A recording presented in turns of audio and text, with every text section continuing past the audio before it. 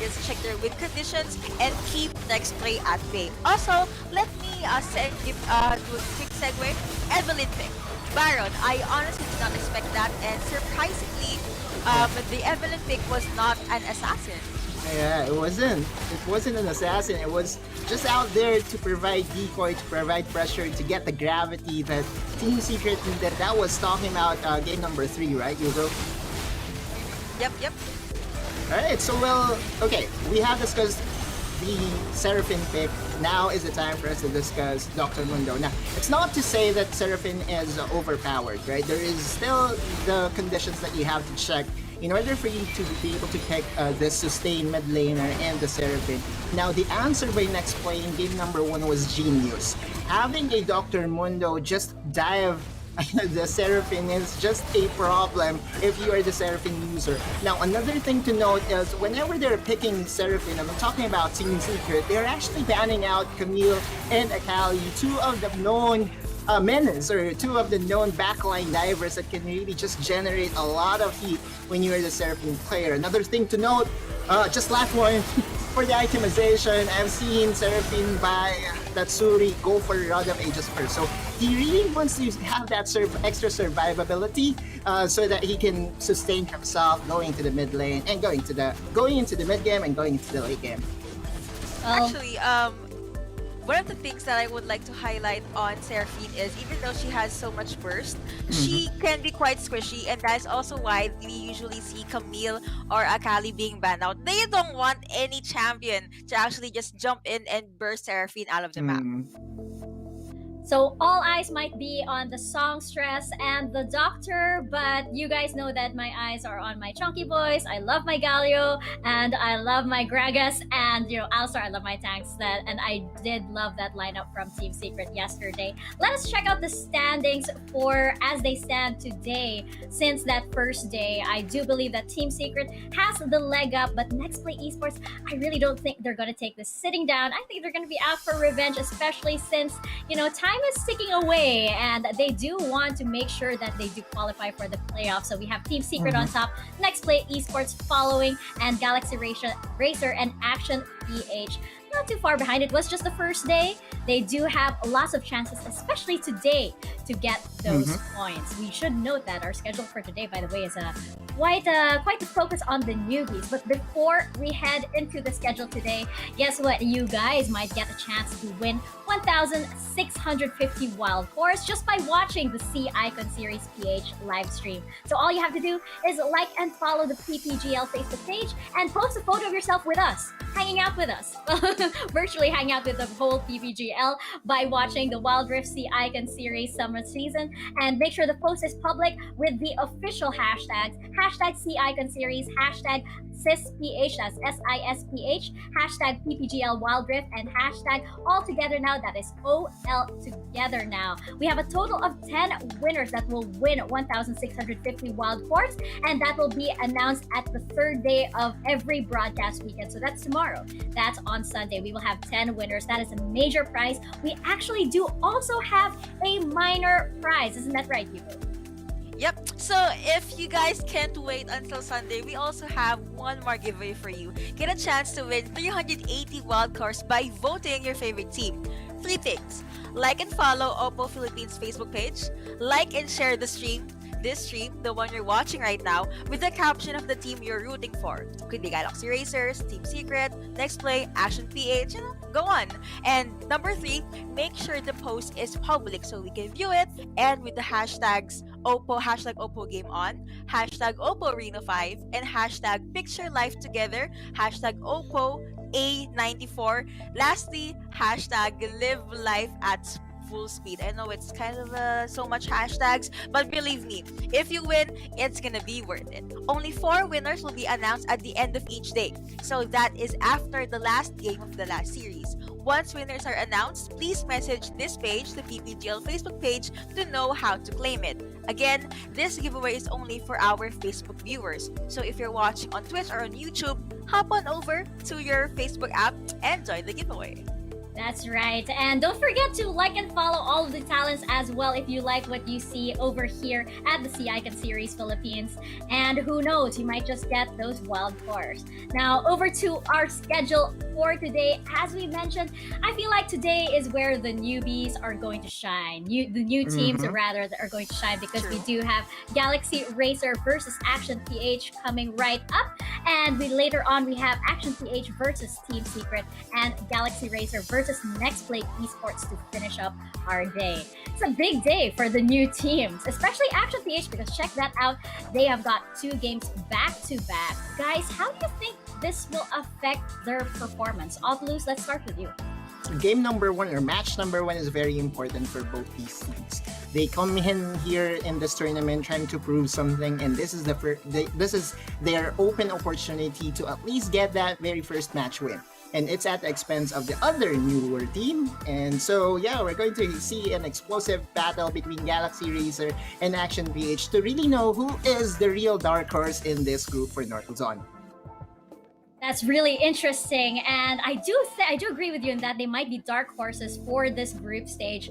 And Yuko, I want to get your thoughts on Galaxy Racer's chances. As we checked out that schedule, they do have a little break in between to sort of regroup and recalibrate before they go up against the giant that is Nexplay Esports. What do you think their chances are?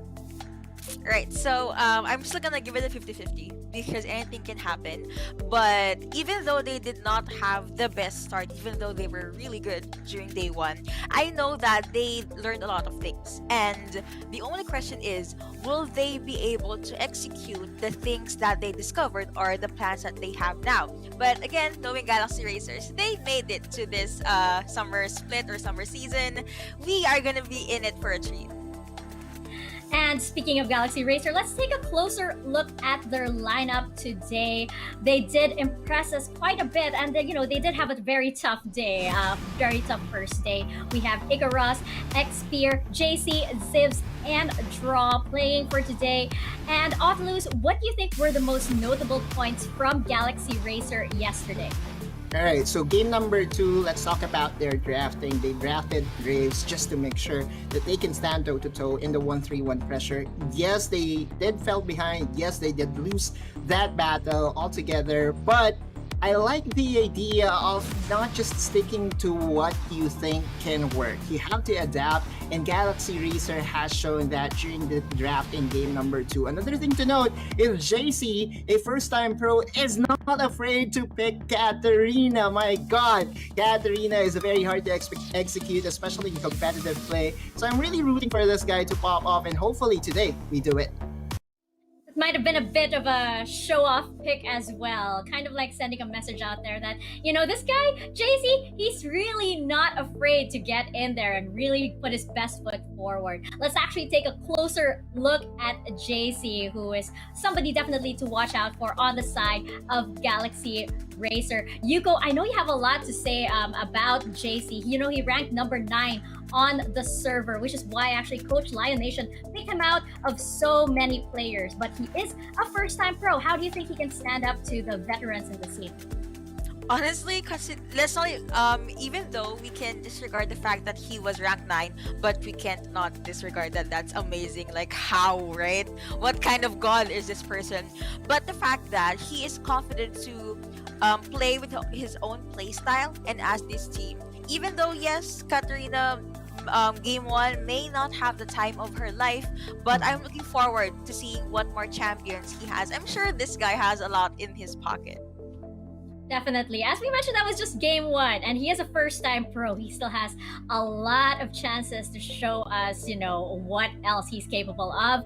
Moving over to the Action PH lineup. As we mentioned, this is a team that we've actually seen in many forms in the past, but now they are flying under a new brand, a new banner, and they are now here with us today. Yamada, AIM, Eiko, Riots, and Simon. So, Otilus, what do you have to say about this lineup?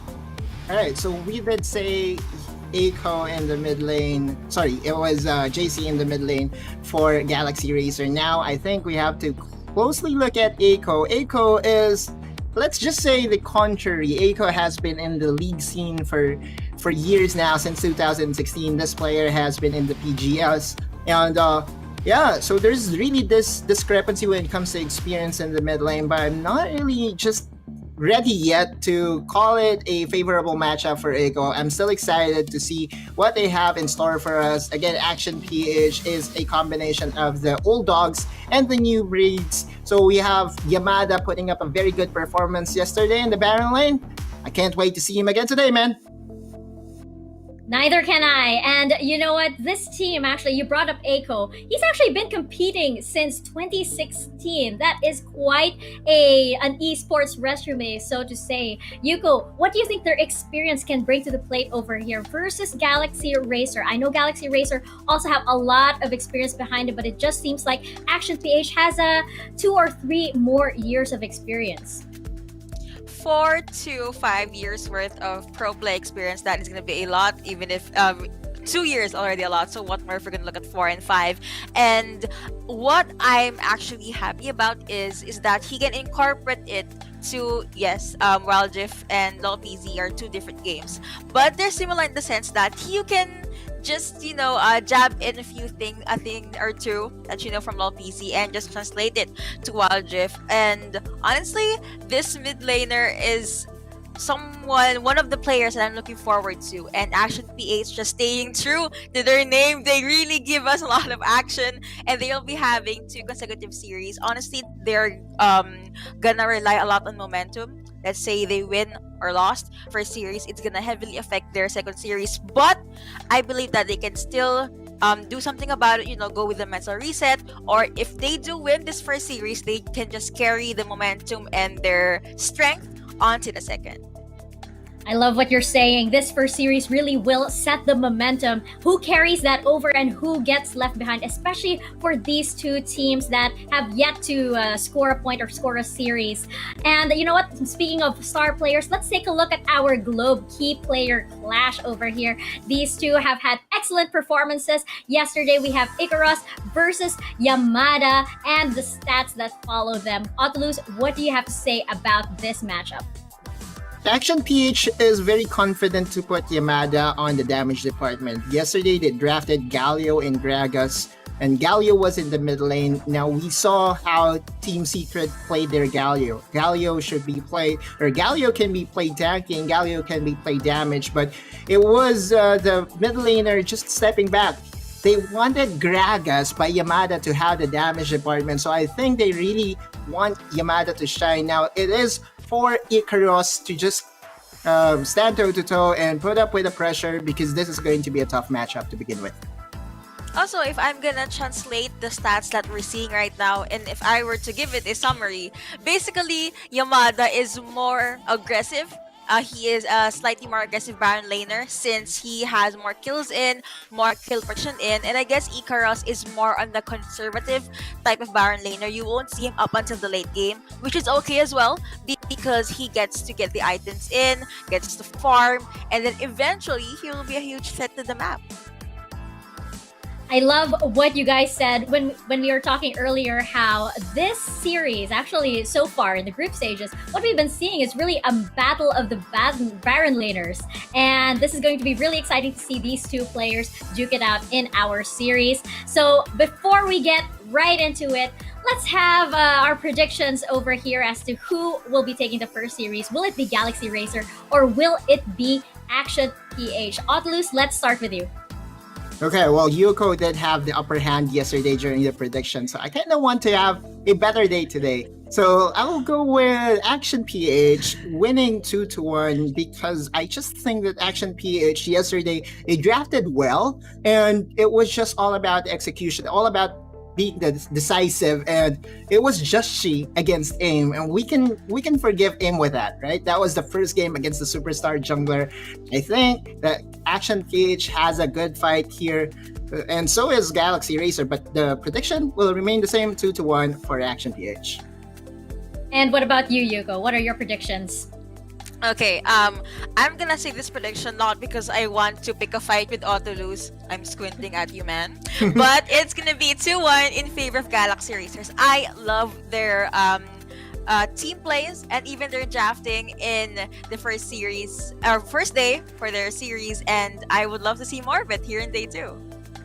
You know what, Yuko? You really impressed me with your prediction yesterday. But for this first series, I'm going to have to go with Action PH. I do think that their long experience in the esports scene will probably carry out, especially since, as we mentioned, we have back-to-back matches for them today. But you know what? We will find out when the series begins, which is now. Let us step into the rift for our first series. This is Galaxy Razer versus Action PH. Casters, you're up. Thank you so much, panels, Mika, Autolus, and of course, Yuko. My oh my, there goes the predictions coming from our panelists, Riku. I don't know what. Yeah, I don't know what to say about the predictions that they had, but I also have something in my mind. But maybe I'm gonna ask you first. What is your prediction in this one? That is actually a very, very interesting question. I suppose if you'd had to ask me, although we're seeing the panelists do a little thing first, they're communicating with their fingers. But yeah, going back to your question, I think I'd have to go with what Mika said earlier in the panel. I would like to see what we saw yesterday when Action PH, even though it was a 0-2 against Nexplay, I think when it came to the team fights, there were times where it looked really solid. I think there's just a bit of polishing here and there. They have to be a complete 5 for them to execute what I think is their strength based on what we saw so far. So hopefully we get to see that reflect in the draft later. But we'll have to see, because Galaxy Racer also showed something maybe a little bit stable as well when they fought Secret yesterday. Yeah, for sure. And I guess in here, this time, everyone in the panel and in the caster's desk, everyone seems like gonna go for the win for Action PH, because that is where my prediction is gonna go as well. It could be a 2-1 score in favor of Action PH for me, and it's not just their experience all together as a team. Like 3 of them have been all together already, their coach, their jungler, as well as their dual laner or ADC. But at the same time, if you take a look at the brackets from the qualifier stage, at some point during the qualifiers day 1, Galaxy Racer has fallen off earlier on compared to what Action PH did from qualifiers 1 and 2. So there is a lot to see here for Action PH, and I'm looking forward to seeing that even further. And I'm quite confident about what they can do. Again, they had a matchup against Nexplay Esports from yesterday, and it was no joke. There were times that they could heavily punish Nexplay Esports during the match from yesterday. So let's see how this goes, but maybe Galaxy Racer can prove us wrong. Because considering the fact that we really haven't seen these two duke it out just yet, I mean, the whole day that we have today are matches or series that we haven't really seen yet from yesterday. So this will be very refreshing. I know yesterday, Kaisayo, you were talking about how both of these teams are a little bit similar when it came to how new they are, roster-wise, how young they are as a team. But when it came to more the experience side, you mentioned it was more on Action roster side. Actually, yeah, because when we look at Galaxy Racer's composition on the roster, they do have one new player. I think they mentioned it on the panel where it was JC making his official debut as a pro player here in the Icon series. Yeah. That's totally something that they need to adjust to as much as possible and as much as they can. And it's definitely no joke. The jitters will come in, especially if it's your first, and it's not just the first, but it is actually a big event in here. Like everyone in the whole world's actually watching this event as well as we are currently live in different platforms. But yeah, we did see that matchup a while ago in Baron Laner, Ikaros as well as Yamada. Do you have anything to say about the matchup as well, Riku? Yeah, because when we looked at the stats, it was very interesting that, you know, Yamada had like a lot of damage to deal with, a lot of, you know, KDA, a higher KDA than Ikaros. And I think it all boils down to, I think Yuko brought it up in the panel about play style. And I suppose it has something to do with the style that they approach with their champions. You mentioned earlier, Kasaya, Ikaros picked up the Darius and as well as the Camille. So more on either lane bullies or as well as split pushing. Meanwhile, for the side of Yamada, he likes more of picks that have a lot of contribution into team fights, engage, and a lot more utility to bring to the composition. This is going to be very interesting. But apart from the Baron laners, I think we can also take a look at how the junglers are actually working around in the map. Yesterday, we've seen some Gravespeak, very interesting. Gravespeak being matched up against a Lee Sin. Any other thoughts about that? Do you think that they're going to be repeating that kind of drafting again this time?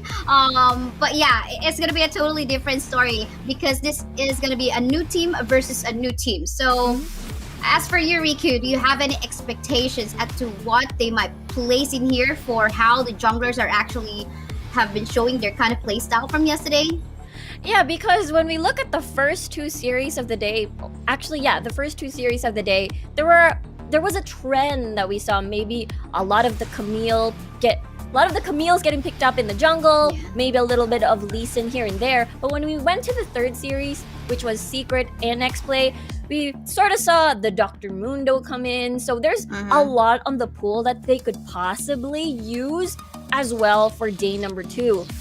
We'll have to see because again, I expect Galio to be taken off of the table. Maybe we can see X-Spear on the Wukong once more. We'll see about that. We're going to be heading on to the draft anytime soon. But then again, if we take a look at the top picks just from the data from yesterday as well, there's a lot of flex picks available in between the jungle as well as in the Baron lane. So sometimes the Camille would be there in the jungle or maybe in the Baron lane, so as is the Dr. Mundo. But yeah, for the meantime, we're not prolonging that any further as we head on to the drafting phase. This is our day 2 of the summer season for the North Luzon group stages of the Icon series Wild Drift. Here we go with the Fiora as well as the Galio band. So any thoughts about this one, Riku? I like it. I mean, a good start off the draft. I think Fiora and Akali have been wildly drafted out most of the time, as Fiora, not a lot of good matchups for her. I suppose at the top portion of the map, you can only sort of neutralize her, but not really win against her. Akali, on the other hand, we mentioned since yesterday, a lot of huge burst, and now taking all of the flex picks off of the table as well. Galio and as well as Camille, what's their prio pick for Galaxy Racer? So looks like they're gonna go for that turret pusher, Ziggs. But yeah, we've seen him like 4 times from yesterday. That's quite a lot, but not really having that good time because the win rate it's quite low actually. It's just a 25% win rate. So out of the 4 picks, it was just 1 win. So I guess it just all depends on how you're gonna be going for your play style. He can be easily punished, especially if you put him in the side lanes and just all alone in there. So it just all depends. It's very dependent on the overall composition. It's like something that you cannot build around the Ziggs. But let's see what the Galaxy Razer team can do. But for the meantime, Yamada in here as well as AIM is going to be securing the Dragus as well for the side of Action PH. Any thoughts about this quite chunky boys that we got on the side of Action PH? I love it. I think that's the word of this weekend, the chunky boys, as the panelists would say. But yeah, I think this is sort of denying each other of any sort of 1-3-1. I think Action PH did the 1-3-1 yesterday against Nexplay. Earlier on, it started okay, but eventually it all fell apart. So now they're taking each other's picks. Ziggs, very good when it comes to flexing as well. Mid to bot if they want to swap things out. But Kaisa, now on the side of Galaxy Racer, but the Braum is on the opposite side. So I'm wondering if this Corki will be your carry, or maybe we're going to be seeing another Seraphine mid lane. Oh, this is gonna be very interesting. Lots of burst damage, lots of pokes potential coming from Action PH as well. So we might be seeing another Seraphine mid for this day 2 of the Icon Series Summer Season for the North Luzon. And you asked the question, Riku. Looks like we got answered after that Seraphine gets picked. So this is gonna be definitely a Corki in the duo lane. Meantime, looks like I'm liking the pokes and the CC that might comment in here from the duo laners of Galaxy Razer, Akaisa, as well as an Alistar. How do you say about the matchup so far for our duo laners? Yeah, the Kaisa and the Alistar, I suppose they're really, really strong when it comes to getting that engage, a lot of damage as well to dish out. But I'm curious over this hover though, because we saw the Evelyn yesterday as well. What that was super duper distracting for the opposite side of the team. But now we've got Vi here on aim this time around. It's gonna be a Vi versus Lee Sin matchup on the jungle. I like it. I like it. I mean, of course, compared to what we saw from yesterday, Graves versus Delician, I'm liking it even further because, of course, there's going to be some chases that might happen in here, lock in on specific targets as well. But yeah, we have finalized the compositions for both of the teams. A debut, however, for the Sinch here at the summer season for our Icon series. So I guess what else we can talk about is how do you find the overall composition for both of the teams? Who's got the upper advantage in terms of team fights? Who's got the better advantage in terms of going for split push? What kind of strategy might they pull off in the comps that they've prepared in here, Riku? Well, to be honest, I really, really like Action PH's draft. Very, very strong. Again, a very all-around composition. They've got two modes of disengage, which can be also used to engage single target engage as well in the form of the Vi, especially if you want to just, because the only one you need to kill in Galaxy Racer's squad is the Kaisa, most definitely, for sure. And they do have that sorted out. And we saw how strong Seraphine is. Just, it's kind of like buffing your team for that movement speed as a form of engage. So I think Action PH's composition looks really, really solid right now.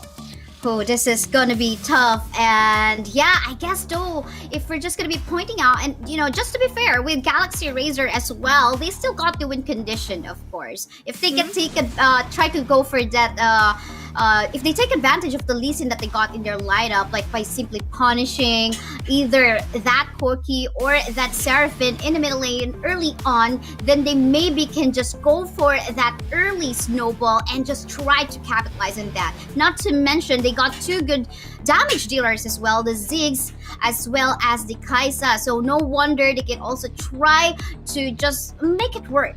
And maybe try to avoid and try to just bait out the ultimates coming up from the Seraphine as well as maybe the Braum and a Devi as well. Well, there's a lot, but you know, they just have to find a way to make that work. I think that's a really, really good point. Considering the fact that, again, you mentioned having to bait out ultimates, and then most of the champions in Galaxy Racer squad are a little bit slippery. The Kaisa has the killer instinct, or as well as your third skill, the satchel for the Ziggs. Lee Sin is just doing Lee Sin things. He's just gonna fly across the map. And Alistar, pretty tanky, and Singe is just gonna sort of run around in circles. Yeah, just in a fight. Give you some poison trail that you know you would want to avoid. But yeah, we'll see about that. For Action PH, just like what you mentioned, kind of straightforward. They can actually just go on to this engages should Team Galaxy Racer would want to, but definitely they must avoid forced team fights in case their ultimates are not available. So we'll see about that. But yeah, with that said, if we take a look at the matchup though in the Baron lane, Sinch versus the Gragas, who do you give the upper advantage to, Riku? That's a good question. I suppose I'd hand it to the Gragas for me. Just because you have strong sustain, you have strong CC, and you work well with your jungler holding Ikaros down on the Singe. Both of them have a lot of single target and AoE as well. So I don't know. Maybe it's just me watching the Vi from last night and still remembering the performance from yesterday.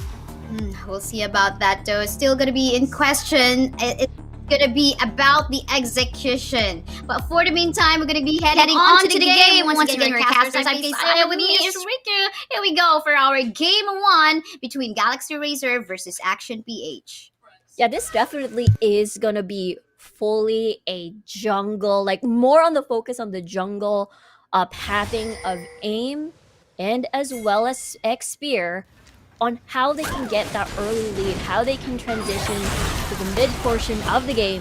So I'm very excited how these two junglers are going to meet later on, especially at the level 5 mark, especially at the 4-minute mark in this game.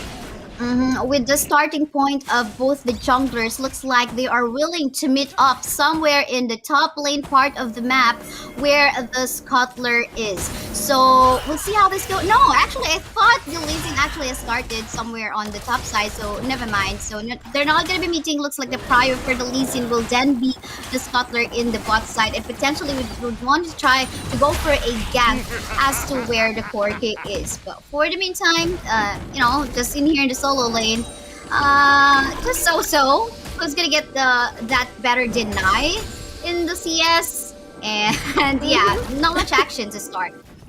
Yeah, definitely not a lot of... I mean, there's a little bit of action, I suppose, at the top portion of the map, but I guess it is a CS battle. Oh dear.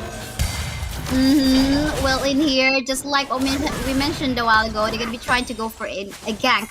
In the bot side, although they will not get an early kill, that's totally fine. But the prio, of course, is where the first dragon is. That's gonna be an infernal Drake, just in case. And this is gonna be useful as well as, especially in the late game stage. Ooh, a flash has been burned out early on. Looking. Oh no! Oh my! Echo! Oh dear me! Dear me. Yeah, I agree. Looks like he but did not aim? move. Aim as well, unfortunately, is not moving, apparently. We gotta get a word maybe from the administrators, as seemingly some of the members in here for the side of Action PH are not moving. Yeah, we'll just have to see for an update for sure from production, and we'll definitely give the audience watching right now any sort of word once we hear back from production. Yes, for sure. But if we take a look at how the teams are actually rotating in the early stages of the game, again, for the side of Team Galaxy Razer, that the plan is to just basically go for a bully on the bot lane or the dual laners on the side of Action PH. Meantime, for the side of Action PH, it's quite the opposite side now because they're not going to be meeting halfway, but instead, they're just going to be trying to go for a gank instead on the top side, or where the first scuttler is on the top side as well. Yeah, that's true. Oh, that's another double knockup. 2v2 situation on the bot side part of the map. This is just some aggressive play coming in from the Kaisa as well as the Alistar. Pokes are coming in there, but that's totally fine. They're just gonna go for the prior shove in the bot side just to reset and be prepared for the dragon that is about to come up. Yeah, for sure. I mean, Flash is about to be up for Riot. Flash is about to be up for Eiko as well. So the timing from earlier is still fine. They'll still get back their summoner spell soon for the next potential 5v5. And as we can see, all set for now. As we can see the reset from Riots already. Gotta buy some items, gotta see. And we see that Simon is actually already working on creating vision over that riverside and see. We gotta be careful though, he might get sandwiched by the Ziggs here. Here, Yamada got a prio on the top side though, so seemingly he might be ready to back up in the dragon fight just in case. But for the meantime, we see the action happening already. Draw in here is super low. Aim's gonna flash away. However, though, with the Sonic Wave coming up from that Lee Sin, he will not survive. And now Galaxy Razer will get the position here in the Dragon Pit. And let's see though, 4 members only present currently on the side of Action PH. Will there be a steal that might potentially happen in here? Echo super low as of the moment. Will it be coming up from the Braum as well? Oh, that Lee Sin will die on the end of the Gragas. A 1-for-1 exchange to reset in here for the Dragon as well. And one more member apparently not moving for the side of Action PH will be taken down by Galaxy Razer. And yeah, what just happened, Rika? I mean, there's a lot of exchanges in there. Well, mostly going into the side of Galaxy Razer though. But yeah, can you tell us what actually happened from that fight? Well, it was very, very chaotic, and the dragon actually wasn't focused on anymore as the rest of the squad were just focusing on each other. And Galaxy Racer decided, okay, we're just gonna juggle the dragon, juggle having to push and siege the tower in the mid lane instead. And looks like they are securing two things, as Draw will try to scare Action PH away. Definitely. As an Alistar, we just try to capitalize on that pulverize, wherein you can just knock up the targets and just shove them away. Back away! Don't go to my Lee Sin, don't go to my jungler. He's gonna be taking objectives, and that's basically what you gotta do as a support. Oh, no. But yeah, oh no, indeed. And Eiko in here, forced to flash away once more. That's the second time. He just go for an early flash, saving his life and not really wanting to give more kills onto Galaxy Racer. Now, this is an early 10k gold lead, Riku, and this is quite looking bad for Action PH. Yeah, it's looking a little bit dire here for Action, as Galaxy Racer just trying to, farm Action PH's jungle, but the rest of Action PH are already here, so they still get to keep their resources. But the next objective is the Rift Herald. You can see everyone converging at the top portion of the map, but it is a potential 4v5 situation because we've got Ikaros split pushing at the Dragon Lane. Yeah, it seems like they're not confident Oh, about it's a steal! really going for a 4v5 flash. And yes, you mentioned a steal in here coming up from Defy as well. They continue to go for that team, but Gragas will fall down. There is some chase happening here and there. But for the meantime, more kills going on to the side of Galaxy Racer with a triple kill going on to the Ziggs. They're going to be waiting for this Quadra. Will they get it? And apparently the Sinch did not give it to the Ziggs. So... Still, though, that wasn't an official Quadra, or was that an ace? We call it an ace again, an official ace, I guess, in favor of Galaxy Racer. That is definitely an unofficial ace. And again, this is JC making his debut as a professional player in the tournament. And on the Ziggs, he is quite a monster now. 7-0-6. That is a huge and painful Ziggs that JC has created. Definitely knowing when to time that bomb to take down the turret right on the spot. But for the meantime, the bot lane part of the map as well, you can see the pressure coming from Xpear. And we were talking about this. You definitely have to give that pressure if you are the lead of the team. And now Action PH having some trouble with regards to finding their way. I guess this time what they can do for the meantime, just basically wait for the late game and just also, try to go for some steals, just like what they did a while ago. But again, it's easier said than done. Yeah, I think so too, because you mentioned they have to get the fights, which is this is it. And that is the combo we mentioned earlier in the draft. And they demonstrated the strength of that Baron and Jungle duo, and it worked out. For sure, but for the meantime, more fights happening here in the bottom lane part of the map. Gonna go for that ultimate. Glacial Fissure, will that work out? Unfortunately, the damage is just way too much, and they will be forced to just back away, while the rest of the members of Galaxy Racer just try to go for more turret pushes as they try to just capitalize on the lead that they still got. Yeah, I think that is still gonna be a second tier push, only just a little bit of chip damage, just half HP, so fully not able. I think that's still a pretty good win considering the fact that Galaxy Racer wasn't able to push towards the second tier tower, despite the fact that they had a numbers advantage over that portion of the map. But that means they've pushed through the first tier tower. It means they have more room for that dragon, for that second dragon of the game. That's for sure. And now Action PH needs to find a way as to how they're gonna go for a steal on the second dragon in the game. Ocean Drake definitely gonna be very useful as well for them to give themselves some life steal. For the meantime, folks are here and there coming up from JC as well. Not really giving a room for Action PH to even try to contest this area as well. Yeah, they decided it's a little bit too risky since they were not in the position to do so. The waves aren't shoved in their favor. They didn't really have priority. So I think it is a smart call for Action PH to just let it go. But now, Galaxy Racer very comfy to push. Ooh, that damage. Man, and not only the damage, he was forced to make use of the special delivery package. Oh, I think that was an ultimate coming out from the Ziggs as well. Tried to get the cookie. Fortunately, Riots was actually safe on that part.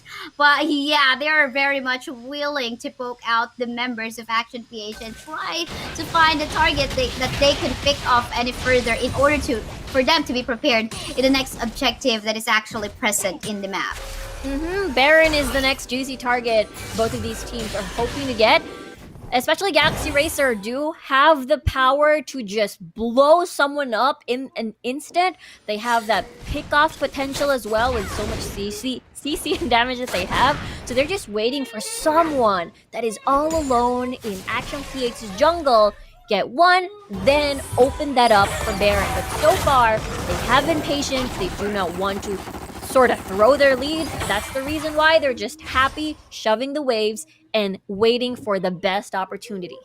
For sure. And it seems like they would want to go for the inner turret before they even try to go for an attempt on going for that contest in the Baron. And just like what they're doing as of the moment, they still gotta give respect onto Action PH because it's no joke. Because we know that the Vi can actually go for a steal. But for the meantime, we talk about that's happening in here in the middle lane. Abe is actually just going for the front line where everyone's just gonna go blowing all of their skills. As of the moment, lots of casualties in here. 2 members down on the side of Galaxy Razer, and no one has fallen down on the side of Action PH. My, oh my, what a confident play coming out from Action PH right over there. Yeah, Action PH did so well in that team fight. The fact that it was also a 4v5, Action PH took that opportunity because Ikaros was very busy split pushing in the Dragon lane. And again, APH, their strength is their heavy engage and the way that they can pile in CC and ultimates together to eliminate a whole squad. And that's what we saw there. And that's the reason why GXR had to back away, had to respect that. Considering, just as you mentioned, no one died in APH's side. Yes, for sure. But I think this time, Galaxy Racer made a mistake on just going for a frontline fight up against Action PH. I mean, they still have to take advantage of the flanking that the Listen can do as well and try to pick off some targets like that of the Corki or maybe the Seraphine if the Seraphine doesn't have any CCs available from his kit. But for the meantime, again, the plan in here is to put some more pressure down bottom part of the map for them to be prepared in the available objective as of the moment. Yeah, that is their plan, to split everybody up. Whoa, here we go, and just like that, that's what we're looking for. The Listen gonna go for a pickup on the Seraphine now that the Seraphine is done. No more CCs coming out from Action PH, and now they can just go for an obliterate up against the rest of the members of Action PH. Simon is left alone. The Braum can't do anything, and he will fall down onto the ultimate coming up from Ziggs. And here we go, I'm pretty sure Galaxy Racer can actually put an end onto this game as they head forward towards the nexus of Action PH. Okay, I gotta say, that was the most stylish swag finish I've ever seen. That was absolutely insane. They didn't hesitate anymore. Galaxy Racer didn't hesitate anymore. They were like, okay, let's just jump in. X-Spear did the insect kick past Seraphine, unfortunately, past Echo to draw. And then they did a ping pong. They played with the Seraphine there at the end. And it was absolutely insane finish. Absolutely confident play at the tower dive. And yeah, MVP. Not surprised though for JC. A ton of damage. Man, this is what you call it. The first time pro player actually showing himself as an MVP. But yeah, gotta commend that last play that was put on by X-Spear as well. They needed to find a target. Again, we mentioned it could be the Corki or the Seraphine. They found it, and I think they realized what's making their life harder was actually the CC and of course the slows coming in from that Seraphine. So they really needed to get him. So here we go with that play. Again, we are seeing the stats right now. Any thoughts about this one, Riku? Well, okay, it's one of those things where stats don't lie. JC really brought the herd towards Action PH. But I guess we'll have to see who would be master of the match later. But if I were to give like an honorary mention, gotta hand it to Spear, gotta hand it to Draw as well, with how they use these champions. They just pretty much wombo comboed CCs, and that was beautiful to watch, to be honest. Yeah, for sure. And at the same time, gotta commend the MVP based, of course, from the stats itself. I mean, the focus on the objectives, I think, was on point coming from the side of Team Galaxy Racer. Sadly enough, though, for both the panels and the casters, it seemingly like is a caster's curse for us, as everyone is actually was voted for Action PH. But anyway, this is a best of 3 match. We'll see more of Action PH as they try to find that reset later on in game 2. So, but for the meantime, do you think that there must be some respect ban on the leasing of Spear, Riku? There's too many good picks right now to leave open, so I don't think Lee Sin will be banned. I still think it could be the retained champions earlier, like the Galio, the Fiora, Akali as well. So we'll have to see. Camille, I mean, it could be different. It just shows that Xperia it's just so scary in this champion pick. And when going back to the mid laner as well, JC really did step up. I remembered we were talking about him, like, this is his debut professional performance. Well, not professional performance, professional debut in the esports scene in general. Okay, so this is actually a very strong showing. Yes, for sure. And now we take a look at the highlights from that previous game. Again, overall, in this matchup, we can see the aggressive plays coming on from both sides. What made it hard for the life of Team Action PH, I think, are the pokes that are coming from the Ziggs as well, from JC. And again, it was an early snowball, and they had that confidence about trying to just go for aggressive plays. They did quite a mistake in some time in the mid lane where they were trying to go for a push in the inhibitor, or not the inhibitor, but rather the inner turret in the mid, and they kind of failed in there after losing 2 members. But the mental reset was on point as well. They suddenly decide, okay, that was wrong. We cannot repeat that mistake again. We gotta find a way to just go for a flank who's making our life harder. They found it. This is the highlights that they actually found. The Seraphine, really nice play coming from XP right over there. Yeah, good initiation coming from XP on that Lee Sin. And just as you mentioned, they just did the reset. They realized, okay, we're not going to fight them 5v5 because that's their strength. Let's try to just get a pick first or try to split them up. And that is what they did. Catch them off guard, get that tower dive, get that Nexus. Yes, for sure. Very clean. I mean, that was like an objective after objective. But for the meantime, we take a look at the master of the match. Here we go. JC, John Binagai, as our master with player stats. Look at that kill participation of 81%. KD score of 17. And my, oh my, he's just going all out damage as well. That's gonna hurt a lot. I mean, Leandris, I mean, even though this item got nerfed from the recent patch, it's still there. It's still on point. It's gonna burn you to hell. Bring you to hell indeed. And yeah, master of the match JC is able to bring and lay on the hurt, and it was a well-deserved MVP master of the match.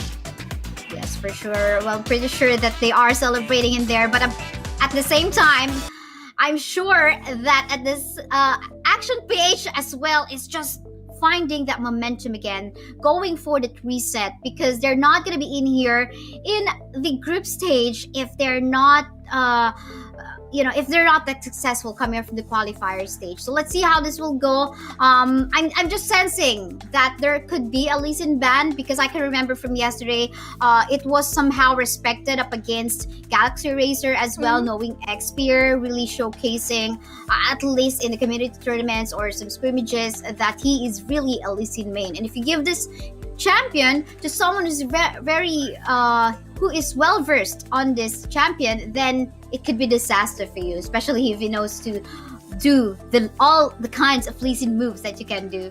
I myself, as a jungler, I still don't master all those. So it's a hard. lot to Yeah, it's a lot master. of work to do. Yeah, I think I fully agree with your point. Possibly a Lee Sin ban, considering the fact that Action PH will be on blue side now, so they can just leave Camille open or the Fiora open.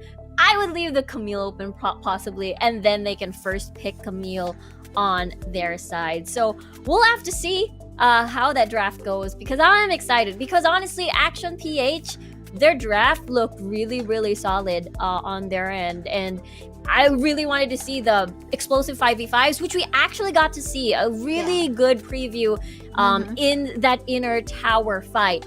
But we didn't get to see more due to the snowball that Galaxy Racer did in the early stages of the game. So it's the reset now. It's a 1-0, it's a BO3 series. Anything can still happen, just like yesterday in the Team Secret versus Nexplay match. But one thing I noticed for this two, though, they draft so well, and it's hard to gauge wherein, okay, which side has the weaker draft, which side has the stronger draft. Somehow I can pinpoint that both of them got the win conditions that can really go for that high chances of giving them the win. But then again, I think this is the hard part when we have to talk about teams that that just got formed recently, and we have yet to find what their strengths are as a team and weaknesses as well. So it's kind of hard to gauge, because at the same time I feel like themselves is trying to read what their opponent can do up against them as well. So, but how about you?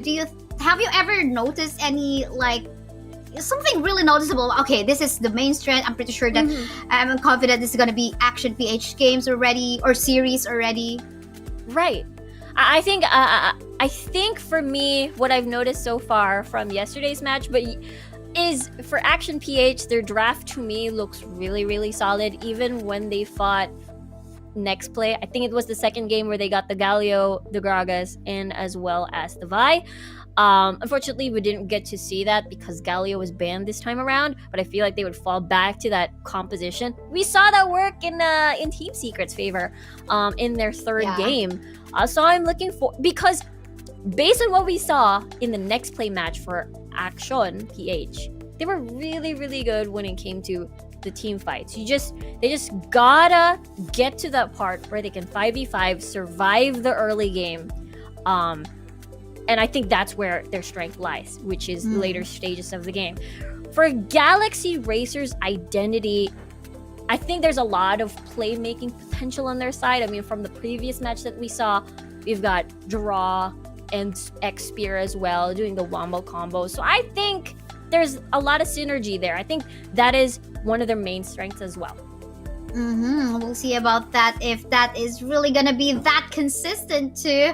But yeah, it's so hard to gauge. But for the meantime, I guess it's going back to, again, maybe you're still gonna respect that Lee Sin coming up from X-Spear and not really give him that. Because if we take a look at that, the other picks that is currently available for the jungle of X-Spear is also that Wukong and the Graves. The Graves didn't actually work out so well up against Lee Sin when they had a match from yesterday, but the Wukong maybe can still go back in place. I mean, there's a lot of AoE CC that can be placed onto the table, wherein you can try to go for the engage if you're going to be making use of a utility support. But then again, the stats from yesterday are definitely not enough to say that, okay, if you give them the Wukong, then it's going to be a failure for you guys. Or if you give him the Graves, then it is a total fail. Maybe it was just that draft from yesterday that did not really work out, but they just have to find that perfect situation and combination set of champion in their overall composition. Yeah, I mean, who knows? Maybe they're more confident to pull the Wukong Katarina combo that we didn't really see yesterday. Maybe they have a lot of confidence now coming into the series. We could possibly see that again, because it does fit what we notice when it comes to their identity, to their strengths, is that they're very good with these 5v5 fights. And I want to see that a little bit more. And yeah, maybe we get, just as you mentioned, maybe we get to see a Lee Sin then perhaps, just to target X-Spear, leave a lot of the strong picks open, maybe ban the Galio and then the Lee Sin or Fiora, not sure. Yeah. But that opens up Camille as well, and I don't think Galaxy Racer would like to open up that Galio. They will always, all these teams really want to just never let that golem out. Yeah, He's for a golem. sure. But No, he's a gargoyle. He's not a golem. He's a gargoyle. where did it go? Anyway, it starts with a G, so it's fine. Yeah, I totally understand you. So anyway, one thing by the way that I noticed is that you mentioned a while ago that okay, both of these two teams, their identity is more like okay, they are more confident about the 5v5 fights or you know team fight based kind of composition. But I wonder if by this game 2 or 3, if ever we'll have, if someone from this duo will try to pull off a split push type of composition or a pill type of composition, because that's something that we usually would see already from the types of Nexplay, the types of Team Secret, and they're very proficient about it. Like that's what they are also confident about, and it's not easy to pull off, by the way, because you know in the kind of map here in Wild Rift, of course, is much smaller, or you know the movement speed is kind of important as well. You have to make sure that you won't get caught up by some ganks, like 4-man or 5-man ganks. So trying to pull off a peel type or a split push type of composition is kind of risky, and it takes a lot of guts to make it work. You have to make sure you have it mastered before you actually put it into a bigger type of composition. So I don't know, that's just what makes me wonder, will we see that coming from Galaxy Racer or maybe even Action PH? We'll see about that, but if in case they do, that's gonna be a lot of surprise. Firstly, if we want to see the split type composition, the teams shouldn't ban Fiora and Camille all the time. I think that's one of the huge factor as well. I think also the 131 sort of holds that back, I suppose. But I guess my biases is showing. I really love just 5v5s, people just fighting at the objectives, especially like the Baron or Elder Drake fights. Those are just really, you gotta see it. I'm sitting down on my chair. You gotta stop your breathing for a second, stuff like that. So yeah, I'm excited how the draft is gonna go. I'm sure this is absolutely exciting because this is the first time we're seeing these two teams. I think what the wonderful thing about this format is that we get to see them fight again after this twice. So it ain't over. It's a triple round robin. It's gonna be great. We get to see these two teams duke it out once more. Yes, for sure. You mentioned about banning out, of course, the split pushers or the solo laners, mostly, of course, like that of the Fiora as well as the Camille. But we did see from yesterday, you guys casted this last series, the Evelyn. Solo lane. Okay, I'll leave it up to you, Riku. If like you want to point out something about the solo lane, Evelyn, go ahead. Okay, this time around, I just said, aha, Evelyn, I remembered. Yeah. I think it was so interesting because when we were looking at the draft, we thought it was going to be, okay, an assassin, the jungler, Evelyn, that we usually always see. And it's definitely the first time I've seen Evelyn at the top side of the map, which is really used amazingly well at the matchup of Fiora. I know I said that, a lot of the matchups with Fiora are a little bit difficult to sort of counter, so you sort of try to neutralize the lane instead of overpowering the Fiora, but the Evelyn pick was so good. You have this really nice ranged wave clear on the side of Evelyn, and you can use yourself as that really nice distraction and bait with your ultimate, and especially you have an enemy Vi with you, so you can just cancel that even though you're targeted, and it just works well playing around and under the tower, and they really did a good job. Yeah, for sure. I mean, that strategy coming up from Team Secret. Oh, by the way, if we just gonna go back between that Nexplay and Team Secret matchup, both of them didn't have any coaches as of yet. So it's just them, the players themselves, trying to plan things out.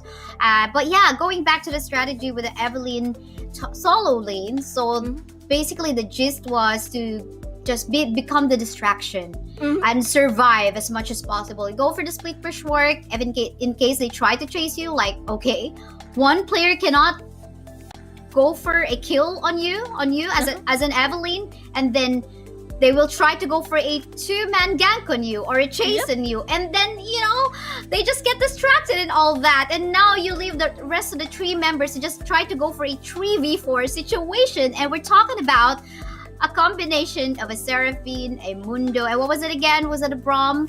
Which was another, another tanky one. So imagine the Kaisa just free hitting, getting all the protection. It is still a protect the queen composition, but at the same time, you got an extra distraction that is also providing you vision in the map. So that was very interesting. I'm wondering if we can see that being executed by other teams as well. But of course, it's gonna be very risky if it's your first time and it's if you're gonna be putting your points at risk. That is true. I mean, it's actually such a great execution, and makes me wonder if we're going to be seeing the Evelyn in the draft, if we're going to be seeing a Fiora being opened again. Is that going to be the ultimate answer so far because of Team Secret's display of that matchup last night? So hoping to see that creativity in the upcoming matches and in the upcoming series, because this is just the first series of the night. We're going for 2 more after this. Yes, we're going to be heading on to the draft anytime soon. And yes, here we go. We are now here at the Game 2 match between PH versus Galaxy Razer. And now, just like what we were talking about a while ago, Riku, look at that Lee Sin ban. Yeah, Lee Sin ban. They're on blue side now. They can ban whatever they want. Put the pressure on Galaxy Racer to not let things be out in the open. You can possibly ban the Fiora here. Leave open the Camille. Maybe the Gragas instead. That could be possible. And then leave 2 strong picks in the open, which is the Fiora, the Akali, and as well as the Camille. Camille, I'm pretty sure super duper prioritized. So now Galaxy Racer, are you gonna ban a Fiora or are you gonna ban the Camille? We'll see about that, Joe. They're gonna be banning the Fiora instead. You're not gonna be working on that split push work action PH, but the Camille is available for picking. Riku, not too sure if that's gonna be the priority, but from yesterday, that's what we've been seeing, right? Yep. Oh, but that means they could possibly give away the Camille instead and get the Akali. So Akali, we keep mentioning, has a ton of burst, a lot of assassination potential, can assassinate the squishies that we usually see, because most of the compositions we have, either you're a super tank focused team with a lot of engage or a lot of squishies that play front to back. And now we're seeing the Braum getting taken out. Camille and Ziggs again once more for JC. yes, for sure. And now looks like they're actually confident about that. Secured themselves a Ziggs again, and quite similar. They're probably gonna be in the side of action PH. So in terms of the push, it's present of course already for both sides, but there's also available what's also available in here on the side of Galaxy Racer are more pokes because of that Lux pick. What do you say about that? I really like the Lux pick. We've seen the Lux pick work. The utility that it brings, a lot of additional CC, because when we look at this composition, they don't have solid snare CC. You only got a satchel for displacement. You've only got the Hextech ultimatum to trap them in the arena, but nothing to hold them down. So that's what they lack, and that's what they need. That's the reason why they have a Lux.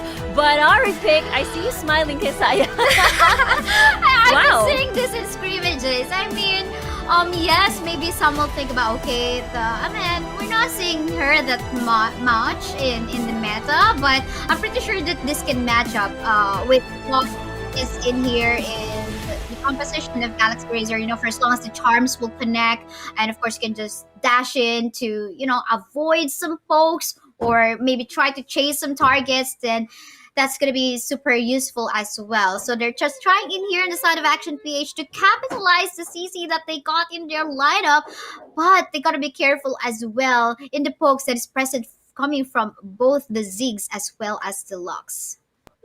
Yeah, I'm excited how this will pan out because just as you mentioned, there's a ton of areas covered for the side of Action PH as well. They've got a lot of single target damage and CC. They've got disengage. They've got a lot of range in the form of Porky and assassination potential with Ari and the Akali pick. Galaxy Racer, though, very solid as well. At least they've managed to cover a few things, which is, you mentioned, split push and a damage soaker in the form of the Mundo that's just gonna casually walk into 5 and do whatever he pleases, and as well as sieging potential with the power of this Ziggs. So they're gonna do sieging fights and hope they can poke or land a CC and poke and scare the rest of Action PH out of the tower. I feel like the battle in here is that who's got the better way to place their skill shots onto a target. So it's not going to be easy, especially if we're going to be talking about an Ari connecting all her charms onto a specific target. And of course the Lux as well with the light binding connecting onto 2 targets as well. So who's got the better CC or skill shot skills in here? That's going to be the question. But for the meantime, just like in game 1, it's so hard to pick up who's got a better advantage in terms of the draft, right? Yeah, it's actually a very hard because I usually go, which is the composition that is easier to execute? Both of these actually are very hard to execute. And I guess Xpear is just hoping to farm his way out as much as he can so he gets tankier and tankier, and the rest of Action will not be able to do anything. But that's a lot of damage sources on the side of Action, so Galaxy Racer still has to be careful. Yes, for sure. This Dr. Mundo just gotta be very careful on some, of course, armor penetration that might be present from the side of Action PH. Especially we're talking about a Vi that can definitely further lessen up or lessen down your armor, so you won't be able to soak up some more damage. But yeah, we'll see about that because there's a lot of pokes anyway that may be coming out from the side of Galaxy Racer. Again, from the 3 squishes that they've picked on their side. So yeah, Riku, any thoughts about how this will go any further? At least, maybe we can talk about how the early laning phase will go. The laning phase will go as Galaxy Racer pleases because they're doing a little bit of the roam that we see, the double mid with the AD carry and then the support, but now it seems that they're swapping back instead, as they just wanted to assist the jungler a little bit at the beginning to test out and see what the plan was, considering Simon was on the Braum. But yeah, it's going to be a standard 1-1-2 in this second match. Yes, for sure. And I like the timing of the swap there, by the way. Not gonna be missing some bits of waves as well. And they're actually quite fortunate because the Ari did not try to go for some pokes to not allow the dual laners of the side of Galaxy Racer to go back in the bot side part of the map. But for the meantime, it's looking pretty standard for both sides, right? Yeah, it's looking very standard so far. I think for this bottom side of the map, I think they're gonna be exchanging blows here and there, but Scuttler secured by Galaxy Racer at the first few minutes. I think they're gonna be swapping. Actually, no, as Draw is hoping to zone out anyone going near the second Scuttler. So they're hoping to get 2 Scuttler starts. Yes, for sure. But for the meantime, here's some gank happening in the middle lane. Quite unfortunate though, because they did not realize that some dashes are still available from that Ziggs for him to actually survive the Oh, wow. happen. But now fight is happening early on here in the riverbed. As of the moment, Simon is actually super low. Spear just trying to be the really chunky guy to just go in front and just soak in all the damage that he can soak in. And that was it, sending back the members of Action PH. But you know what, Rico, I think this is one thing I noticed from yesterday. The kind of playstyle that was Action PH was putting onto the table was that there's a lack of assistance as to where AIM was jungling. Yeah, they weren't as much aware, I suppose, earlier, but I think they really did win that exchange, as a lot of summoner spells have been burned on the side of action, and Galaxy Racer still gets to keep theirs for the next fight, if ever. But I don't think that's gonna happen anytime soon, considering that all scuttlers have been secured by Galaxy Racer, and the next objective is still not gonna be around for the next 2 minutes. For sure. But for the meantime, in here, we can see that they just go back onto their lanes, wait for the dragon to come up, and just find the best position. Anyway, this Rift Scuttler, I mean, the vision that they got here in the riverside part of in the bottom part of the map will disappear anytime soon, right before the dragon will come up. So the question in here who will be able to go for a priority in the mid lane as well as in the bottom lane. Oh, we also talk about the top lane as well, the Baron lane, because of course you will try as much as possible to get the numbers advantage when you go for that first dragon take. That's true. Looking at the map at the moment, we can see Ikaros doing so well in his lane, able to get priority, able to actually bully out Yamada. Actually, no summoner spells burnt just yet, so they're still pretty much okay. The shield coming from the Camille, the passive just helps so well with these trades here and there, and that's the reason why Ikaros has been winning that matchup at topside. Meanwhile, Ziggs, and as well as the Ahri, I think they both have such strong wave clear for both champions. But now the 3v3 might potentially happen soon. Well, yeah, we'll see about that. But I like that shoving of minion waves in the mid coming from the side of Galaxy Racer, not allowing Action PH to start off the dragon. So they have given them a choice. Are you going to start the dragon or are you going to be clearing your middle lane? So given that there were two choices to choose from, Action PH was just forced to just go for the defensive play in the mid lane. But for the meantime, fight happening in here. It's a dragon pit at the moment. The Renton will secure that dragon, and more fights happening here. Vi will fall down too, and they're not yet even stopping. Lots of spells coming in here and there. And here we go with a 4-man wipeout by Galaxy Racer. Action PH needs to back away. Slitherfeld for the Camille will be still surviving, and I think this outer turret in the middle lane will fall down just anytime soon. That is a huge blowout. That is a huge cash in from the bank. Not only did you get an Air Drake, the first dragon of the game rather as well, but also winning so much with eliminating, I don't know, 4 members from the Action PH side, and then getting first tier tower. That is such a huge win from Galaxy Racer, and that will definitely boost them not only in map control but also gold as well. That's for sure. But for the meantime, I think Action PH must be ready in here in terms of the next objective that is about to happen, because Galaxy Racer got the priority in terms of hiding in the bushes, just waiting for some pick-offs, or at least just being prepared in any potential gag that they can do it just like that. The light binding will connect. They're gonna be throwing all their spells. And here we go. Because of that casualty on the side of Action PH, they are so ready to take this next objective, the Rift Herald. Yeah, super sneaky, really good play, getting a pick before getting an objective, getting that 4v5 advantage. And now Galaxy Racer just surgically removing any of the objectives that is available for the taking. I like this action from Action, actually. They are deciding to just, okay, go towards the mid lane and destroy that tower as well for a nice objective trade. Yeah, they realize they cannot fight any longer on those 5v5 fights, but hold us up, because look at the damage coming up from the Kai'Sa just burning Simon, and Simon having a hard time frontlining for the members of Action PH already. This is the bad part. This is why I always, tell my friends as well that early stages of game is very important, because it's gonna determine if you would want to make your life easier or harder. So this time, Galaxy Racer got the early momentum, and that's the reason why they can just go confident on their plays that they want to pull off. But of course, the respect must still be placed there, especially if there is a noticeable gap in terms of how they've actually drafted against their opponent.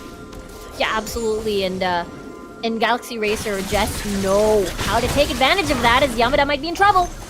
Yamada in here. Definitely not gonna make it out. There's just a lot of damage coming up from the bombs placed by the Ziggs as well as Ikaros too. For the meantime, gonna love what Galaxy Razer is doing, putting a lot of pressure both on the bot side part of the map as well as on the top. But for the meantime, here and there, gonna be trying their best to try to protect the bot lane.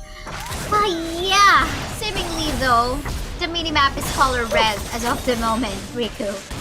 Yeah, it's definitely color red, and this is the strength of Galaxy Razer's composition. They can just keep sieging, they can just keep poking under the tower of Action, and Action can't do anything actually, unless they try to engage on them first before any of the poke happens, but they're not complete. They are not complete as a comp, and therefore they cannot do anything, and they have to respect that and back away and give up the tower. Now, passive is available. We haven't really seen any package play just yet, because every single time they are ready to fight as 5, GXR just picks someone off right off the bat. Now, second dragon of the game. We'll see how this goes. Let's see how this will go though, and as you can see, oh, they're gonna go for that early start on the dragon already. And I'm not too sure if there's gonna be okay, no contest, because I was actually wondering if there would be an attempt to go for a steal, but for the meantime, look at the focus coming in from JC again, and here we go. The Braum's gonna go for the glacial fissure, but then again, to no afford, the members of Galaxy Razer seemingly won't be stopped, and they're just trying to just go under the turret. Even look at what Xperia is doing, not even shy about going under turret there in the mid. Yeah, they are definitely bulldozing their way through APH's base, and now still 5 members still alive, 2 members still waiting to respond as they're still knocking on the base of Action PH. They gotta take care, they gotta be careful about those snares, or else you're gonna get a lot of bombs to your face with, with JC around. Yeah, for sure. Here we go. I mean, the lead is just way too much, though. The question in here is, hold the thought, because somewhere in the middle lane, seemingly like they caught up one member from the side of Galaxy Razer. That was quite an overextension from that Kaisa Zivs. He can't do that again, definitely, unless they would want to go give some, some points to Action PH. But yeah, sometimes when you really got the upper advantage already, you become overconfident. You sometimes just try to think that, okay, we got this already. But for the meantime, here we go with more light binding. It's gonna connect onto a target, but unfortunately though, it's gonna be not gonna be the perfect play that they would want to. I think they must wait for the Kaisa. Yeah, they gotta be careful, just hoping to burn a summoner spell or 2, which wasn't really there, but it's okay because GXR already starting the Baron. This is a 3v5 situation as 2 members still coming from the base. We'll have to see if there's gonna be a potential steal. And in here, no, still unfortunately though, they tried. This wasn't enough. Really nice bowling out here from the Camille as well. The poke at the same time really doing its work to shove away the members of Action PH. We have Mama trying to enter, trying to pick up a target, but unfortunately it will just die onto the hands of Camille. Special delivery in here coming as well, just to create some space and try to save themselves, but Poki needs to back away. Expert super deep in here, trying to go in the inhibitor turret, but hey, that's the Mundo and more folks, as well as damage coming in from Galaxy Razer, and they are so ready to even take the inhibitor turret here in the top side part of the map. It's just gonna be it. They got the Baron buff, and this is still just aim, trying to go for a defensive play. I don't think they will make it out, and it looks like we're gonna give it to a 2-0 score in favor of Galaxy Razer. What a finish from Galaxy Racer. From game number 1 to game number 2, they ended the game with a bang. From start to finish, very, very strong since the very first fight of the game. And yeah, that's a 2-0 for Galaxy Racer. I mean, I can still remember that the votes or the predictions that we've got, but we'll see. You mentioned it a while ago, Riku. This is a best of 3 round robin matches, so there's nothing to worry about. There's still a lot to prove, but for the meantime, we take a look at the stats from that match. Again, MVP from that game is going to be Jay-Z. And I think that Lee Sin ban wasn't enough. I think it should have been the Ziggs as well. But again, it's going to be opening up a lot of champions at the same time. So it's going to be tricky, right, Rika? Yeah, it's definitely going to be tricky.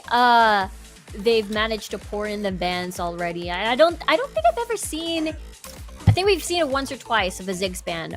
But usually, now we see the Ziggs all the time. Even with the Lux as well.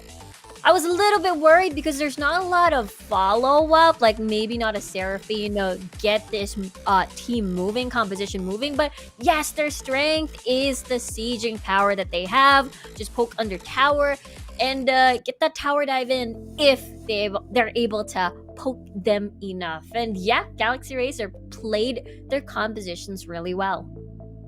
It seems like they got enough amount of pokes. At the same time, they got enough amount of power to actually soak in all the damage that might come up from the members of Action PH. So quite unfortunate for the side of Action PH, but I'm pretty sure if they just reset, again for later, they have a match again later, right?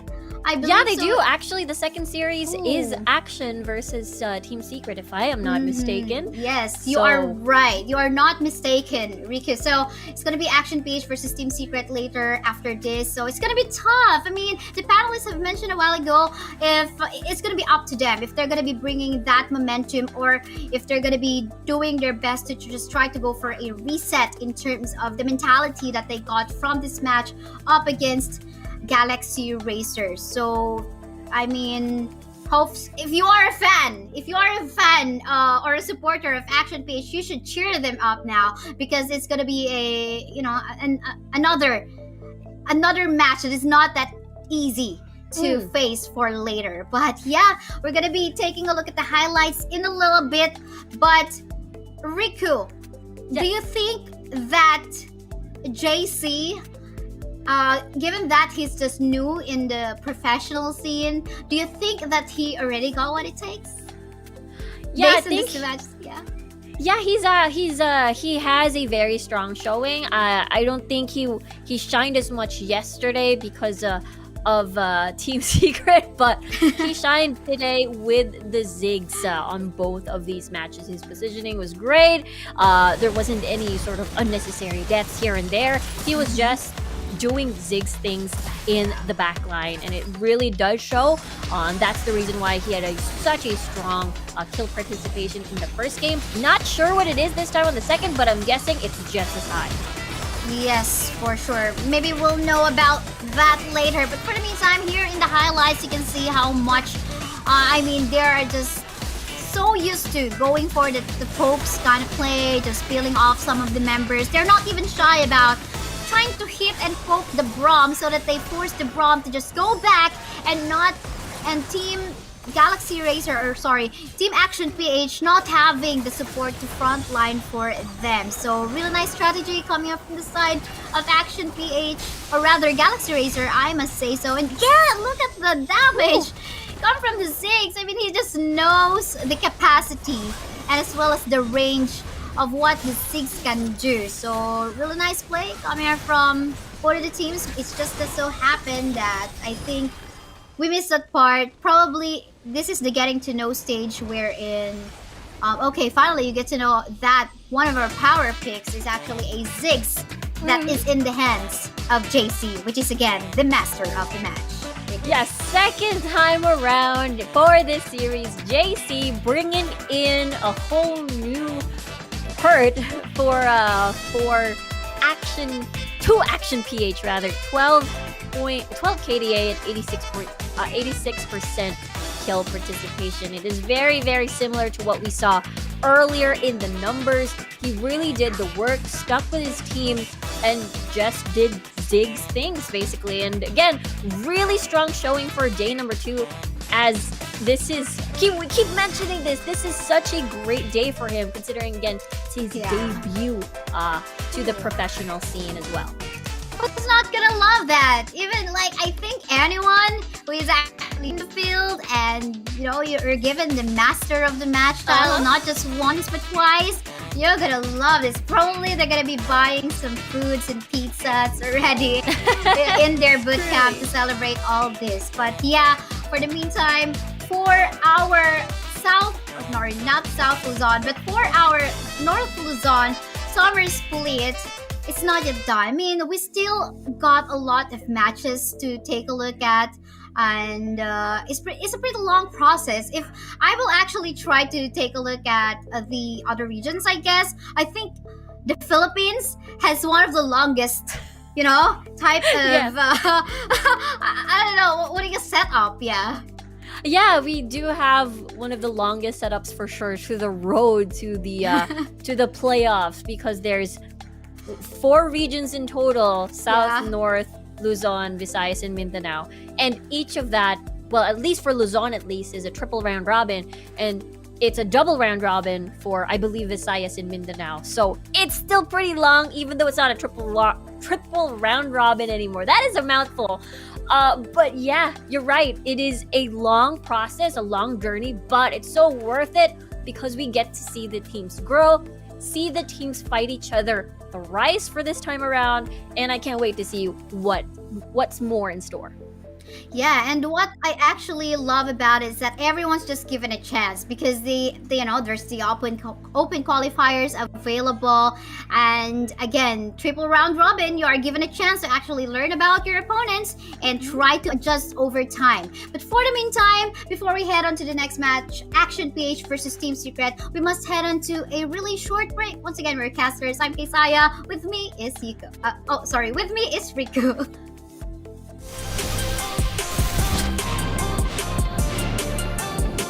Welcome to Wild Rift.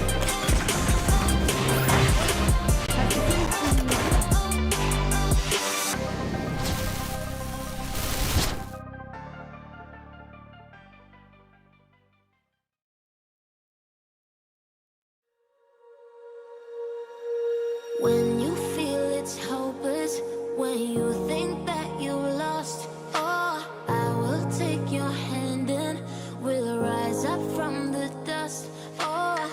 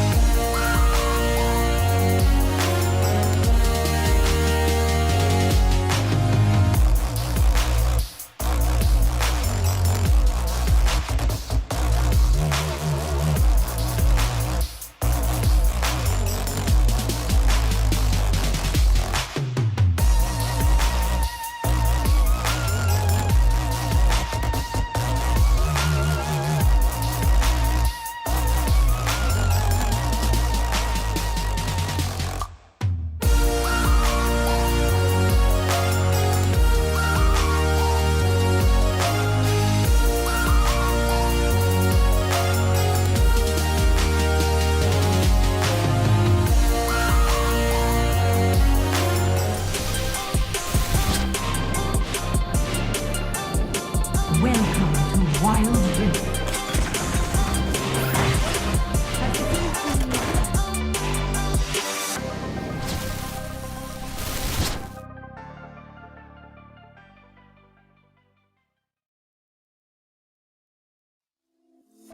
So, ladies and gentlemen, the queen of unpredictable predictions, Miss Yuko over here, is right once again.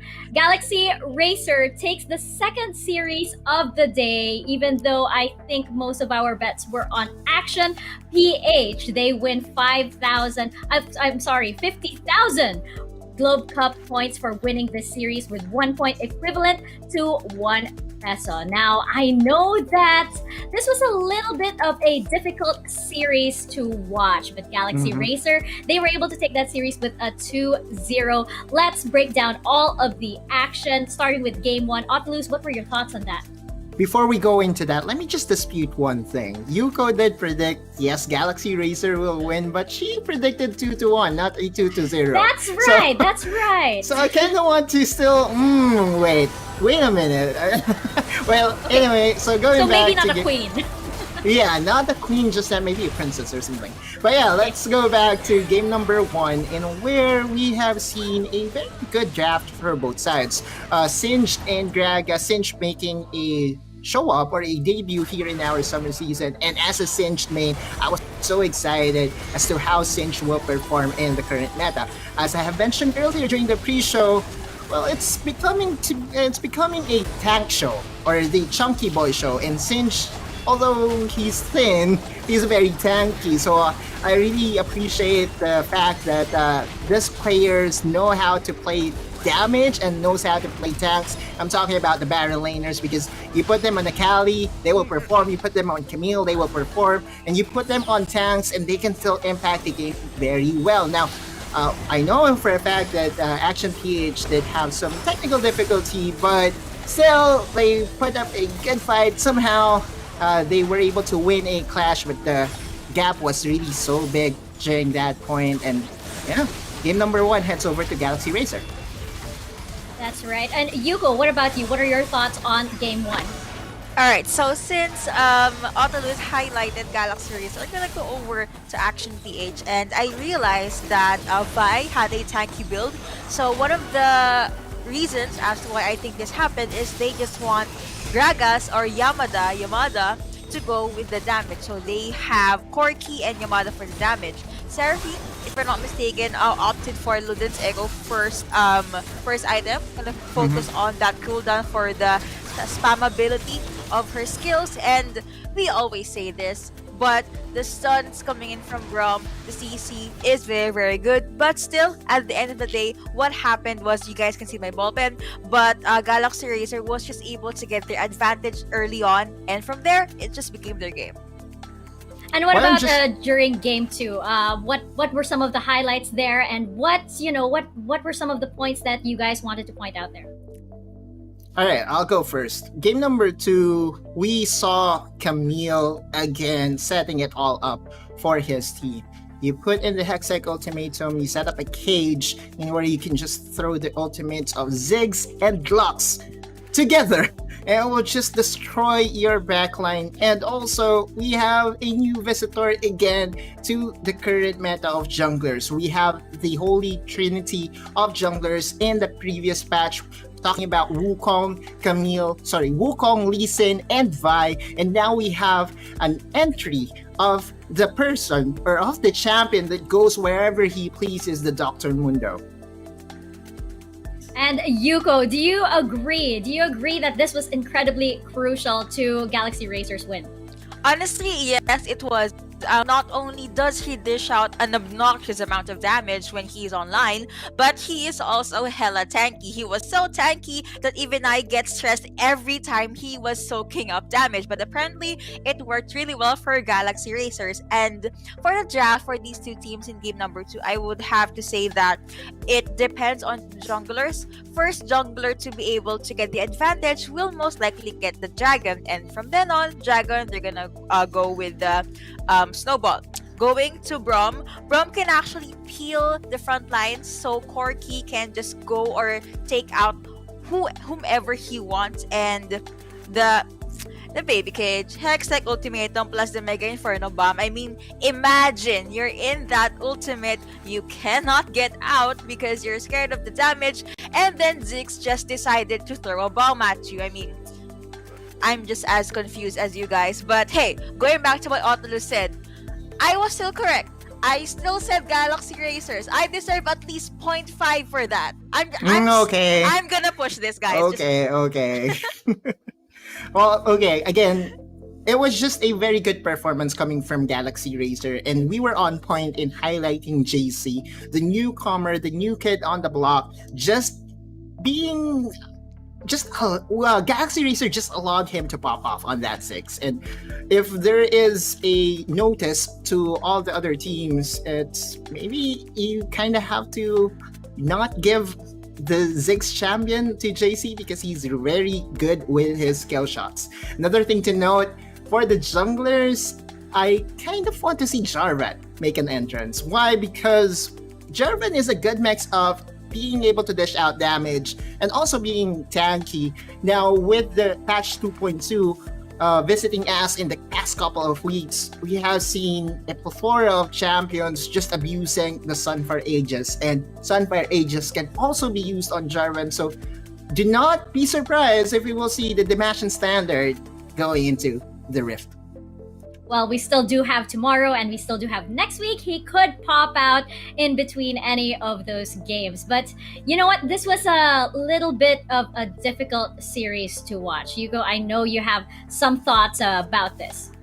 It was difficult to watch, but I believe that Action PH or APH, they can still pull off from this series number 1. They have series number 2, so I'm still looking forward to seeing how they perform. Their draft, super good. Like, I have nothing to complain about that draft. But going back to what Otto said, imagine seeing Jarvan and Camille in one team.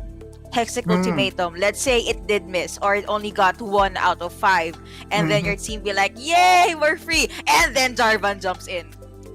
No. I think we're giving ideas to our teams right now. I think we kind of have to welcome Yuko into a coaching staff sooner or later, because yes, Jarvan can initiate with that Cataclysm, and we also have the Flag and Drag. I can just initiate fights left and right. Well, guys, don't be surprised then if you see that happening in our future series. But as we just saw, Action PH, they did have some technical issues, which is most unfortunate. Nobody ever wants this to happen, but it does. Yuko, you mentioned that they actually had an excellent draft. Do you actually think that, the outcome would have been different if they could have performed the way that they wanted to? Honestly, yes. We going back, scheme number 1, early game, we saw how they were able to keep Galaxy Racer at bay. That's it. Honestly, making sure that your opponent or your enemy team cannot do anything or do the things they want to do with their draft, that already says a lot, and you basically stop them from snowballing. It's okay to stay in the lanes as long as you keep them occupied. So jumping into series number 2, they'll be up against Team Secret, which we all know momentum is pretty up there. They have smiles on their faces as well as their supporters. Team Secret, hands off, they were the ones that gave us surprise champions. I would love to see unorthodox picks from these two teams. Secret definitely keeping their champions very much secret, but you are absolutely right. It is Action PH versus Team Secret, and this is going to be an uphill battle for Action PH. The momentum is not on their side, and they really have to make miracles happen at this point. Let's check out their lineup right now. This is a little bit of a refresher, and you know what? What can these guys possibly do? Yamada, Aim, Eiko, Riot, and Simon. What can they do? What are some of the strengths that might carry them through this very difficult match for them today? Let's start with you, Adeluz. Rather than strengths, I want to challenge Aim in the jungle. In the past couple of games, he is being stuck on that Vi duty, and I'm not questioning his ability to engage. Yeah, I know that his mastery on this champion could be on the top level, but we already have other jungle champions that is available in the pool, so I kind of want him to adjust, because this is the best of the best, and if you do not adjust to your opponent, you might get left off. That's very interesting. And you know what, AIM, as we've mentioned before, this lineup over here, they're no stranger to heavy competition because a lot of these players have come from other competitions, including the SEA Games, and AIM was actually one of those players. Now, interesting thing about Action PH as well, apparently they've been scrimming with international teams more than they have local teams to get a feel of the global meta that's happening. Yes, Wild Rift is part of a global community. It has recently launched in the US as well, so don't forget about that, guys. But they have been scrimming with these international teams to get a feel of different strategies. And what do you guys think this might bring into their match against Team Secret? Yuko, what about you? What are your thoughts? Basically, they're gonna be Mr. International. By international, I meant the different meta, the different stuff that they got from international teams. They're gonna bring it because if you're gonna be up against Team Secret, you have to give it their all because you're hella sure Team Secret will give it theirs. And you know what, Otolus, you mentioned AIM over here. SEA Games experience already. As we saw, like, yes, they did have technical difficulties, but they did have some good ideas in some point. You mentioned about sort of challenging AIM, you know, giving him that challenge to step up, sort of. What do you think he can do in this match against Team Secret? Yeah, this is a tough task. You are against Trevor that did keep just she in check here. So if you are going to default back to Vi, then maybe he has to have his team backing him up. And there was a point during our first series that he was very on point in engaging with the Vault Breaker, but the charm did miss. So yeah, it's all about finding other champions that is available, and if Vi is not working, maybe we can put that on the bench for now and just have the more standard tanky, beefy, chonky champions in the Dr. Mundo or possibly the Jarvan 4. Maybe. You guys are really pushing for that Jarvan in there. You know, don't give these teams ideas just yet. But, you know, it's really exciting to see all of these different champions popping in different series. And you know what? Who's very good at keeping those champion lineups really secret is Team Secret indeed. Beautifully surprising everybody with, you know, their champion pool. Just checking out their lineup as we have here Azar, Trevor, Tatsuri, Chewy, and Hamez. Now, I know you guys know that this is a superstar lineup over here. We know which way the predictions are probably going to go, but I actually want to ask you guys, who do you think will be the star players of this series on the side of Team Secret? Otolus, let's start with you. I think it will still go back to Hamez being a multi-dimensional support player. He can play engaged champions, he can play enchanters, he can play damage champions. On that support role, that's a very big plus to have if you are going at a top level competitiveness. But then again, we are talking about Action PH that has been screaming internationally right now. Team Secret is an international organization, so maybe, just maybe, we can have that nemesis in APH. Maybe. And you guys also mentioned that Trevor is just somebody to watch out for every single time, even for the teams that are actually scrimming or playing against Team Secret, just because you can't tell where this guy is until he's actually in your face and just whittling down your HP to 0. Isn't that right, Yuko? That's true. And if you were to ask me which player would I love to highlight, we have been talking about Baron laners, junglers, mid laners, supports for far too long. So I would love to highlight the ADC or ADR. So Chewy, he had an amazing performance in day number 1. That is why Team Secret is at the top of our leaderboards after day 1. So I would love to see if he will be able to keep that momentum and that morale up. And maybe we're gonna see more Kaizo plays. Maybe we're gonna see Alistar from Hamez. We'll never know.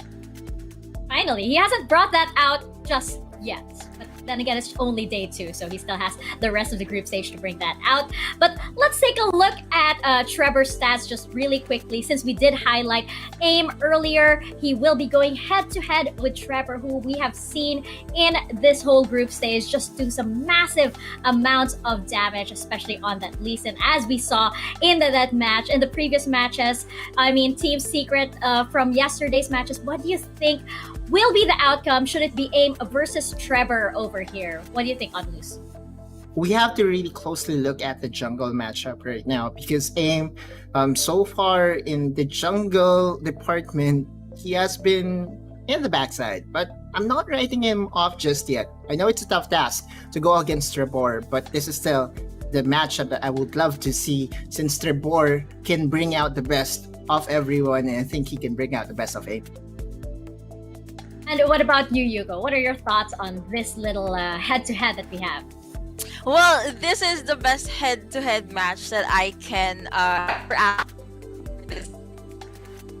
see how and time, even in day one. I would love to see more of the mechanical prowess that these two players can show us.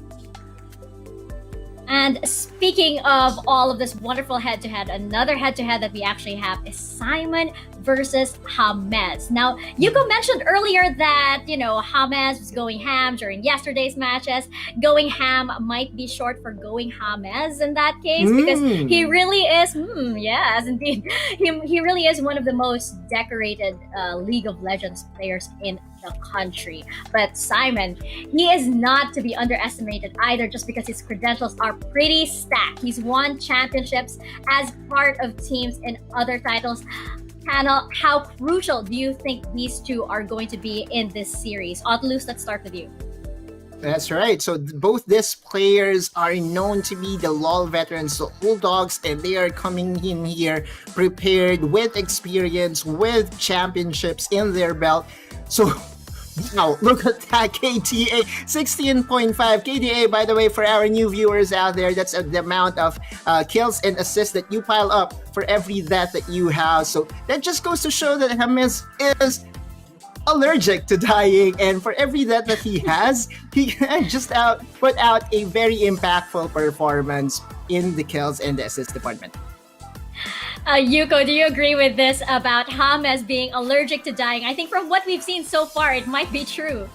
Can I just say that I kind of did a small laugh when Otto said James is allergic to dying because it makes so much sense. Because here's the thing, obviously for Team Secret, James is the first one to jump in. The fact that he doesn't die, or if he does die, it's not that much, says a lot because he was able to get the items in.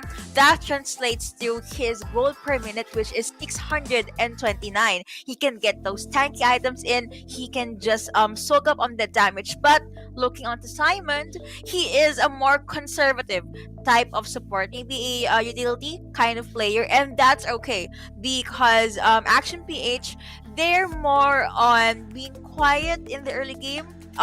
They usually pop off during the mid to late game. Yeah, so just to add on to that and to close this discussion, I kind of want to really challenge the support in the jungle of Action PH because as Yuko mentioned, in terms of the early game, Action PH is being left in the dust. So yeah, Simon and Aim, I'm banking on you to do better this time. Those first few minutes are going to be so crucial to this series, but let's have your predictions. Who's it going to be, Action PH or Team Secret for this series? Yuko, I want to start with you. I think I'm going to copy your answer this time. Okay, my predictions is, again, I'm very much open to the other team proving me wrong, but it's 2-0 Team Secret. And Otlus?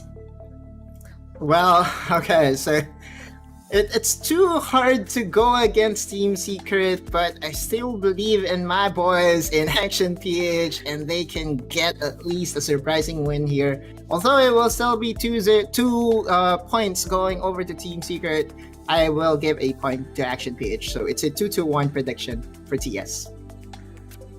And my prediction will probably have to, I will follow Yuko, but just because that was actually my prediction as well. I'm not just following Yuko, although Yuko gives very good facts. It will be a 2-0 in favor of Team Secret. Everybody loves an underdog story, but Action PH really needs to make miracles happen to pull through against the giant that is Team Secret. I think we are just about ready to get into the game, so casters, take us into the Rift.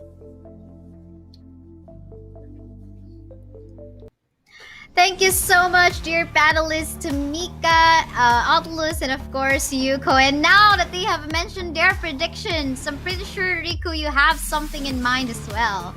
Yeah. It's hard not to disagree with the panelists. I gotta say, my prediction would be after Team Secret's performance yesterday, I think it might be a 2-0 Team Secret. Same. 2-0 Team Secret's gonna be my prediction for today. 4-day up against Action PH. It's gonna be tough, especially if Team Action PH did not get that mental reset that they very much needed in this fight. They're gonna be going for a bigger boss, if we will call it. So we'll see about it. And we've seen that KDA a while ago. We were talking about that huge KDA value for James. And they were talking about, okay, this guy's allergic to dying. Sure, why not? Well, obviously, as well from yesterday, he's been roaming a lot as a utility support using the locks. So it's very understandable, like he's gonna get some assists or a lot of contribution to the assist by just poking some champions. Especially if you have a global ultimate like a Final Spark. Especially either you're the sole.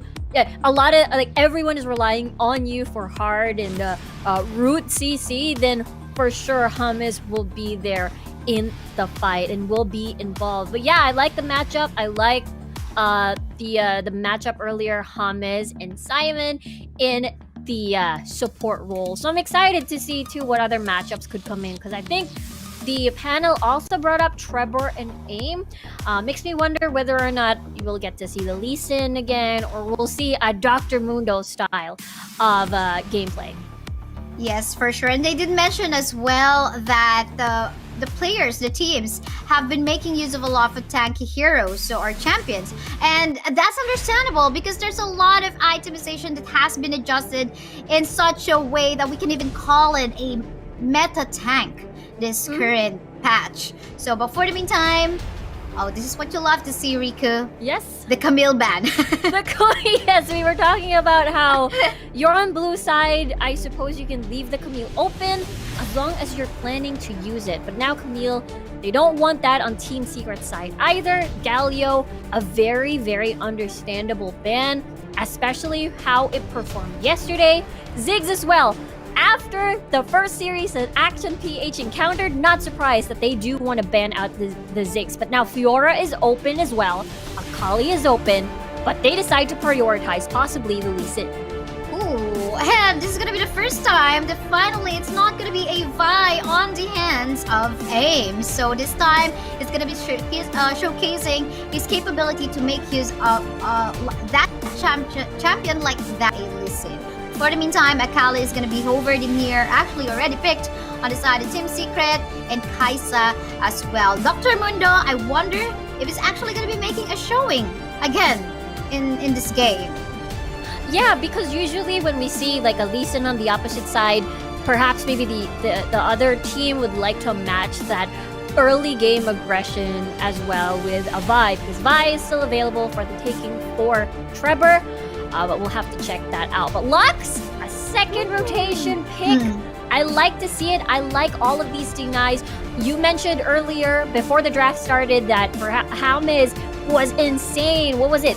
16 KDA? That's huge. So I like this pick for Simon, and I think this will be the first time we'll be seeing him on this one. Yes, for sure. So denied, you mentioned it already, but I'm pretty sure that James is gonna be just showing off two of his best champions so far in the support role. So it's just an option between the Lux as well as the Braum for him. So looks like he's gonna be denying those damage or range damage that may be coming up in order to protect the Kaisa in the backline. We were talking about the Mundo, and here we go, the chunky bros again. And I'm loving the terminology already that we've been using since the panelists have mentioned it.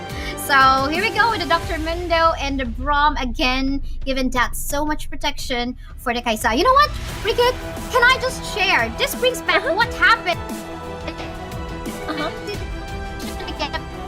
As well as the Mundo. I like the plan here from Action PH that they are trying to aim on to just stopping that by picking up the Seraphine for themselves. But that did not happen. They're gonna give the Seraphine again onto Team Secret. And Akali I was. sorry, I'm sorry. I just couldn't. But yeah, Akali seems like he can act as a secondary Evelyn from yesterday as well. Mhm. Who? Riku, go ahead. Sorry.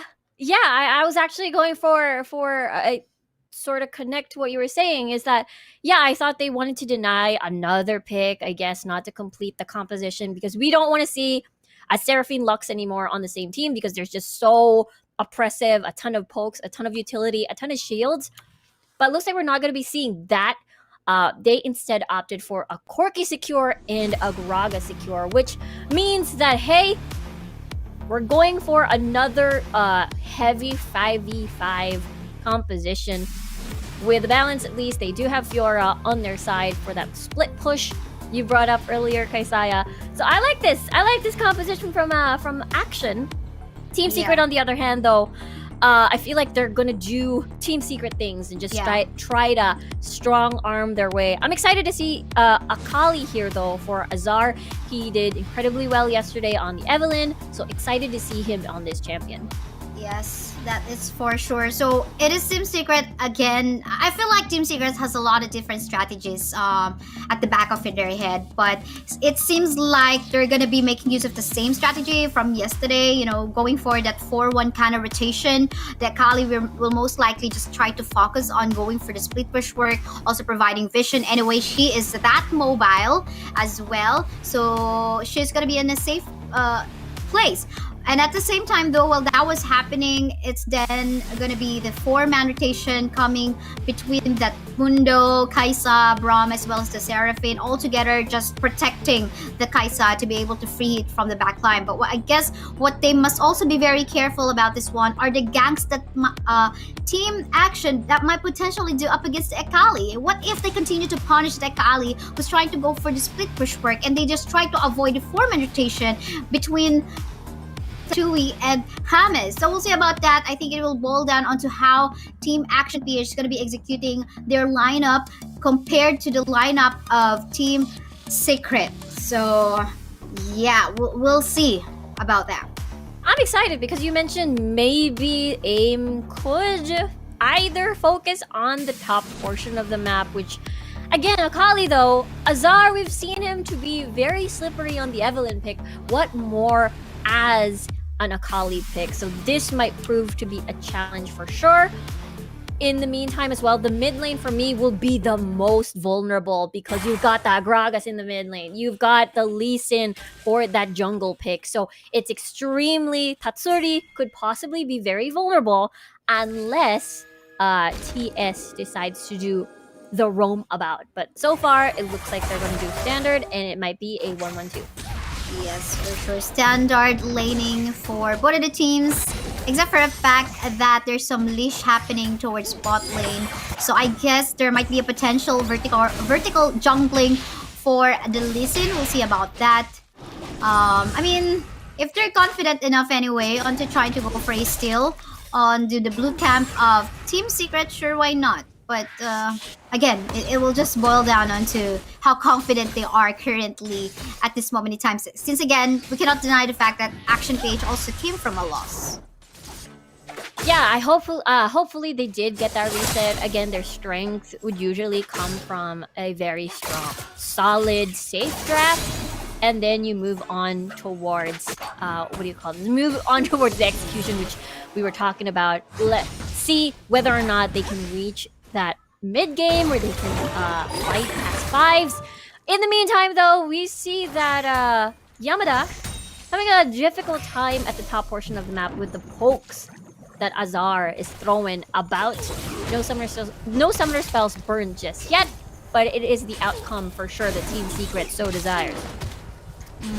And gotta love the prio on the scuttler in the bot side part of the map. Gonna give them a little bit of vision as to where, of course, the first dragon is about to come up. Of course, Azar just needs to be very careful. Needs to be wary as to what might happen in him on to the top side, because I do believe that the Lee Sin might be getting his Dragon's Rage anytime soon, right after he finish the jungle onto the camp of Team Secret up top. Yeah, for sure. After stealing a little bit of the jungle camps away from Trevor, I suppose. But looks like there's a fight at top. Yes, indeed. Unfortunately, just this 2-minute and 60-minute game time, I think was the time wherein Lee Sin got his ultimate available. So the jungle wasn't enough, unfortunately, though them not being able to try to kick out that Akali under the turret. But nice try anyway. No one is currently in the super upper advantages of the moment. I believe that the gold lead will still be playing along the lines. Blood. Uh-oh. A first blood could possibly happen. I guess not, as no summoner spells were burned in that exchange there. But we did mention earlier that Tatsuri could be a bit in trouble here. That's the casket and as well as the Lee Sin, level 5. Yes, for sure. But for the meantime, again, I mean, there's no aggressiveness that is currently showing for both sides of the team. But again, if we are to be like deciding as to which team has the upper advantage in going for that, I do believe it is Action PH. Again, lane bully, not really lane bully, but gank bully, or that is something that the Listen can definitely do. And they tried it anyway on the top side part of the match. It's just that I think it was some wrong timing as to when the ultimate will become available. But for the meantime, we gotta wait for that dragon to come up and see what will happen next. Yeah, for sure. It's so hard to gank Azar here on the Akali. We mentioned in the draft earlier, if it's so hard to secure an Evelynn kill, what more on Akali kill for Azar? But just as you mentioned, they'll be heavily relying on Lee Sin to do early game plays. Hopefully, maybe here a pick on towards Chewy, who's super advanced and super alone, by the way.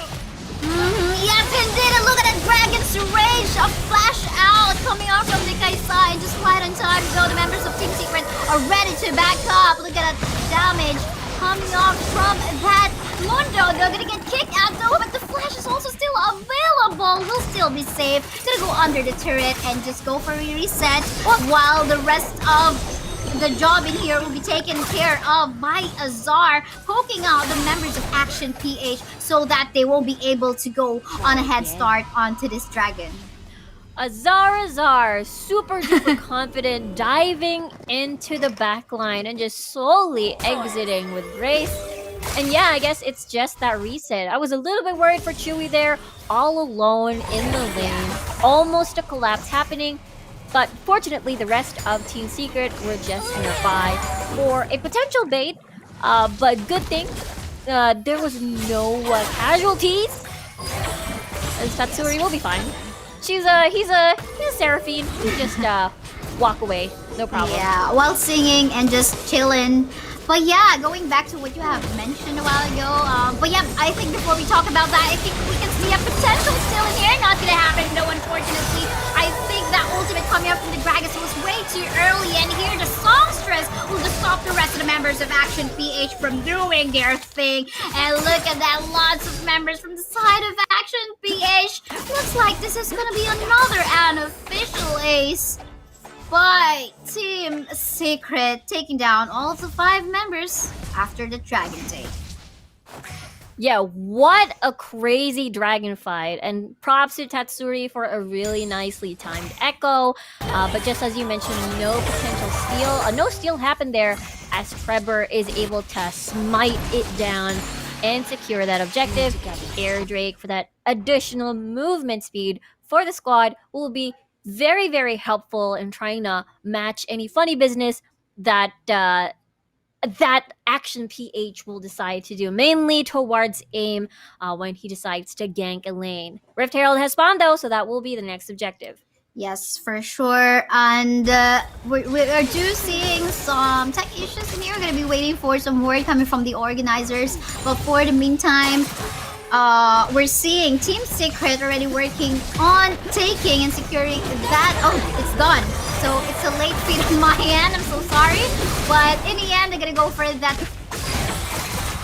Oh, they take advantage of their position. Yeah, Rift Herald secured. That means that the Team Secret is able to move towards other portions of the map. And now there's another fight breaking through, I suppose, at the tower, as Team Secret is just trying to mow down their lead and just keep going. A lot of action happening. Yes, for sure. And for the meantime, this is the very early game for Team Secret.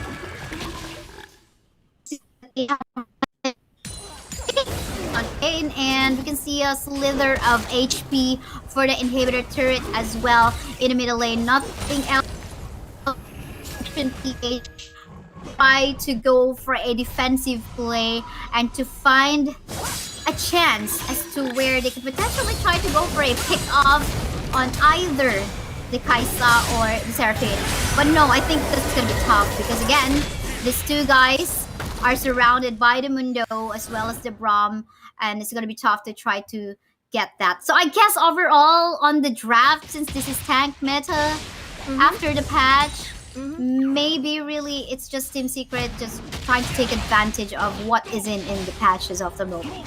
Yeah, I think it's just one of those things where, okay, Mr. Mundo, Dr. Mundo, Mr. Mundo, go back to Why the not? jungle, please. Dr. Mundo, I mean, yes, Dr. Mundo, but I guess that dive from Azar is crazy.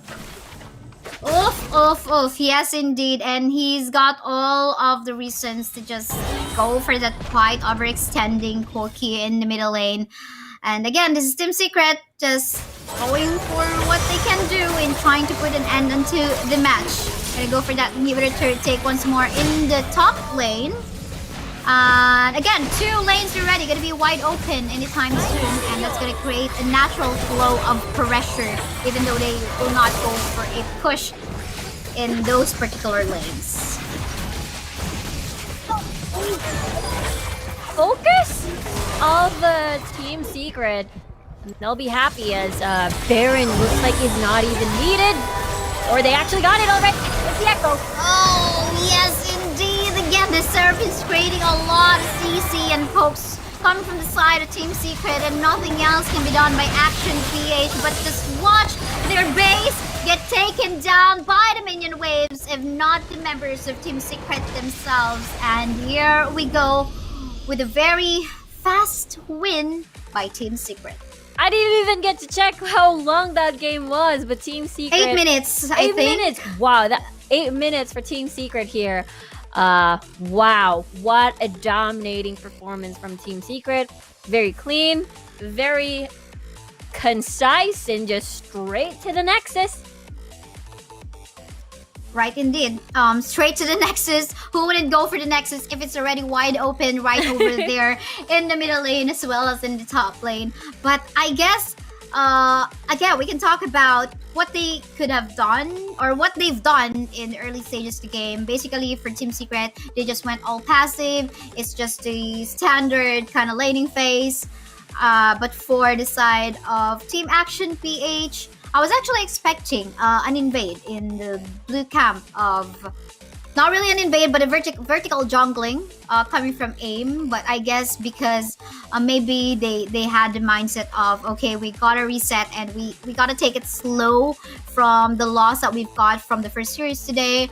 We just have to try to chill out and just go for a standard or passive start in this game. So I think they weren't able to capitalize on having that Lee Sin in their lineup. They tried to on the top side part of the map, but again, you mentioned Riku. It's a slippery Akali we're talking about. Yeah, it's definitely a slippery Akali. Azar is very well known to be that slippery Baron laner, and the fact that just as you mentioned, there was not an invade coming from AIM, despite the Lee Sin pick, maybe a little bit of help from the Lux and Corki, but because the Braum was there as well, it's so risky to try and get that invade, even though you had the Lee Sin. So that is still a very good call from Action PH.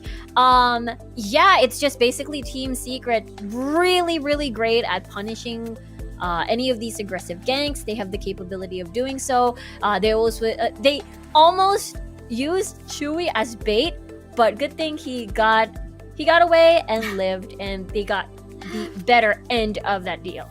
You know what? I have a feeling that Chewie did really quite an overextending in there in the bot lane part of the map. He was just quite lucky that his teammates was there, because if that was a real a bait, for sure, I think the positioning coming from the backup will not be somewhere in the bush nearby the dragon pit, but instead gonna be somewhere near the walls of the minimap. But I think we've got some news in here, but we're not gonna call it official as of yet. But yeah, we're gonna give you more updates in a little bit, because we did see some technicalities from a while ago. But for the meantime, we can talk about, again, Team Secret. They have been very persistent about the same strategy they have been putting in the table. It's just a 4-1 counter rotation. We're in, okay, we make sure that this 4-man can handle a 4v5 situation, just in case, while the rest of the member, the one that is solo laning, is just gonna go for the vision as well as the split push work. Do you think that this kind of strategy will work of the composition strategy to whichever team they're going to come across with? I think it is definitely a very slippery slope. Can't bank on the 4v5. Maybe your 4-man comp is insanely strong for team fights, but then potential late entrance of the last 5-man could actually make that even better, actually. But yeah, I think Team Secret played that really, really well. Seraphine, Seraphine was such a huge pick as well for that you mentioned, for that 4-man stall in the objective parts. So this pick in particular that Team Secret keeps bringing to the draft is something that for sure other teams should watch out for. Yeah, and I'm pretty sure maybe in some scrimmages, not only in the Philippine scenes, looks like they will be trying off that kind of composition. I'm not too sure though if in League of Legends PC, Riku, of course, where you obviously came from, if that kind of rotation is something that is usually pulled off. Okay, we build a 4-man team wherein we make sure that this 4-man can go for that 4v5, and just other ones gonna go for a split push work. Do you have any can you share your thoughts about the differences, to what we are currently seeing in Wild Rift and what has been pulled off from the PC version? Yeah, that's a good question, because the last tournaments I've casted was before, I believe, Seraphine even was allowed to be played on the Rift back in the PCS. But yeah, I think that's also another great approach to the game for Wild Rift in general. I love how there's so many things that you can do in Wild Rift. Because normally we always see the 1-1-2, just as you mentioned, maybe create a solo laner focused on split pushing, than being part of that 5v5 utility. I really, really like the 1-3-1 that we've been seeing a lot during the preseason as well. Very, very interesting. That means we get to see more fights soon. We don't have to wait for the mid game or an objective for fights to happen usually. So I'm a really, really huge fan of the creativity of the pro players here in the entire SCA in general. Yeah, and it's working, right? I mean, they are free to be that creative. I can remember even before we finished season 0, I believe, there were some experimentations about having duo support in a lane, and then the ADC is in the solo lane. So that was crazy. I mean, this is in private scrimmages, right? And of course, not going to be mentioning team names, but that's how crazy we are here in the mobile version of League of Legends, which is of course Wild Rift. But for the meantime, I guess before we even talk more about strategies, we can take a look back as to what has actually happened from that match. So here are the highlights brought to you by Oppo Reno 5. Yeah, the plays of the game, and this is the dragon fight. This Azar did so well splitting the fight into 2. Therefore, the rest of Team Secret can comfortably, fight whoever was in front of them. Still a valiant effort from Action to still try a valiant effort still when it came to against Team Secret. Despite the lead, And now you can see Trevor almost dying, but gets his life back because he's just a Dr. Mundo.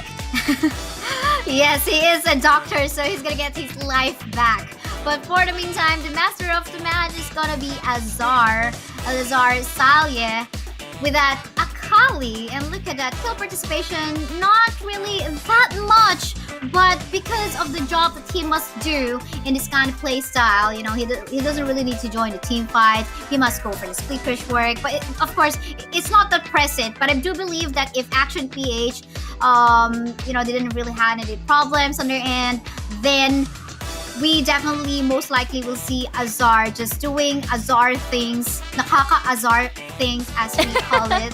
We can really translate that in English. That's annoying things, right? Annoying, Yeah. yes. So Azar, translate to English, means to annoy, something like that. Yeah. So just doing those kind of things and distracting the rest of the members of the opponent. But yeah, he's gonna be the master of the match. So congratulations to Azar for that game 1. We still got a game 2 and possibly a game 3, depending on how fast Action PH is gonna go for that reset of their mindset. Yeah, excited to see more of Azar for sure. He showed up well yesterday. Now he's master of the match for game number 1 on their 3rd ever series for Team Secret, actually. Yes, for sure. And I wonder though if there's gonna be something new from Team Secret this game too, or if they're gonna be pulling off the same strategy, or if we put into a question wherein Action PH are gonna be like denying the champions. In particular, for example, the Seraphine that they actually target to deny a while ago, but they changed their mind anyway. So yeah, we'll see how this will go. And if in case the Mundo isn't there, the Braum isn't there, and the Seraphine is there, can you think of any other champions, Riku, that can possibly be on that 4-man kind of rotation that they have been doing and showing to us? I mean, I think Janna is still open for the taking as well. Pretty much does the same job-ish. You have really good CC that's easy to land. You have disengage. You have the shields to provide as well. So I think that is also open. I think Braum still has a huge value because of how easy to stun someone with the passive, and as well as his shield is able to block important projectiles and protect your team. So I can see Janna being maybe sort of a last resort because they're still the Lux next to the Braum for that additional utility. We'll see about that if in case, of course, this the usual champions that Team Secret has been picking from yesterday will be denied this time by Team Action PH. But it's not that easy to deny, Riku, especially if you're not that prepared, right? Like for example, if your scrimmages was all about okay, this is gonna be our strategy for Philippine Icon series, but then again you saw the other team doing a different strategy and it worked so well. It's not just as easy to copy that and put it in the table right away, correct? That is true. You can't instantly deny it for the sake of denying and use it for yourself. Maybe you're stronger at something and it's okay to give the pick up as long as you're more comfortable and more confident and it fits the style of your team. And I guess it's all about having to test your flexibility as well and versatility when it comes to how many types of compositions you're comfortable with. And so far, Team Secret has shown how clean and confident they can become, not only in the draft but also in game, because yesterday Team Secret must feel really good after defeating the preseason champions, which is Nexplay. That is so true.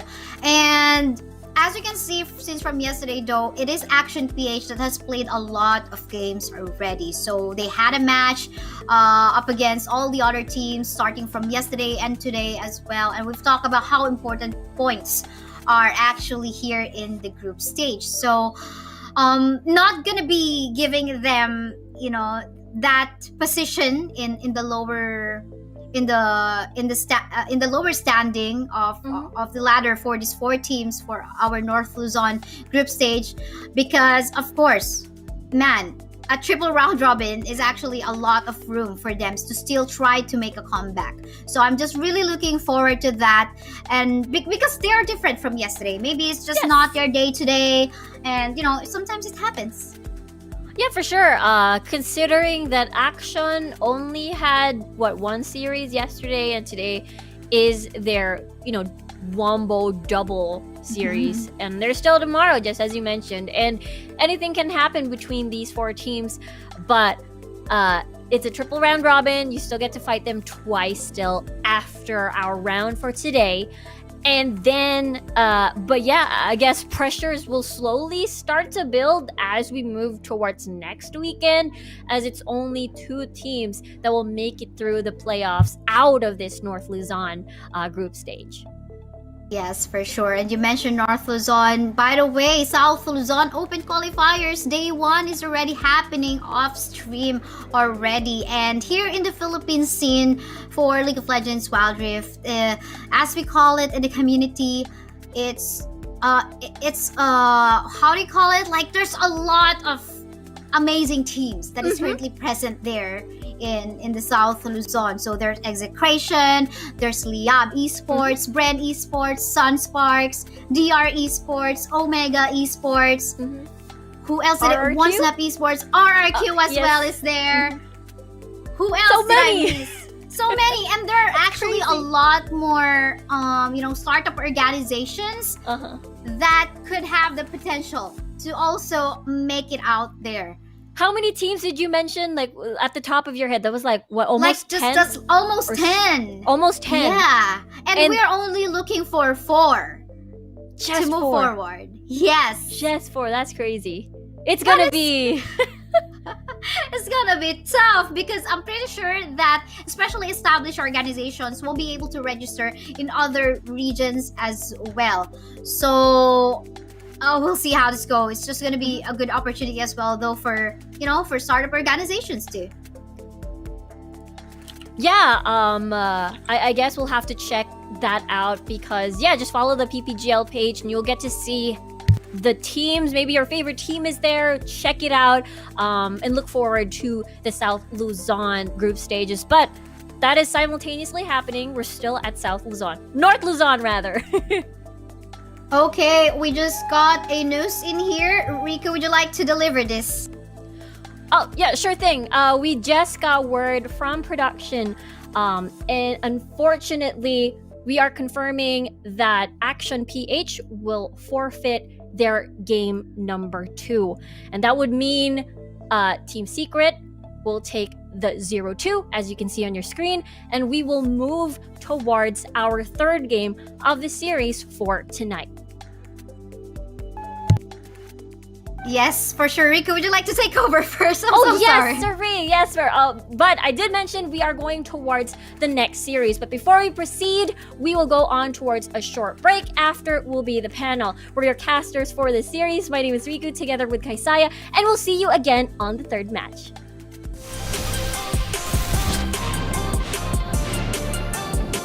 Welcome to Wild Rift.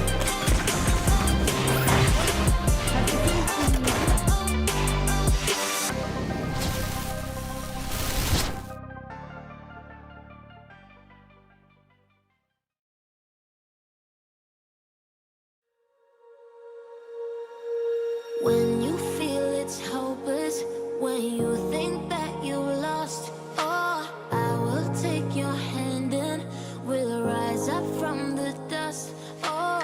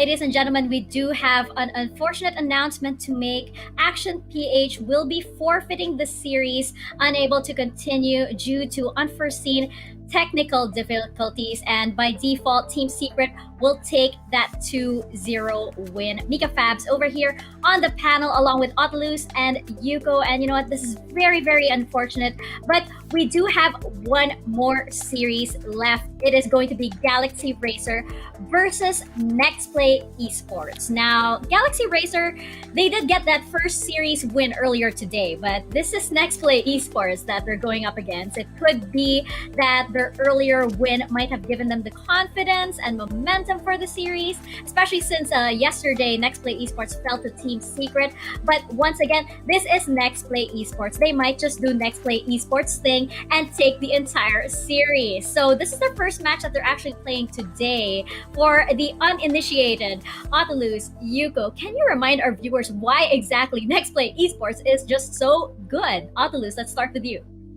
Okay, so check first their Liquipedia profile, my dear friends, and you will see over and over again they have been champions of multiple tournaments. Their most recent second place finish, the only second place finish, was that one time that they went against Omega Esports, and that was 1 out of 10. So it was really a very dominant run for Nexplay Esports. Now the thing here is, with patch 2.2, we have seen the tanks creep up, right? And so the Lee Sin, from what we saw yesterday, Game 2 and Game 3 was open, but she just left it for the other team to pick, and to our surprise, no one picked it.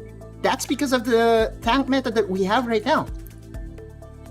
And you know, I do favor the tanks. You guys know that I am such a fan. And Yuko, I want to know your thoughts on what exactly makes Nexplay Esports so good and just so dominant in the Philippine scene today.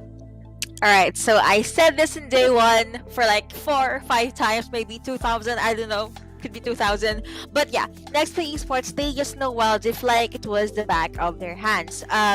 Their flawless rotations is always on point, and they can adjust real time. Also, they have a really huge champion pool. Going back to what Otilus said, yes, Lee Sin was open, but the mere fact that Just Chi did not pick it means he respects that he respects that two things. Lee Sin does not work in their composition, or number 2, Lee Sin will just be countered by any other champion from their enemy team. So yeah, it goes to show how well their communications are, and I am excited to see what they will bring into the table right now, this series rather. But of course, Galaxy Racers, they still have a few more tricks up their sleeves. And speaking of Galaxy Racer, you know what? Let's check out their lineup. And we did chat actually with the coach of GXR, or Galaxy Racer rather, Lion Nation, earlier in the week, and he actually said that they're more than prepared to go up against Nexplay Esports. They're actually not intimidated by that, you know, star student sort of complete record of podium finishes of Nexplay Esports. They're actually even more motivated, and they actually said this, and I quote, that they will show Nexplay Esports who is exactly to be feared in the galaxy. I love that quote over there. They are just so confident. I know, Spicy. I saw that gasp, Otilus. They did say that they're just so confident, but how far do you guys think this confidence will take them going up against, again, Nexplay? Otilus, let's start with you. Confidence is key. Ladies and gentlemen, when it comes to momentum, it can really put you on the top of your game. And talking about Galaxy Racer, not only do they have an awesome name in Galaxy Racer, they also have an awesome gameplay that was shown earlier during our first series. Remember, we did highlight the mid player of GXR, the fresh blood, the first Emperor player did make a difference on that Zig. So kind of want to have a close look at as to how he will stack up against the mid laner of NXP, which is none other than Chule. Very interesting. And you know what? One player to highlight definitely from Galaxy Racer is Zivs, another player who's come from League of Legends PC. He was competitive in the scene and now he is taking his talents into Wild Rift. Yuko, how crucial do you think this player is going to be in this match?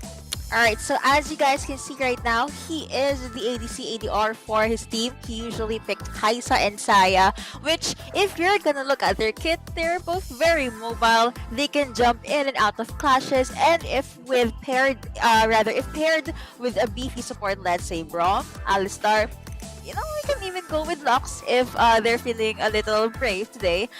It's gonna be the main source of damage, and if you can see his stats right now, gold per minute 834. That is a lot, and the KDA is 3.60. One of the things that I noticed in Galaxy Racer is their kills are kind of funneled more onto Yamada, and I can see why, because he can go toe to toe, I said this earlier, against a Ryzen, and he is just not scared to play crazy in his lane, and being confident if you're up against Nexplay is definitely the key, as what Otto said here, because let's not lie, Nexplay does have this aura. When you see their faces, when you see their pictures, you know that it just screams dominance and confidence, and you just have to assert dominance as well, and let's see if Galaxy Racers will be able to do that. Right, and that's really a very good matchup to highlight. That's the Baron laner Ikaros going against a Ryzen, and that's just a mechanical skill matchup that we will enjoy in the next couple of games. Hopefully a 3-game series to end the day. And I know that Nexplay fans out there are just waiting to cheer for their team. I can attest to that as well. I cannot wait for the next matchup to begin. But let's head over first to Nexplay. This player has been very steady, and I'm talking about Uzi on the Dragon lane. Definitely. And you know what? Let's take a look at the whole lineup of Nexplay Esports. They are still the superstars of the Philippines team. You know what? This team, the moment the game was launched, they knew they were going to dominate. These guys are Ryzen, Justy, Chuli, Uzi, and Disaster. They immediately jumped into tournaments. If you, again, as Brian mentioned, as Otolus mentioned, I keep revealing that we're actually friends. Brian Otto, which you... I know, oh no, your real identity has been revealed. But if you check out their Liquipedia page, you can actually see how early they were dominating already in the tournament scene. So they've been training for this. They've been training for this very moment that Wild Rift Esports would take off, and they are thriving. And Yuko, any thoughts on this lineup, this superstar lineup that Nexplay has? Superstar indeed, but at the same time, you can see that superstars, they tend to make mistakes. One of the mistakes they did in day number 1 was they forgot to check a blind spot in the dragon area, which caused to their enemies actually taking out 1 or 2 champions. And if we're gonna talk about pickoffs, I would keep my eye on Ikaros, because have you seen how mechanically good this player is? But yeah, maybe this is just me being an ADC ADR main. I am easily amazed by good junglers and Baron laners. I can't play alone. I need to support in my life. So that's it. I was gonna say something about needing a support in your life, but I will Oh, PM yeah. that to you instead. Yeah. But Otolus, you mentioned Uzi, and this guy, he's been competing and playing the game since its very launch, along with the rest of the team, the rest of Nexplay. And you know what? He's got amazing stats as well so far in the group stages for North Luzon. Let's take a look at his stats over here. Otolus, I know you have something to say about Uzi over here. Uzi. Okay, well, this guy is kind of elevating his gameplay off late. Recently, when I was casting this person, he was playing Jin, he was playing Misfortune, but right now he has introduced Ezreal.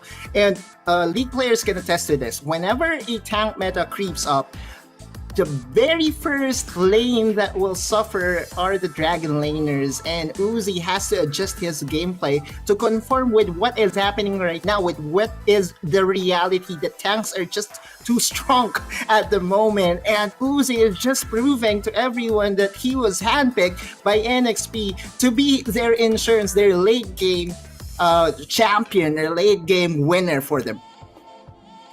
Absolutely amazing. And, this is going to be an intense matchup. Another, I feel, a player clash that is going to happen. Our Globe key player clash, in fact, is going to be Draw versus Disaster.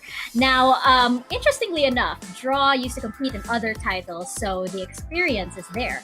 But Disaster, I would say, has more Wild Rift specific experience, so to say. So it's going to be very interesting because you have somebody who's very new to the Rift but experienced in competition, and then you have the opposite. You have somebody who's experienced in the Rift but only months old in competition. So how do you think this clash is going to go? Let's start with you, Yuko. All right, so looking at the stats right now, I'm actually surprised to see that they're very, very close. So if I were to translate these numbers into words, it is gonna mean that Draw can definitely try and go up against Disaster. So looking at Disaster's playstyle, he is just usually at the back line. Just Chi is usually the one that initiates. So instead, Draw can wait for Just Chi to jump in and then maybe go with the disengage. Maybe an Alistar to go with the headbutt. Like, let's say it's gonna be Just Chi on the Camille. When she jumps in, nope, yeet, and goodbye, jungler. That's it. I love it. Just Alistar yeeting everybody. Autolus, do you have anything to add to this Globe key player clash? That Globe key player clash was perfect.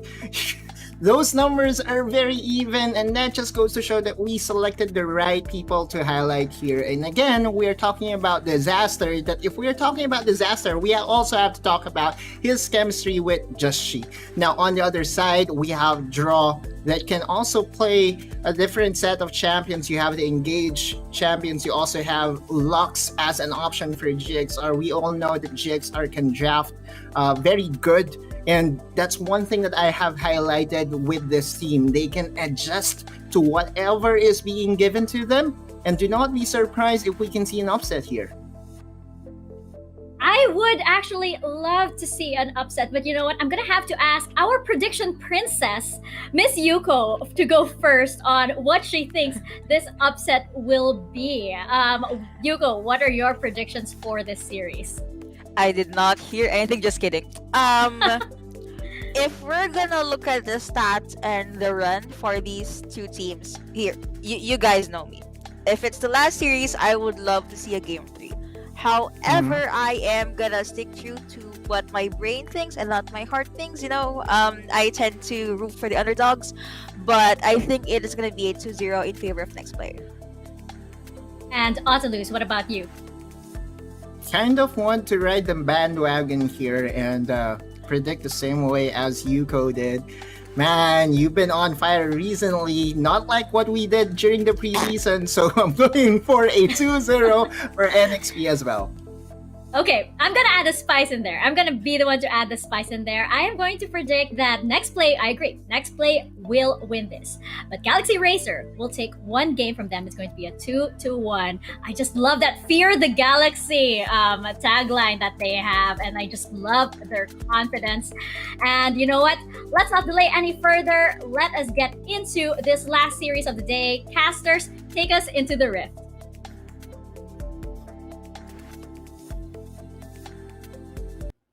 Thank you very much, panelist Des, and we're down to the last series of the day. It's going to be Galaxy Razer and Nexplay Esports, and like how Mika Fabs actually talked about fear, because that is what every single one of the viewers right now is feeling.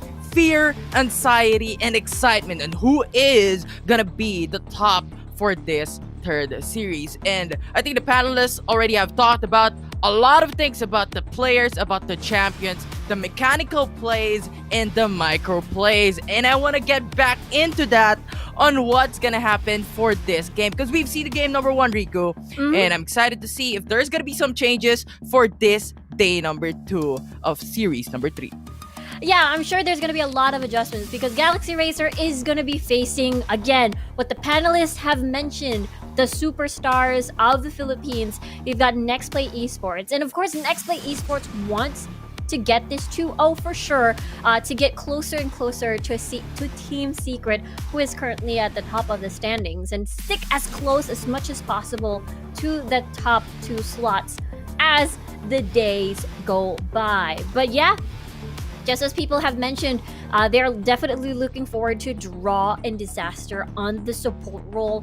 Whether or not they're going to be on protection duty or maybe on initiation duty, we'll have to see because, again, there's a ton of adjustments to be made. Yesterday, Nexplay Esports, I feel like this is just how I feel like Nexplay didn't look like their best yesterday. So I'm curious to see what might happen in this match, considering the fact that they lost to Secret at the very last series last night.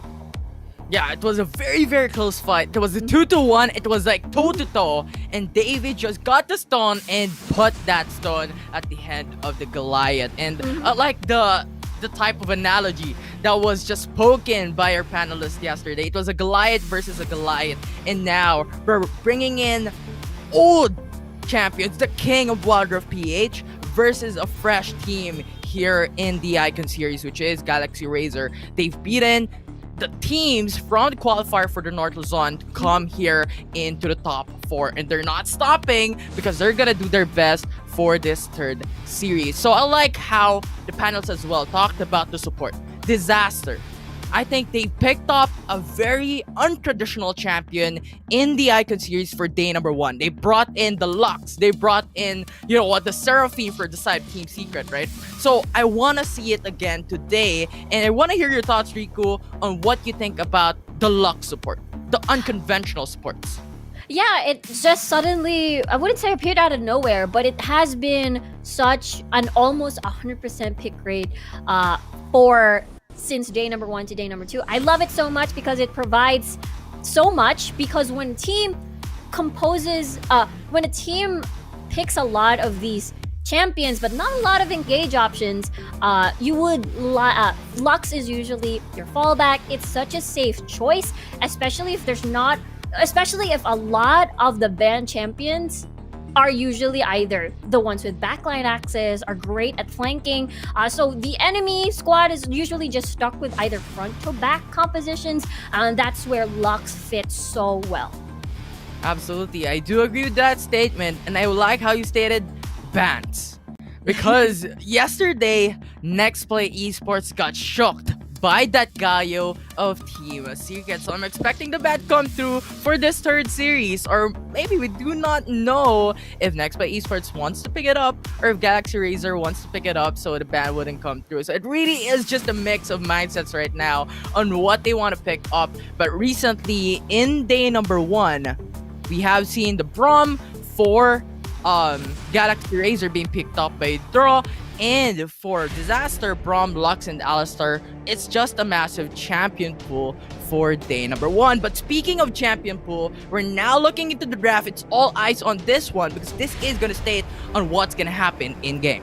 Yeah, I love it. Game number 1, right off the bat, a target ban on towards Chule. You don't see Zed bans all the time, but you see it now against Nexplay Esports. Usually, you would consume it either maybe for a Gragas, a Fiora ban, or a Camille ban if you're too afraid. But they do have at least one slot to target ban, so that's what they're going to do. If Dr. Mundo is banned, that means we've got the Camille, the Ziggs open for the taking for the priority. Now, what does Galaxy Racer decide to pick up?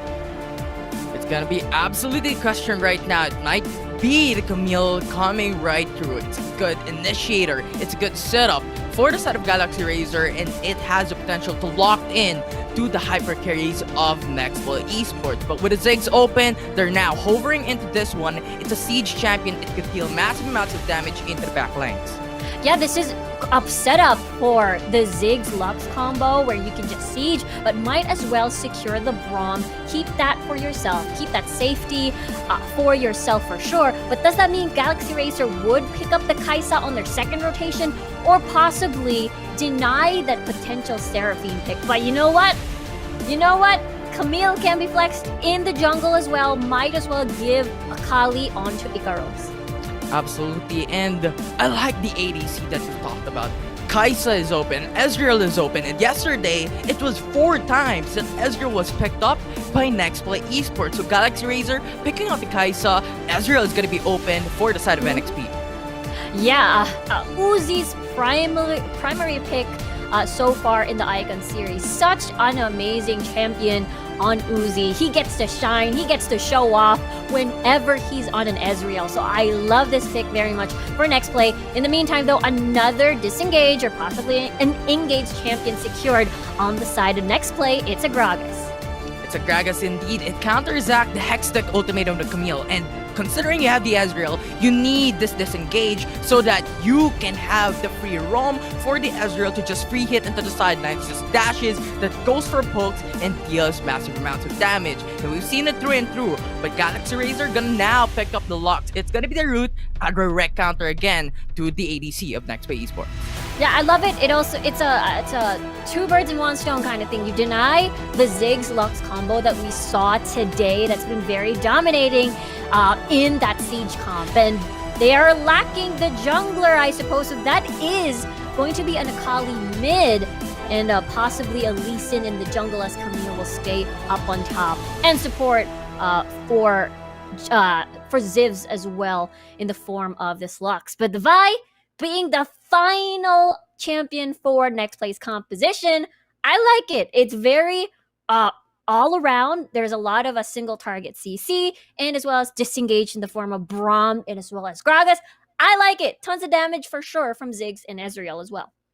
Absolutely. Vi is looking for the Kaisa. Absolutely power pick for NXP. 1 assault battery, if it connects to Kaisa, that's going to be over for Galaxy Razer. That's out of question for the ADC of their team. So I think this is going to be a very surprising matchup. Galaxy Razer with a bit of a squishy type of setup, but with very strong damage dealers. And for NXP, they're going in for more of the balance and more of the defensive capabilities, trying to protect out Ziggs and Ezreal away from Galaxy Razer. Yeah, it's all about having to, just as you mentioned, protect that backline for them to deal as much damage as they can. And it's going to be a little bit tricky, though, because looking at the composition for Galaxy Racer, they have backline axes all day. You've got the Camille, you've got the Akali, Killer Instinct from the Kaisa, and the Lee Sin who can just enter from anywhere. So a little bit worried for next play, but just as you mentioned, that's the reason why they've got the Gragas. That's the reason why they've got the Braum. And I guess we'll have to see how this all falls into place. Absolutely. And now, what I'm thinking right now, is it going to be a 1-2-1 setup? Is it going to 1-1-2 rather, or is it gonna be a 1-3-1? Because Galaxy Razer has the Akali, has the Camille, and has the Lee Sin. So they have the opportunity to put Kaisa and Lux into the mid lane, put Akali into the Dragon lane, Camille into the Baron lane, and Lee Sin into the jungle. And now I'm thinking, how would Nexplay Esports respond into this? Maybe the Ezreal and Braum into the mid lane and Ziggs into the Dragon lane. That is indeed gonna be a possibility. So at this point in time, it's still gonna be a mystery for these two teams for the third series. That's true. That is still a very, very possible setup that we have yet to see. I guess they just want to read the first minute of the game before having to rearrange everybody else on towards the lane, like we saw earlier in the action and secret match from game number 1. I'm excited. This seems like a very explosive game number 1 for these two teams. Again, believe in the Icon series at least. This is their first time going up against each other. There's a lot of unknowns for both of these squads, and I'm looking forward to finding them out. It's a mix and match, right? What's gonna happen in the first 30 seconds of the game, first minute of the game? You need to react actively. You need to go proactive when it comes to your action, when it comes to your steps. And that is the thing. When your team is going to be adaptable, you have the more chance of winning the fight. So this is going to be very important. Push and roam is going to be the name of the game for Nexplay Esports and Galaxy Razer. Yeah, I'm looking forward to seeing that. Having to see the Vi and the Lee Sin. I believe we mentioned this earlier into the day, where whenever we see the Lee Sin, usually the Vi would get picked up just to try and match the early game aggression and early game ganks. So most likely level 5 is where it's gonna be at. And I really do assume it's so hard to catch this Ziggs in particular just because of the satchel. Now that we're looking at the composition for safety for Nexplay, Ezreal also very, very slippery. So I suppose that's the reason why Galaxy Racer has such a huge mobile composition in their hands right now. And speaking of mobile, you have the Akali, you have the Kaisa, you have the Lee Sin, and even the Camille as well. So a lot of mobile heroes, and we're gonna see it through and through for this game. They have a lot of pickup champions, right? You have the Camille with the Hexic Ultimatum, the Lee Sin with the Ultimate, Akali to set up a play into the backside of the game, and Kaisa with the Killer Instinct. So they have a lot of backline access, and now it's up to Nexplay Esports to think on how they could potentially defend against this as we go into game number 1 of the third series. Absolutely exciting to see what the setup is going to be, depending, looking at the arrangement as of this moment. We can see it is a little swapperoo, as we see possibly the 1-3-1 we talked about earlier, with Kaisa in the mid lane with his support. That's Zivs in draw as well. And this 1-3-1 type of setup enables Kaisa and maybe Lux to actually go for maybe an active role when it comes to team fights in the map. They could go into the top lane, they could go into the bottom lane. Considering you have Kaisa and Lux at the same draft, you have the potential to wave clear in a couple of seconds. In a blink of an eye, the wave is gone. So I think that is what Galaxy Razer is pointing out into going for the 1-3-1 setup, so they can be proactive in game. Yeah, considering that they might try to hunt for Just G, especially that Just G has been one of the scariest players at the first few minutes of the game for Nexplay Esports. We'll have to see, as you know, the wave for NXP duo lane for Uzi and as well as Disaster a little bit pushed up because they do have that numbers advantage over the solo laner, which is JC. I guess that could be their next target. But so far, Chule is doing quite well in this 1v2 matchup, considering that you're just a Ziggs. You don't have to go near to deal some hurt. You're fine with just those bouncing bombs. And like how you talked about JC, because Nakali has a really good potential, but here we have Spear actually going in for type of a gank, but not going to be a successful play. Just Chido, it's Spear going into the bottom side of the map, going in for the play, but that hit is not going to connect, as we have Zivs rather going in for the response into the bottom side of the map as well. It's a 3v3. We have the root actually going to connect against Disaster. But Nexplay Esports is forced to back away with no kills and takedowns still gonna be done for these two teams. Props to Galaxy Racer for responding to that very quickly, to the point that NXP didn't really get too much out of it. No kills whatsoever, no first blood just yet. And the thing is though, Chule didn't really move. He just stayed in the lane. So they gotta be careful if they wanna do this 1-3-1. Too late. Ooh, that's gonna be such a charge. Actually putting back to safety with the micro play of the flash, putting him at 1 HP, but still alive in the mid lane to reset. Still alive, he's still surviving, and that was super close, as all summoner spells already burned. But that means Chule has to be a bit careful for X-Spear before he decides to make another visit in the mid lane. Gonna be a little bit vulnerable, gonna have to rely on just that satchel to escape danger. But then again, we mentioned how much sticking power GXR's composition has, so I wouldn't really count on that single skill to save his life later on. And now with a lot of pressure from the Ziggs into the mid lane, the Kaisa and the Lux, Drew specifically, and Zivs are now forced to go into the Dragon Lane. They need to match up against Nexplay Esports in a 2v2 type of setup, because the Ziggs is just too much of a firepower when it comes to sieging enemy teams. You could go to the damage into the backside of the map, not actually having that risk that is actually truly there when it comes to a 1v2 type of matchup. Yeah, that's the reason why it has been one of the most contested pick, I suppose. A worthy of a first rotation pick. No! The bind didn't connect. Oh, it's gonna be the blank actually going in for a safety for Uzi. And that is another failed spike. The final spark not connecting to anyone. The true shot barrage brings down to luck. It's gonna be the first blood. Warrior actually puts Ezreal into safety. As Ziv is in a bit of a stretch. It's gonna be pinned down. Kaisa, what are you gonna do? It's gonna be the stun, but we have trade off. Vi is gonna fall down. Lee Sin is gonna fall down as well. It's a jungle for a jungle, but Kaisa still wants for more. Akali is going in for the support. As Ziggs falls down. It's a 3-4-2. And Nexplay Esports are actually just doing so much, but still gonna get that gold lead from Galaxy Razer with 900 to be more specific. Yeah, Nexplay getting a little bit of that gold lead for sure, but at the end of the day, GXR managed to sort of equalize everything, and I guess it's just one of those things where is the gold going? And most of the time, if it goes to either JC or Ikaros, that would be a scary thought. But now, NXP starting the dragon, what will GXR do? It's gonna be the contest right now. It's Spear coming right through for the Sonic Wave. It's now gonna connect, but it's not gonna be enough. You have the Barrel actually zoning out the enemy team, but Spear wants to go for Uzi as Braum actually falls down. It's now going to be a 4v5 situation as Just She is not gonna be alive in this fight. Chule is gonna be pinned down. Barrier just to stay alive a little bit longer as that Mega Infernal Bomb is not gonna be having enough damage to bring down Galaxy Razer. And right now, they're sitting at an 800 gold lead. There we go. That was an incredible fight in favor of Galaxy Racer. Even though, let's just say, NXP did get the dragon, but look at the scoreboard. See, 3-0-2. Leandri's already completed for JC.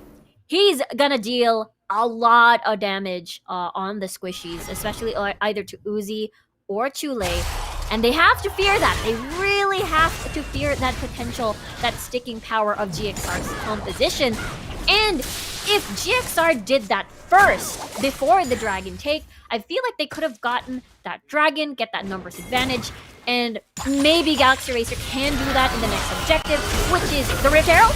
Oh, Assault and Battery is gonna connect onto Lux. Lux falls down. Draw is now gonna say bye-bye as the Rift Herald is now gonna be available for Nexplay Esports to take. And they're gonna initiate this objective. But GXR is just on the sidelines going to contest this objective. It's gonna be the Redemption going for some kills onto the side of GXR as Red Team has slain the Rift Herald. It's going to the side of Nexplay Esports. We have the final spark, not gonna connect to anyone as Camille is gonna fall down. It's Spear and Ikaros not gonna be available in that fight as GXR is forced to back away. But the fight is not gonna be over as Chule goes for some pokes and Kali is having to fight a 1v1 type of setup against Just Chi, taking him down, and Nexplay Esports is back at their feet with a 2k gold lead.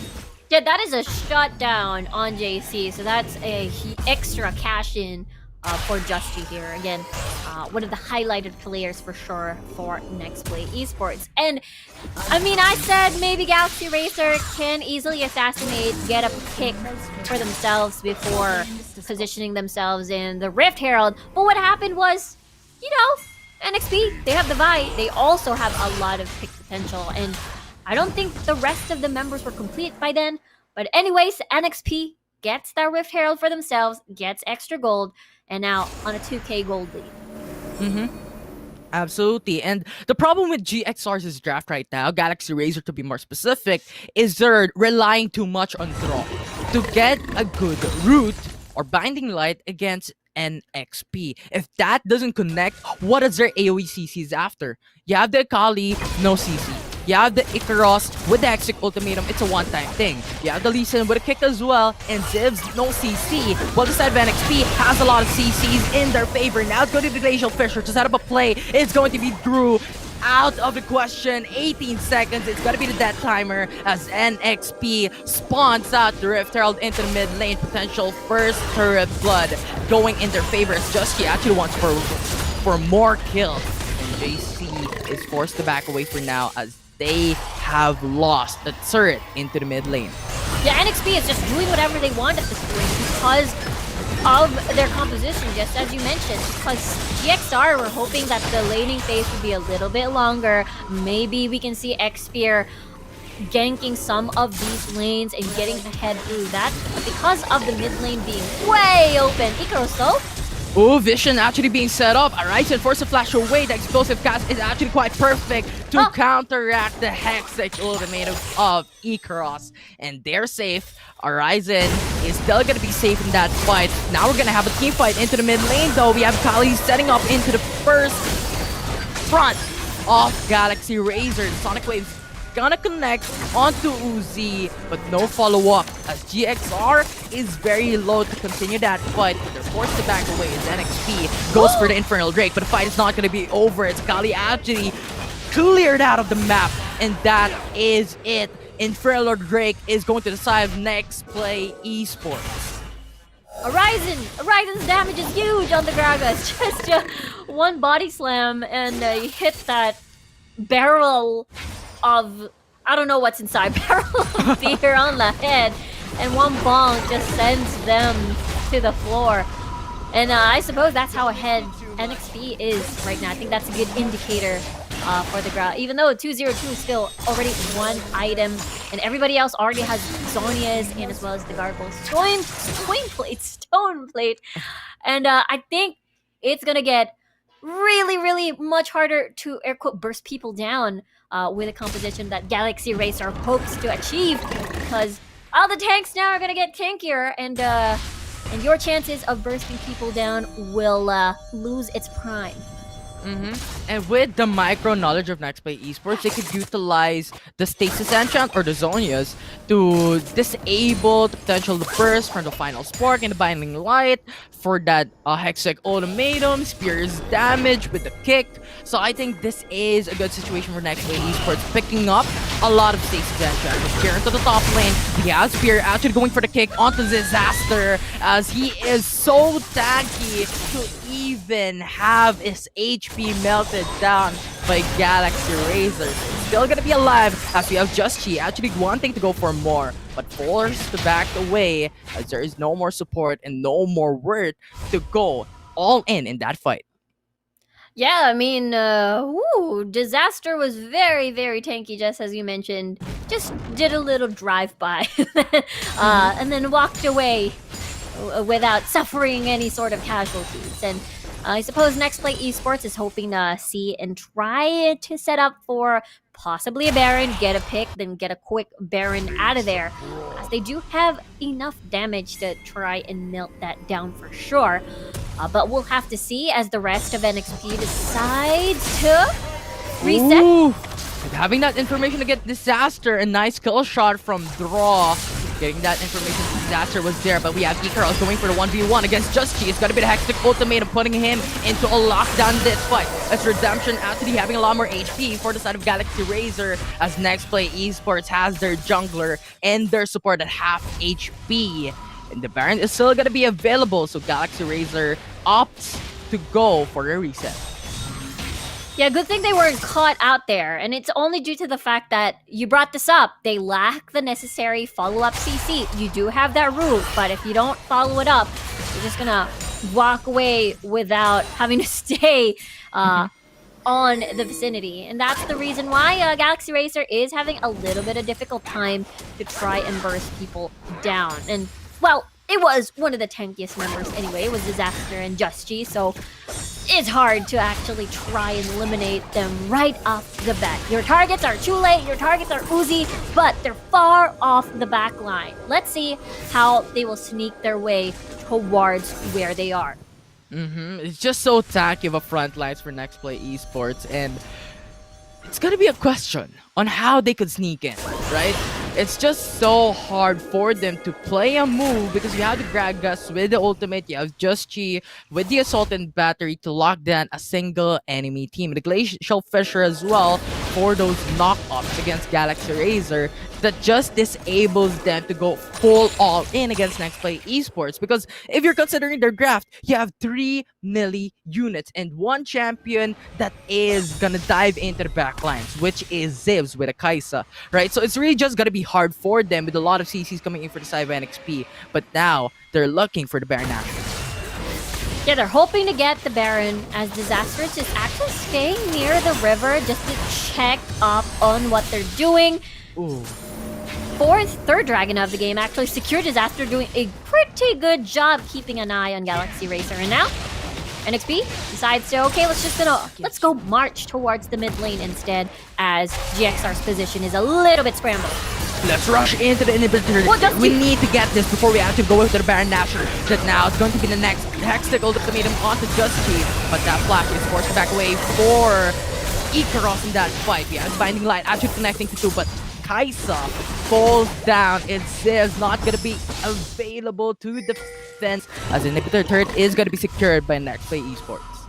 And their sole range damage dealer is gone for Galaxy Racer for the next 20 seconds or so. That means Baron is open. They can start it up as soon as they can. But okay, never mind. Let's do that reset first. Let's make sure that the waves are shoved in our favor. Let's make sure we have priority, because topside is slowly getting pushed towards an already damaged second tier tower.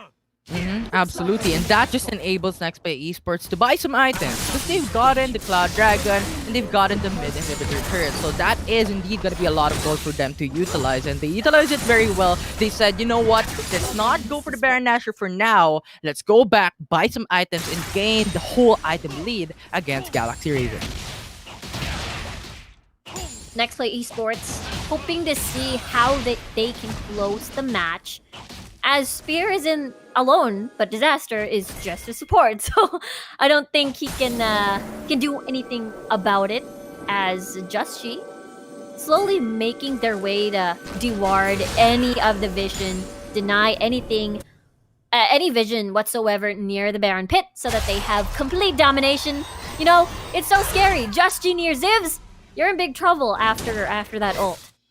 And just negating all the information that Galaxy Razer can have with the ward placements just enables Nexplay Esports to, you know what, say, let's go for the Baron Nashor. No information for Galaxy Razer. And on top of all that, Galaxy Razer will be scared of what happens in the fog of war. Are they waiting in the bush? Are they waiting into the Baron's pit? Right? There are a lot of situations that Nexplay Esports could utilize, and it's to the stat advantage for Galaxy Razer. But that Mega Infernal Bomb is gonna put Draw at half HP. Massive damage already.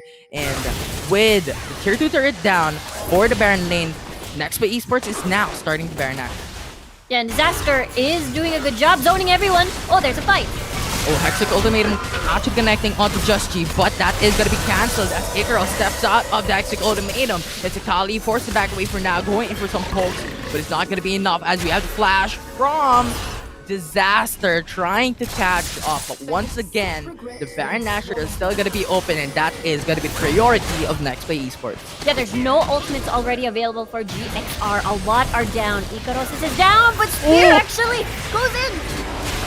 Spear is heading himself straight into the Baron spin. They're going straight into the fight, and we have Ikaros actually going in for the backlines to actually end the fight. But that is not gonna go so well as Zevs actually falls down. It's now a 4v5 situation. It's Uzi taking a lot of damage against Galaxy Razer. Hextech ultimatum onto Uzi, trying to get that fight, trying to get that kill, because that is gold bounty in their favor. But that is gonna be the team ace for Nexplay Esports. They've gotten the Baron Nashor. The wave is in their favor, and they're now looking for the base. They're looking for the base. There it is. They're heading straight towards the goal, straight towards the Nexus, because the death timers are just too long to defend this coming siege.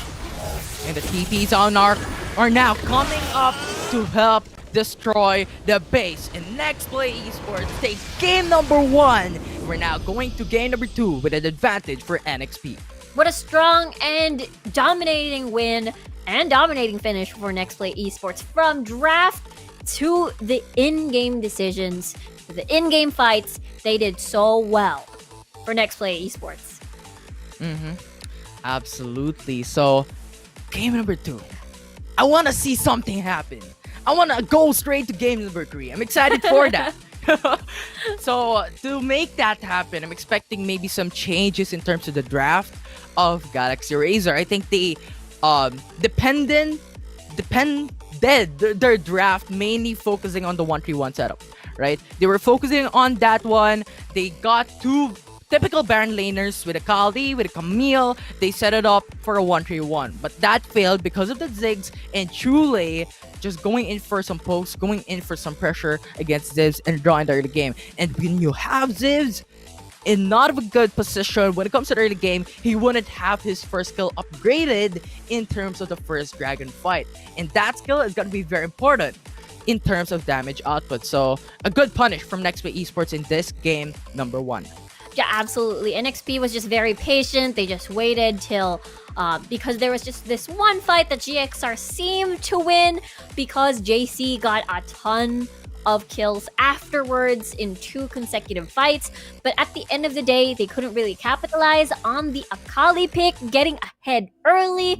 And the laning phase just ended so quickly. Therefore, they didn't really get to use all of these skirmishes. And then it went straight to the 5v5s, which, where Nexplay would definitely thrive. Yeah, it's fast. It's fast as quick, if that makes sense. Right? It just happened so fast, right? Nexplay Esports gets a lot of punish against Galaxy Razer. They translated into the dragon. And to say the least, they got in 3 dragons in that fight. And on top of all that, they've gotten the Rift Herald and they've gotten the Baron Nashor. So all objectives were contested against Galaxy Razer. And Galaxy Razer wasn't really having a great time when it comes to fighting against Nexplay Esports when it comes to objectives. So I'm expecting game number 2 potentially for Galaxy Razers to maybe set their draft in a more versatile type of way. They could access the backlines, stay very strong when it comes to the early game, mid game, and late game, and get those contests onto the objectives that Nexplay Esports keep on prioritizing. Yeah, if they do want to play around, JC maybe use that red side advantage to get that counter pick at their last pick later on. Since we're going to do a swap since it's game number 2. Next play this time around, they're going to be on blue side. Curious to see what bans they're going to be because I think Galaxy Racer has no choice but to use one of their bans for a Z pick. I don't know. We'll have to see. I'm curious later on, but such a strong and convincing finish for Nexplay. I don't think they were rattled at all. I think it's insane how, Disaster was, maybe 80% alone most of the time at the last portion of the match. And no one could really punish him. He can just walk away without any punishment. And the first clip that we saw for the game 1 highlights was, I think, the micro advantage of Nexplay Esports, right? Like Ziggs went in for the satchel charge as soon as that Hextech ultimatum just gotten out because Camille stepped out of that one. He went in for the satchel charge, flashed away, he was back to safety. So I think that was just a mindset that's really, really good for Nexplay Esports. And I think this was a mistake of NXP. They separated in terms of team fight. They have the disadvantage in terms of that aspect in the game because their draft is highly relying on playing in a 5v5 type of setup. And playing in a 1v5, 2v5 against Galaxy Razer wasn't an ideal situation. So after that mistake, they went in together, they went for the 5-man roam, they got a lot of objectives and they got a lot of ganks in their favor, taking the lead in the 9-minute mark.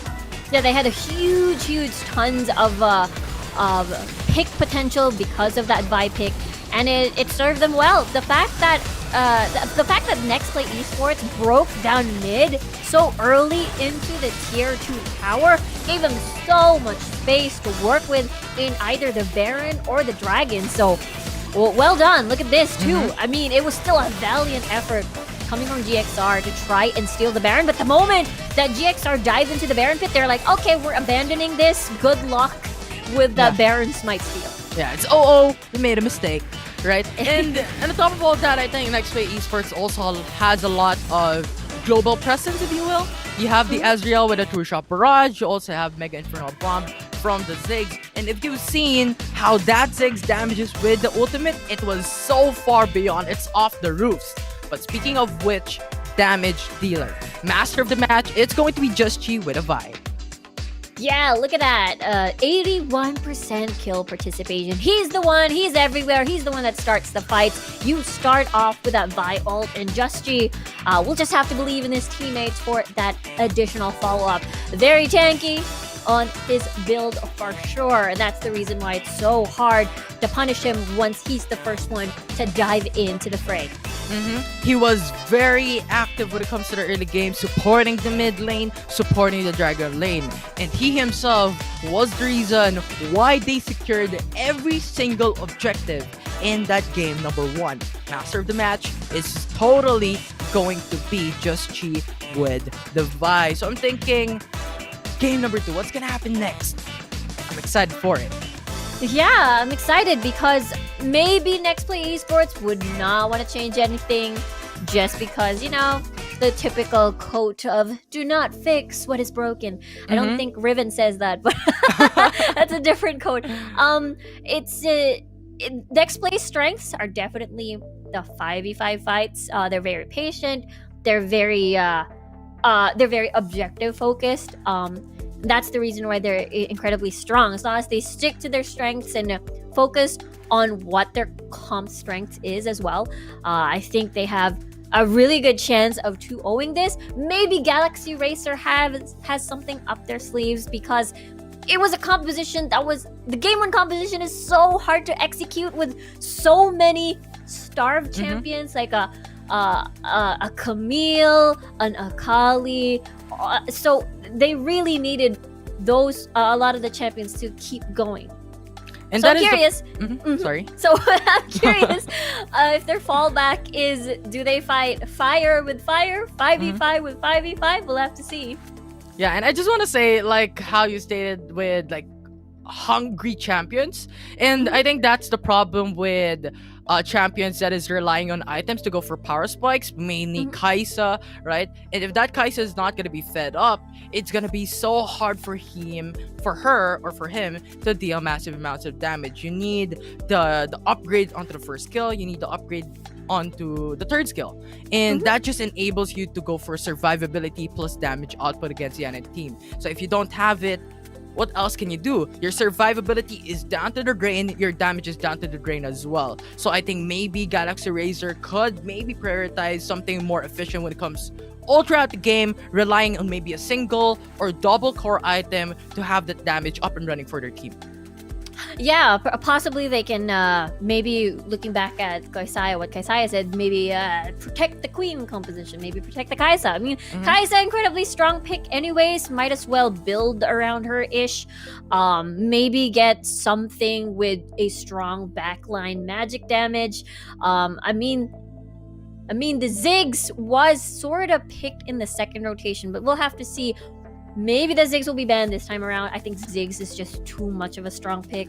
At the moment, since day 1 and day number 2, it enables so many things. It adjusts well in 131 comps, and it also enables the Lux pick as well for any type of siege composition. So I think Ziggs might be the next banned champion. I honestly, if I would choose Zed or Ziggs ban, I would probably ban the Ziggs. But maybe because it's a Chule Zed, that's why it's respected so much. And since we're on the topic of the bans, I think I was actually expecting Galaxy Razer to maybe tackle onto Uzi's champion, Ezreal to be more specific, because on day number 1, Ezreal is picked up 4 times with Uzi, and that was a 3 win and 1 loss. And after that one, it was only Misfortune left into the champion pool that was picked up on day number 1 as well, and that was a loss as well. So I think tackling on Uzi's champion would be greatly effective going to the side of Galaxy Razer. And I really know that there's still a lot of champions that's gonna be open, right? You have the Galio,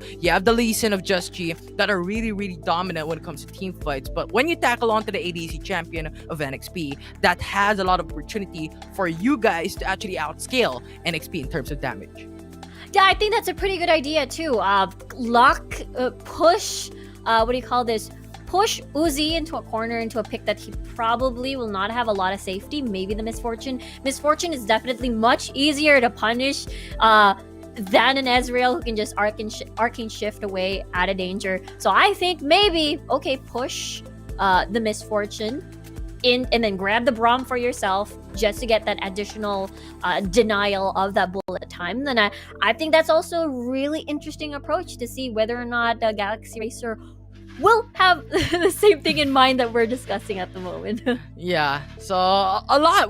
We talked about a lot of bans. We talked about a lot of draft things. So I'm really excited to see what it may come up for game number 2. Is it gonna be changed a lot, or is it gonna be the quote unquote "don't fix what's not broken"? Right? we may potentially expect that for game number 2, but since we're still here talking about some analysis, I want to tackle on to some rotations made by these two teams. I think Galaxy Razer, we keep on saying it, made 1-3-1, and NXP went in for the 1-1-2 type of situations. And I want to ask you, Riku, do you think that Galaxy Razer would do the same thing once again for game number 2, having the 1-3-1? I don't think they'll do it again. I think they'll probably go for a standard lane. I think it'll all depend on the matchup in the draft later, if it's going to be either comfortable matchup. I mean, it was a little bit awkward, I suppose, for Akali earlier with the Braum and the Ezreal. So never mind, let's just go switch back to the 1-1-2 over there and see how the Ziggs and Akali matchup is going to go. I think that's a little bit difficult for the Akali, but if you pair it with the jungler, I think it's doable. I think it's just the satchel that's going to be a little bit difficult, but once you bait that out, because of the sticking power of Lee Sin and Akali, I think it was possible, but we didn't really get to see that. We only got to see it once where summoner spells were burnt onto Chule, but nothing else followed through. Absolutely. Like, bring back the classic, bring back your traditional type of gameplay for the side of Galaxy Razer. But I'm thinking maybe if they get back into the more traditional type of setup, maybe NXP is gonna release their trump card once more from day number 1, releasing the best of a Dr. Mundo and the Lux, as well as a dual laner in terms of the side of NXP. So it's really a matter of thinking as a priority. Galaxy Razer, are we gonna ban out Dr. Mundo? Are we gonna ban out Galio, Ezreal, Lee Sin? Because overall, when you're looking at it on the top perspective of NXP, they have a lot of champions in their pool. So it's really hard to think on what to ban as a priority. But this may change up, because I'm expecting maybe NXP now to side onto the blue side selection, having that first pick, and now Galaxy Razer has the potential to go for a reactive type of play and get that first 2 picks immediately if they get the opportunity to go for those massive synergies as a champion. So a lot of expectations right now, Riku. Yeah, huge expectations, because there are 2 ways to go about how you're gonna shut down the draft, I suppose. Do you want to shut down a comp, or do you want to shut down a specialty of Just Chi or Chule or something like that? And we only got 2 bans in Wild Rift, so I guess it depends on your approach, depends on what you're comfortable with. So maybe Dr. Mundo will be back again for the ban, just because it's just so hard to shut down if it just keeps going, because we saw how I wouldn't say a little bit uncomfortable Galaxy Racer was in the early game.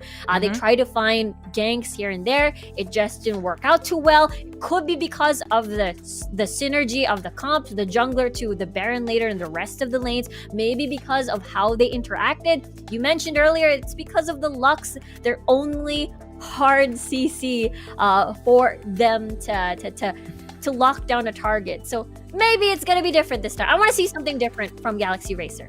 And you know what? We've talked a lot about champions. We talked a lot about of the draft. But we're now going straight to game number 2 and what might be the deciding factor of NXP and Galaxy Razer in this matchup, with immediate ban for Dr. Mundo for the side of Galaxy Razer.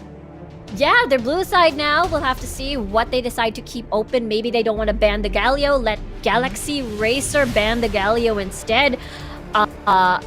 And we see the Zed ban, another respect ban on towards Chule. Of course, Nexplay will not ban the Galio, as Galaxy Racer will have the decision whether or not they want to ban a Camille, a Fiora, or a Galio. If it were me, ban the Galio.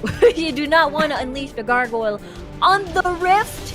But that means if it's a Galio first pick, never mind, it's a Camille first pick then. It's a Camille first pick for Horizon. Unless they want to go with the Akali first pick. But if you ask me, Camille has so much more value as a first pick, because you can just flex it anywhere in the jungle or a top. Now, Ikaros. Maybe JC will have the Akali. We'll have to see. Yeah, and I like how the bans turned out. Dr. Mundo and Ziggs for NXP because they have to prioritize a champion that is very flexible and very strong as a champion. And Camille is just like that. So Ziggs and Dr. Mundo being added question that disables Galaxy Razer to pick it up for their first 2 picks. But now that leaves Akali and Braum open for them to pick up. A very individual strong champions as a support and as a Baron laner. Yeah, incredibly good as well.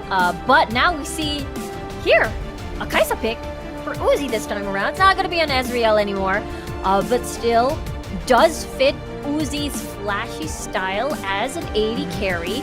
But now Lee Sin as well on Just G. This is a lot of flexy times. I mean, lots of, well, I wouldn't say flexible, but more like flex as in flex your arm kind of flex.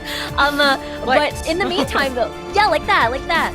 In the meantime though, Corki being secured maybe in the mid lane, maybe for Zivs in the dual lane. Yeah, and with Galio and Zed being banned out with Galaxy Razer, we've talked about Lee Sin.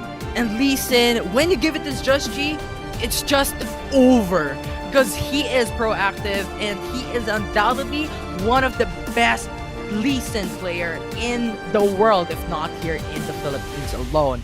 But nevertheless, we're seeing a new champion in the Rift. It's gonna be Aurelion Sol. It was previously nerfed out, but now it's coming right through. I think this is gonna be the answer of Galaxy Razer to punish the all-aggressive play of NXP from game number 1.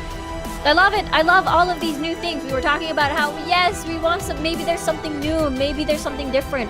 And JC is gonna he's gonna be on an Aurelion Sol. And I'm so excited because, just as you mentioned, probably going to be their answer for any sort of aggressive side lane pressure. And then JC will join the side lanes as well, join the fight. Orianna, very safe pick in the mid lane as well.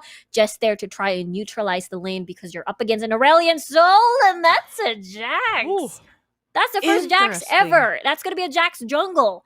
I'm excited to see how this pans out. Okay, you're so excited. Ever. Infinity. Ever. I've seen maybe Jax in maybe some rank games in the lower tier, right? But not in this type of professional scene that we see Jax being played at. A lot of untraditional picks. And of course, before that even actually came up, I was looking at Kaisa Janna.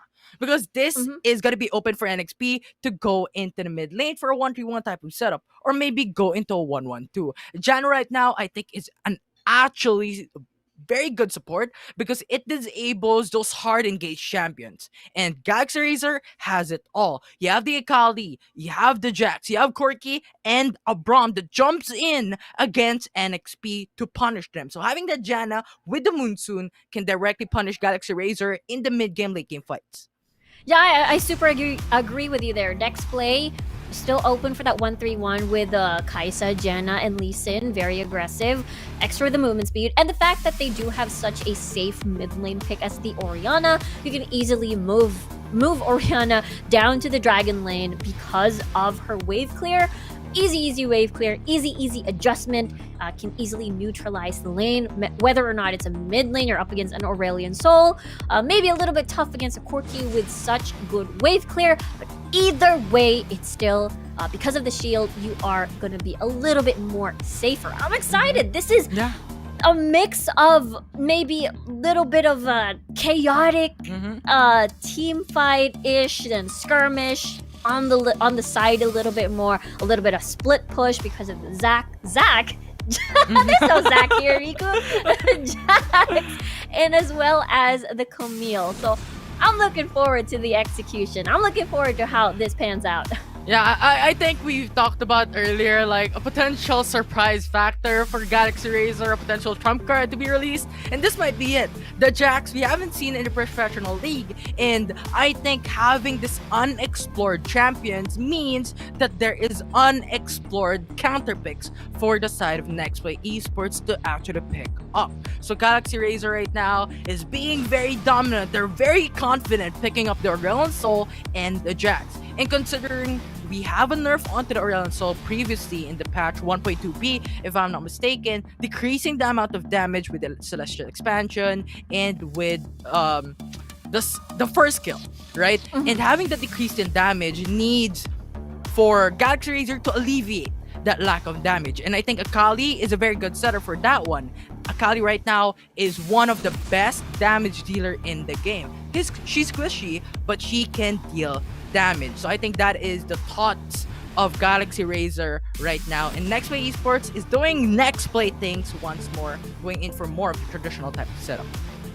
Yeah, I'm curious to see how this Galaxy Racer composition is going to move, because it's a little bit similar to game number 1, where most of the champions that they have would really want to scale further to be more effective in the fights.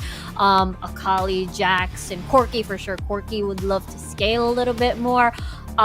So I am curious how they hold out from early to mid game to make sure that they have their win conditions. I mean, they do have the Aurelion Soul to sort of alleviate that pressure a little bit, especially we do have that Lee Sin in the opposite side of the spectrum. I'm curious to see how they adjust with the potential 1-3-1 that Nexplay could do with their comp, so we'll have to see. Absolutely, and having to see it through and through. I think one of the two champions that are very strong when it comes to turrets being taken right now are Jax and Ziggs. And I think Galaxy Razer, you know what? You can have the Ziggs. You can ban it out. We're gonna pick up the Jax because we want those turrets. We want those golds in our pockets so that we can scale out. Considering you have the Corki, you have the Akali, they pretty much needs those gold. So Jax is gonna be the right answer when it comes to turrets. For sure, I can imagine it later on to be a 1-3-1 at the sieging later on to the game if they do manage to sort of stabilize the early to mid game for GXR. But they do still have to be careful again towards NXP's duo, which is, you know, Juste and Chule. Again, these two players have already played together before in one team. I believe it was GH, which was, you know, Guardians Hive back in the day. Back in the day. so long ago. But yeah. But now, GXR trying to roam down map. Absolutely, we're gonna have a fight into the top side jungle as we have Juste actually just diving in with the Sonic Wave, but that burn is not gonna place JC down. He has another thing to live and no kills will be done. But Nexplay Esports has another thing in mind. They just want the blue buff and they just want their cutter, and they're gonna take it home. And that information is gonna be key when it comes to rotations for the jungler of GXR. Yeah, and NXP sort of slowing that growth down from Spear, because the fact that NXP created a little bit of action in the GXR jungle means you delay the growth of the Jax a little bit more. And for Icarus and Horizon, this is going to be an interesting matchup. We saw earlier how the Akali would usually have a hard time. Uzi is actually going to be stunned up. It's now going to connect, and that is going to be the first blood going to the side of GXR. With a huge rotations coming in from Spear, and that alleviate the disadvantage of losing the blue buff and losing the Rift Cutter early into the matchup. I love it because Uzi lost his flash earlier in the jungle engagement.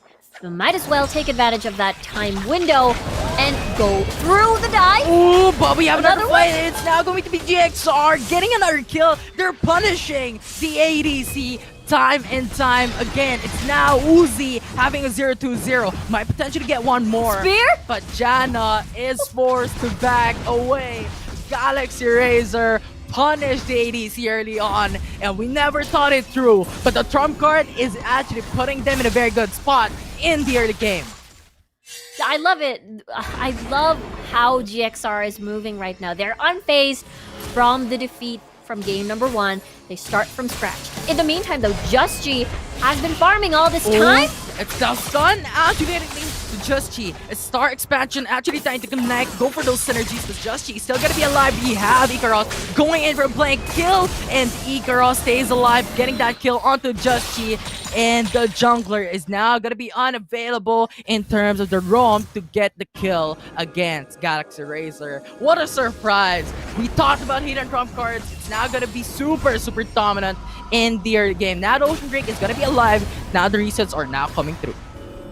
I would like to say that I appreciate that, okay, Xpear will not farm the jungle, but he will try to farm champions instead. Already 0-0-3, almost done. Need one more core item for that Trinity Force. But they've managed to create so much impact as Just G decided to just farm the opposite jungle instead of trying to match where Spear is going to be, considering that they will lose their numbers advantage anyway, just because of how Aurelion Soul can just easily fly to the side lanes. They said, you know what, leave the monsters, we're going straight to champions. But now, Galaxy Razer is now going to start onto the Dragon Spin. It's going to be Uzi connecting his long-range shot against the enemy team. Go to Glacial Fissure, actually knocking off Uzi, but we had a clear instinct going back into the sideline. We have Jabs taking him down. It's Oriana taking the kill as well. It's down to 3-4-3 immediately right after. When you have Nexplay Esports come up with a 5-man roam, they're dominating the arena. And that is back to a 3-4-3 with a 3k gold lead or 2k gold lead for the side of NXP. Exactly. This is basic NXP play. So we're going to be a 5-man. They're going to execute it beautifully, and they will have no fear. Beautiful position of switching from their own river to the opposite side of the river. And therefore, it's hard for GXR to penetrate that back line. So good to watch. And that is going to be the potential problem from GXR. If they don't get ahead earlier into the game, they will have a hard time transitioning to the later stages of the game. We'll have to see how this pans out, because again, it's quite similar to the game #1 comp, where a lot of the champions could be starved. Okay.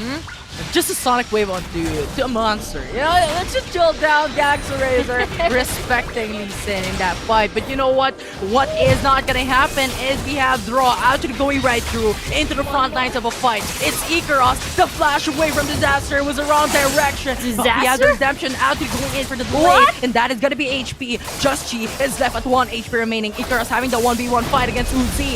We have the dash away, we have the blink away, but the movement speed of Uzi bringing him down. Corky though is jumping right through into the Rift Herald's pit, getting that kill once again. The Star Surge is coming right through. It's on a silver platter. It's now gonna be the stun. It's gonna be the kill. It's a 1-for-1, and that is it. As JC wants to go for more, Just Chi is looking for a safe retreat. It's gonna be the Sonic Wave, but that minion died at the last second, and there is no retreat for Just Chi. It was a 3-for-3. It's a 3-for-3, and people want more apparently. It's I love it. It from one kill to another, there is an exchange and such a prolonged fight there, such a prolonged skirmish, and at the end of the day, no one has secured the Rift Herald. But because of how early the game is still, death timers are fairly early, and therefore here we are again. It's a complete 5, and the Rift Herald is getting taken. Absolutely, Star Surge is now going to set up a play, but no stun is not going to connect. It's Jack getting that skill onto the Rift Herald. It's now going to the 5v5. Janamoon soon disrupting the enemy team, going for some initiation. And Just Chi with the Stacy's delaying some fights, but we have more fights. Uzi going in for the Cajun win, and now it's going to be upgraded, and that is going to be the 4-man kill. JC has an early delay, but not going to be for long, as we have Chule going in for the fight, for the blink. But JC, you know what? You're being too aggressive, because we're gonna back away for now, and I'm gonna live and going back for the retreat and buy some items.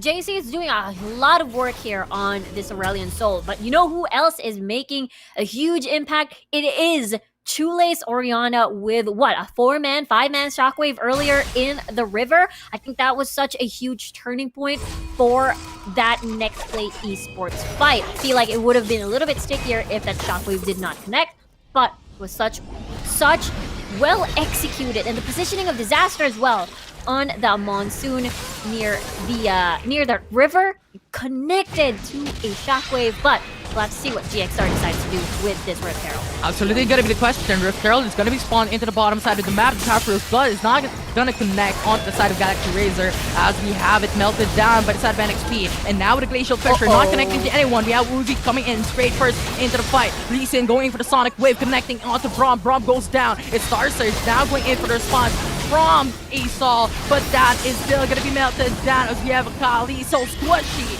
NXP melts the HP down, and Monsoon keeps NXP alive in that fight, and they're back fresh from that engagement.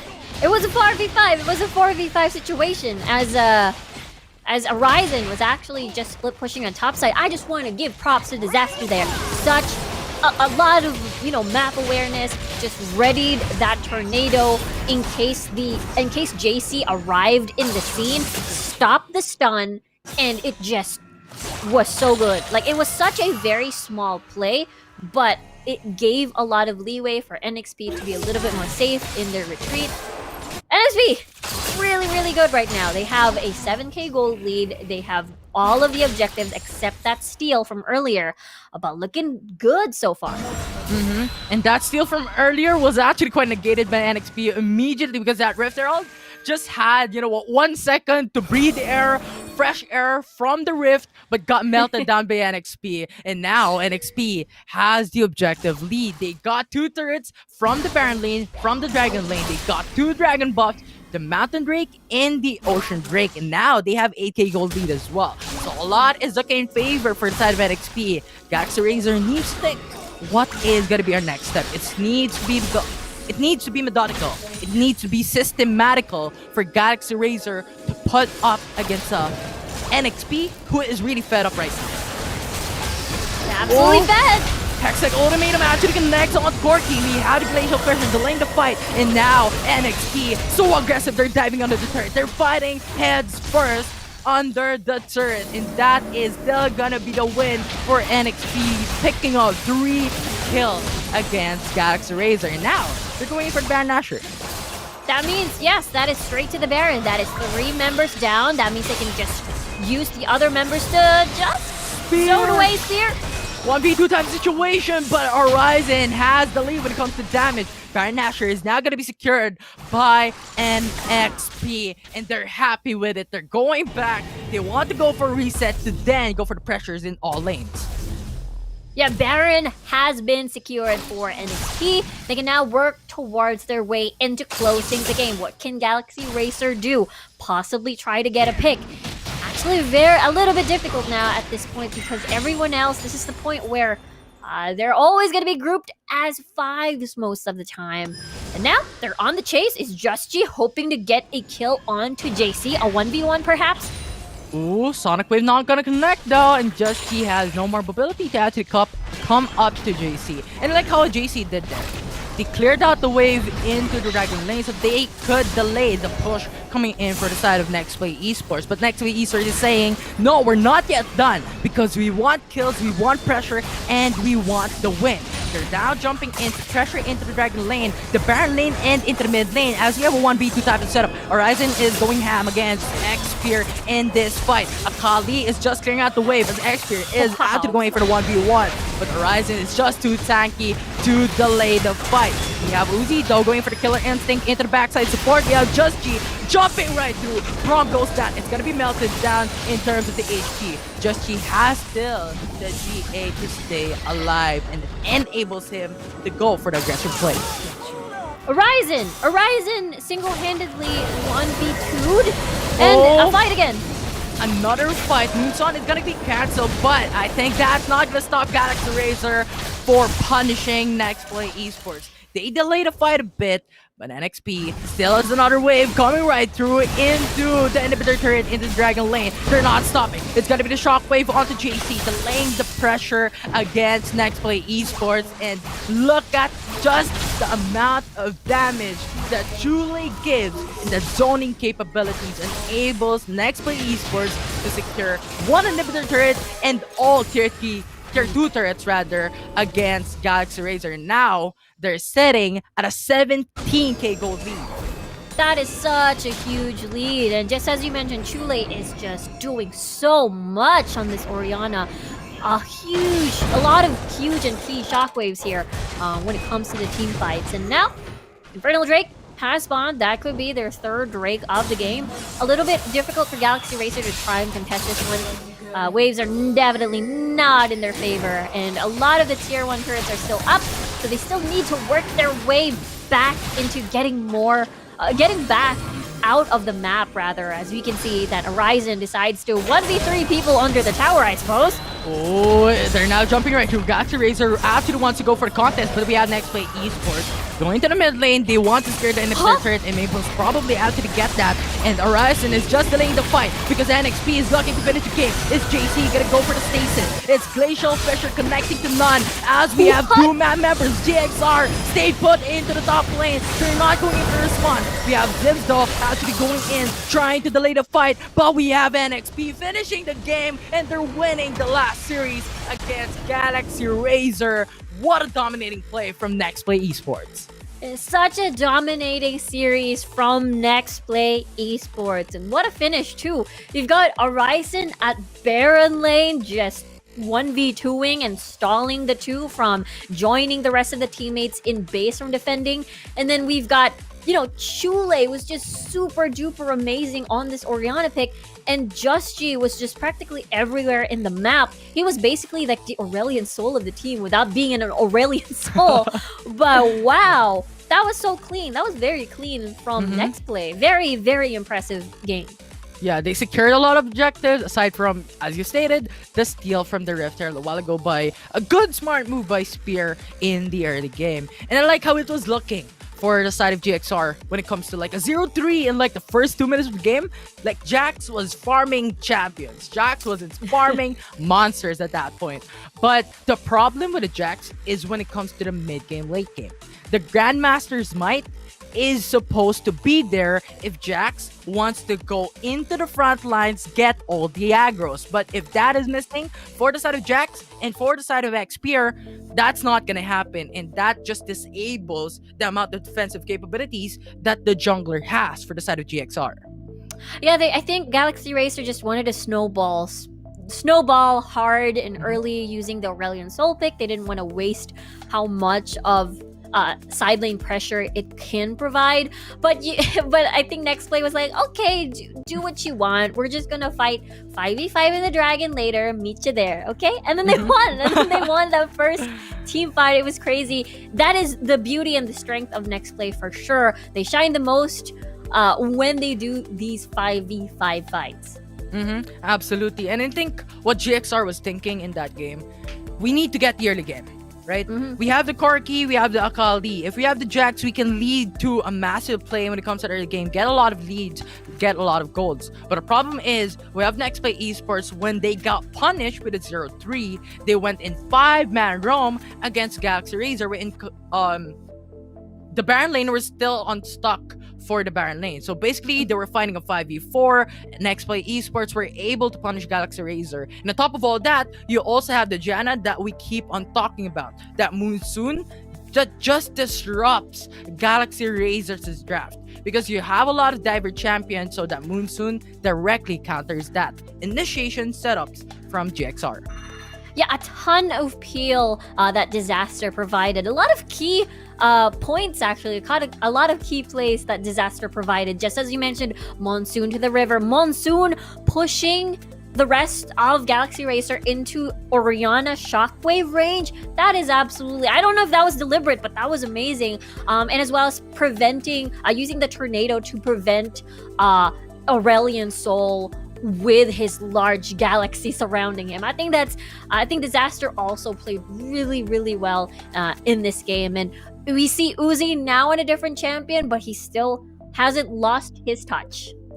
And now, let's look at the highlights. What were really the steps up from Nexplay Esports and GXR in that game number 2? And I think this was the early game. This was the fault of GXR. Nexplay Esports came around together. They fought 5v1s against GXR. So they were able to capitalize on it, make it an even level playing field with a 3-3 standing against GXR in that fight. And yes, that Rift Herald was actually quite stolen, but overall, Nexplay Esports got the lead with a lot of kills. And with that kills, Kaisa was able to get the Executioner's Calling and the BF Sword. that actually increased the skill level of the Acadian Rain. So massive play. At that point, Kaiso was already set up. He was already dealing massive amounts of damage, and NXP said, you know what, Kaiso's already stacked up. Kaiso's already fed up. Let's go for the 5-man roam, get some gags, get some plays, and get some kills. Yep, and all of this due to Nexplay's amazing synergy.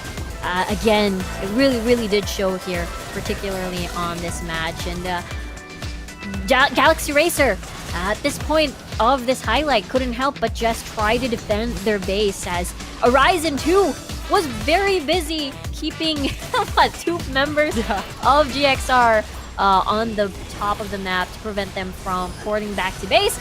And with that, you know, NXP decided to not wait for the next Baron to spawn. Might as well just finish the game there and then. I mean, if GXR was really able to get that 5-man recall up, I think they still have the opportunity to defend the base. But you know what, NXP, very smart move, delaying all the fights. And now we're looking at the master of the match. It's going to be Chule with the Oriana with a massive zoning capabilities and damage output against the enemy team. You're not surprised for sure. The master of the match would be Chule here on the Oriana. A lot of key shockwaves that has been very impactful in some of the team fights here, and completely stayed safe in the back line. Wasn't punished whatsoever because of prime positioning, and just had a lot of damage to bring to the table. You can see our Rabadon's already completed and 105% kill participation. He was in every single fight, I suppose, except for the ones that Horizon had to fight on his own at the top side of the map. A lot of engagements, kill participation, 105%. I don't even know how that can happen. Like, it came overboard from the top, but still, massive plays coming in from Nexplay Esports. Just a commendable play from them. And you know what? From day number 1, it was a surprise, because they got defeated by the Uprising rivals, the Goliaths, in that series. But they're now coming right through with a 2-0 against your enemy team for day number 2. Yeah, I gotta say, today for Nexplay Esports, they look much cleaner. They look so much more confident, much more in control for day number 2, and I definitely want to see more of that tomorrow for day number 3. I'm loving how explosive they are when they come into these team fights. Very entertaining to watch for sure. Absolutely. I was entertained. I was, you know what, the excitement, the anxiety, the nervousness, which was actually alleviated watching that game number 2, because there's no more emotions that we can see because of the intense of the fights that were happening. Like Jax getting those early 3 kills for their team. It was looking very good at that point for GXR, but Nexplay Esports answered very well. So I like this. I like this type of drafting. We see new champions, we see new draft. The creativity is off the roofs for the Icon Series Summer Season North Luzon. So I'm expecting more for day number 3 in the future days of this tournament. Yeah, that's true. We're still just at day number 2. So far, we've seen the Jax, we've seen Aurelion Sol, and possibly more picks to arise, possibly on day number 3. Absolutely. Crazy, intense game with NXP coming up on top in that second game of the series. We're stepping away, and when we return, it's the panelist desk giving us more insights on what had happened throughout day 2 of the Philippine Icon Series Summer Season North Luzon.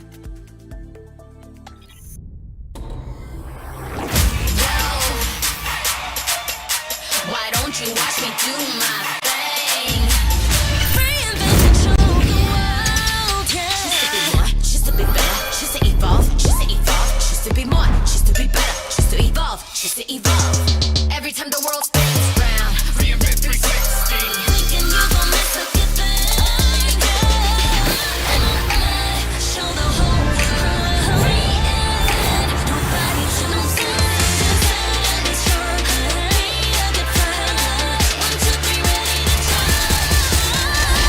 you watch me do my thing. Take it to the next level with Globe's fiber, LTE advanced, and 5G mobile connection. Now you have the power to reinvent your world. Globe. I love my curves and the skin I'm in. Switch it up, turn it around, take it up again. I know you feel me, keep up with me. Come on, let's keep winning till the world stops spinning. Come on, now let's get it. I'ma keep winning till the world stops spinning.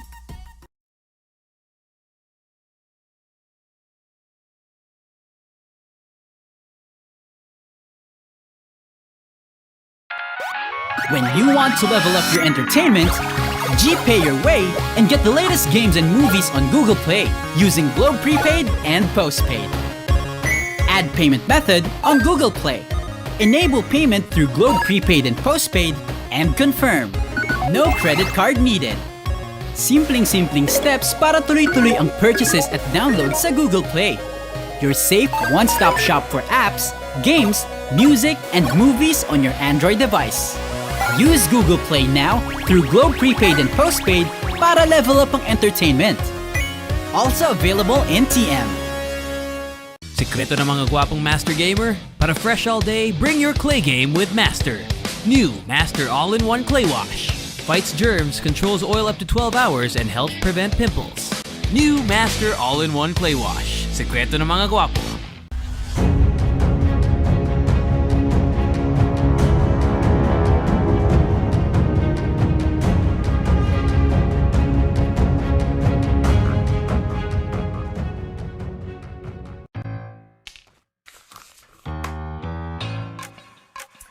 Dear Mother, light of the home. Dad? Hey, baby! Greetings, Professor Rodolfo.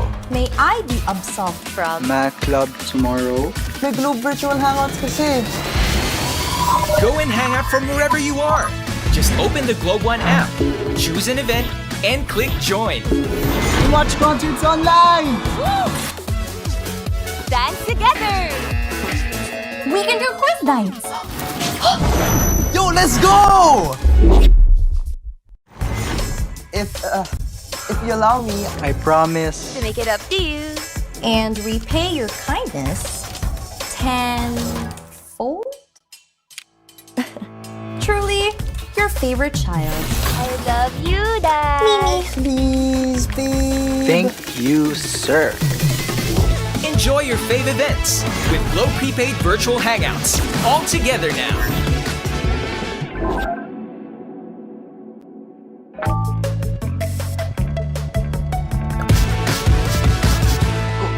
Yes!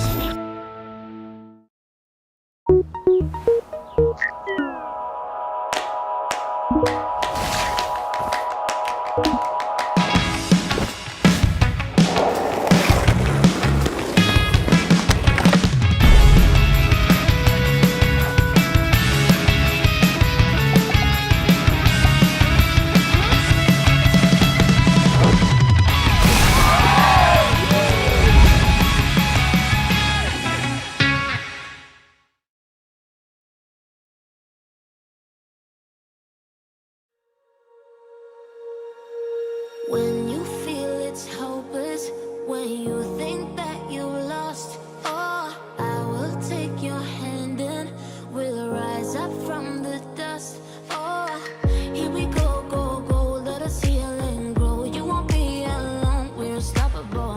Don't be afraid to show what we're going for. This is what we know.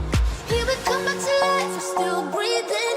Standing up, everybody's gonna see it. Oh, all you need to know is that we're holding on. Even if we fall, we will rise up and we follow the path that we believe in. No, we're not gonna stop until we reach it. Oh, all you need to know is that we're holding on. We rise up from the dust and clear my throat.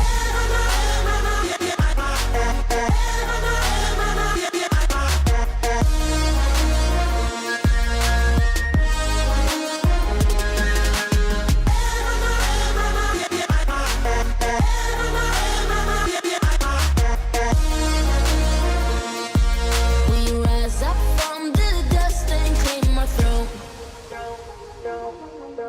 We all have our reasons why we are on this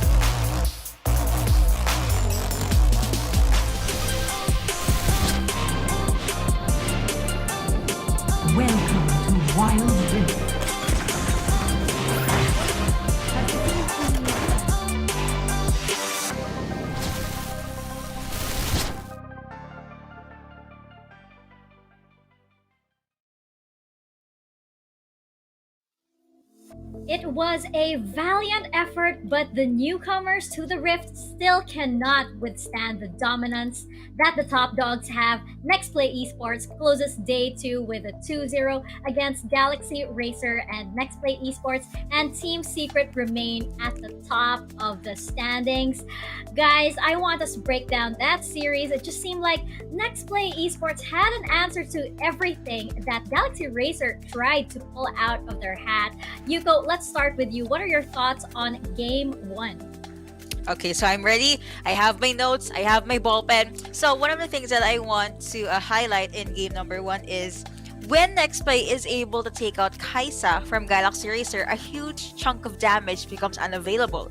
So that usually when Kaisa is dead, Galaxy Racer is just forced to go back. Also, respect Baron Chule, still very worthy, but the thing is, when it comes to damage, Ziggs is kinda like Zed. So that could be one of the reasons why Nexplay really loves the Ziggs. Also, a highlight on Vi with the Sunfire. They really want to get that tanky jungler. Very different to game 2 where Just G got more damage.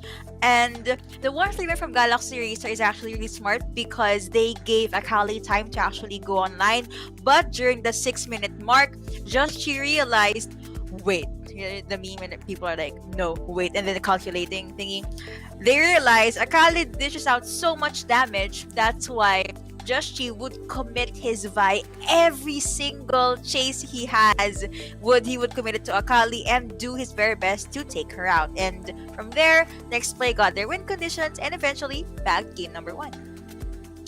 It is that focus, taking out that Kaisa early on. And Adeluz, I know you have some thoughts to support Yuko's analysis over here as we check out the series highlights. Indeed, if there is one thing that I have taken away from this series is that Nexplay really plays to their role. When we talk about Disaster and Just Chi, they have a very good synergy, and normally we would see them coordinate with each other in the early game, but looking at the fights, it's actually Just Chi making sure that he is beside Disaster, so every time Disaster procs that concussive blows, he can deal the stunning blow or the fourth blow that can just crowd control whoever is in their vicinity. Now, another thing is Razer, the best Akali player I think that we have in the Philippines. He just gained so much respect, and that I think is the reason why Galaxy Racer was forced to pick Akali and put it on mid and to employ a 1-3-1 strategy. Now, Galaxy Racer still, I love their draft, know that they can do better when it comes to executing stuff the next time around because they will definitely gain the experience that they need to level their gameplay up. Now, going into game number 2, I feel like, Galaxy Racer had, they had some good ideas in there, but it seems like maybe they were probably a little too overconfident. We were talking a lot about their confidence going into this series. What are your thoughts on game 2? Let's start with you, Adeluz.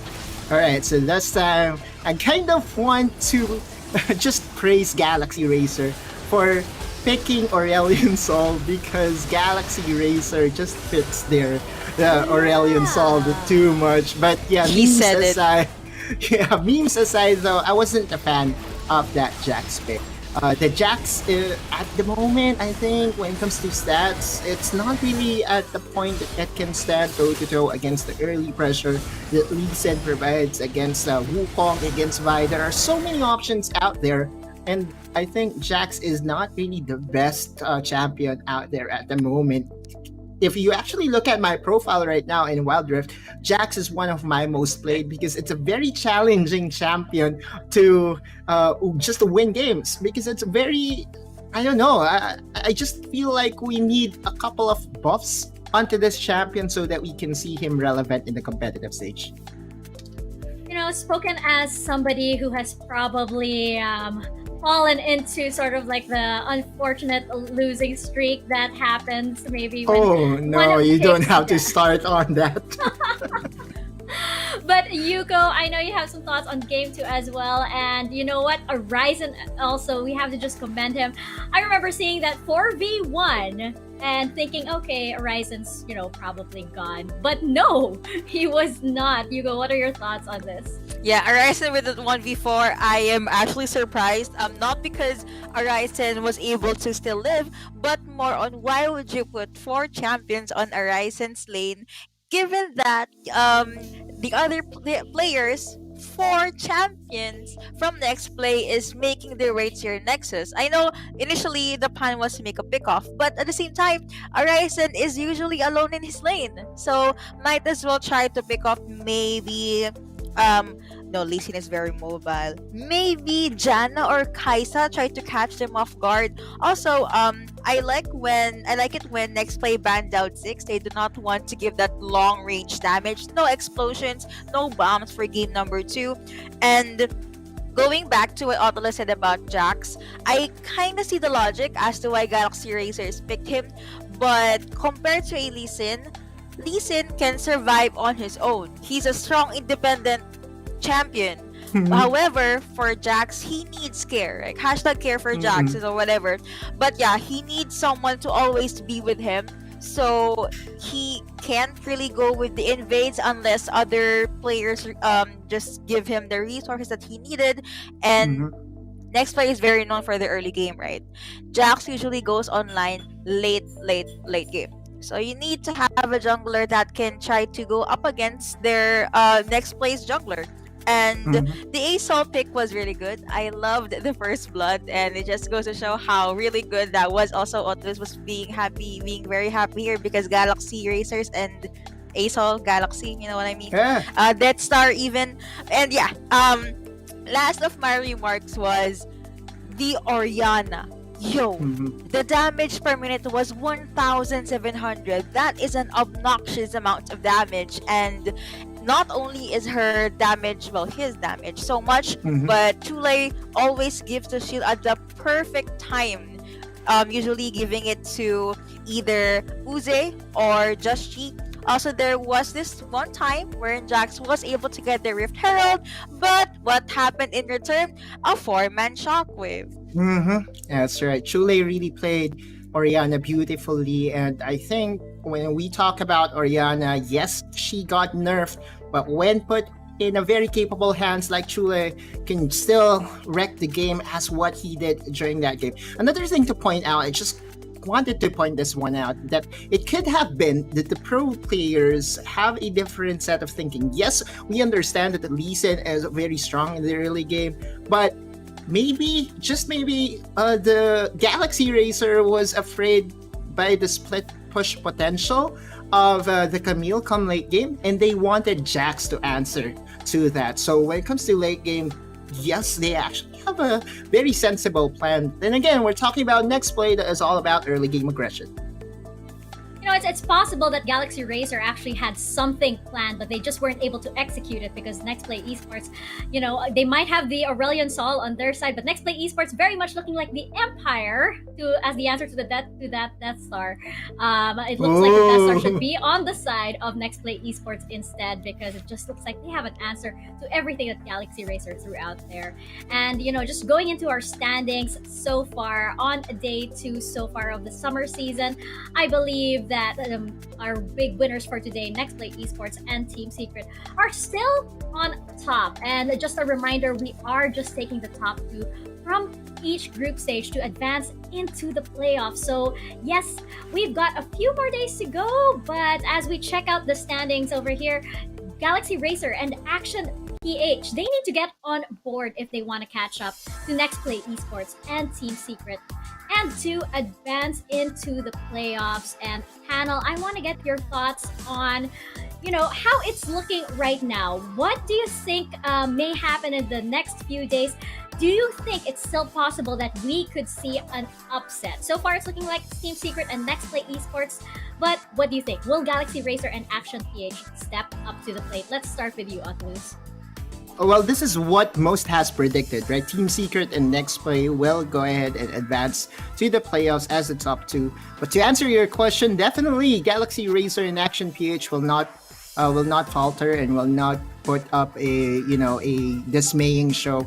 They will still battle it out up until the very end, and I'm expecting not just an upset but a revelation from these two teams.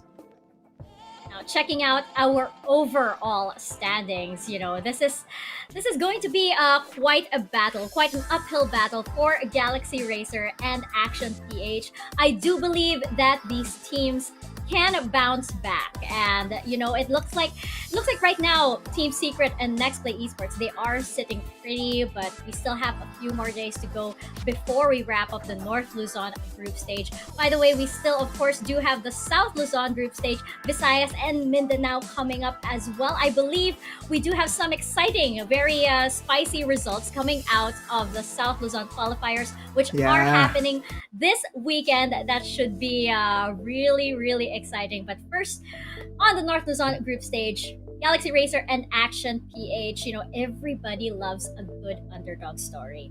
And this will be one of the best if they can manage to climb back up to the top. But checking out our schedule, by the way, for day 3, this is going to be, I feel, really, really crucial for Galaxy Racer and Action PH. As we mentioned, they do need that. I don't think they can afford to lose any game at this point, so that might be asking quite a lot. But panel, which match do you think is the one to look out for tomorrow? Yuko, what are your thoughts? All right, so I believe this is the usual answer, or what most of our viewers are thinking now, but they are the last series for a reason. So I'm looking forward to the rematch between Team Secret and Nexplay Esports. Nexplay, of course, they are gonna come in hot in this series. Yeah, I agree. This is the classic for this group.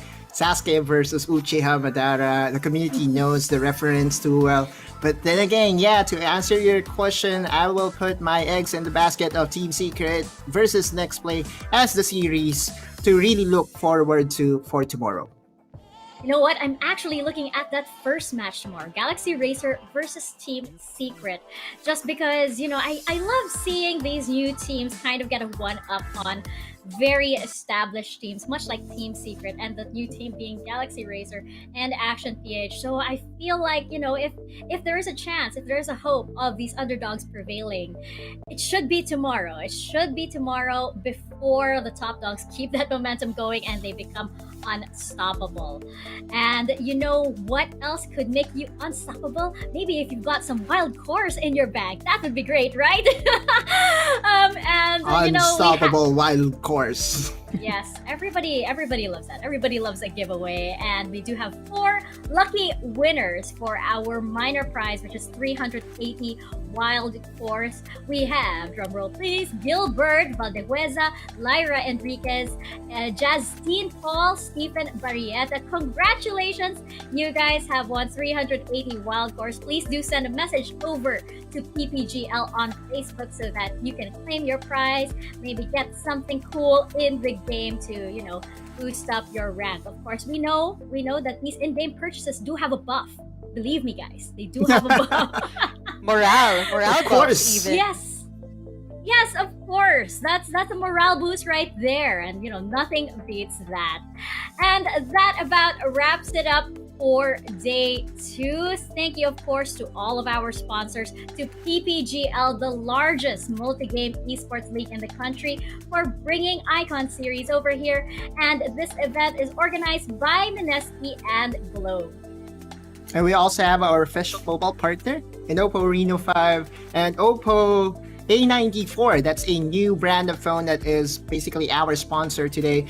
Get the Oppo Reno 5 for only 18,999. The Reno 5G, however, will come at the price of 23,999. For Oppo A94, that's more budget-friendly, 13,999. And believe me, I have tested those phones. Oppo Reno 5 and Oppo A94 really works best with your Wild Rift experience. Now, we also have one sponsor, and this is basically the sponsor that we all often say whenever we have a player of the game.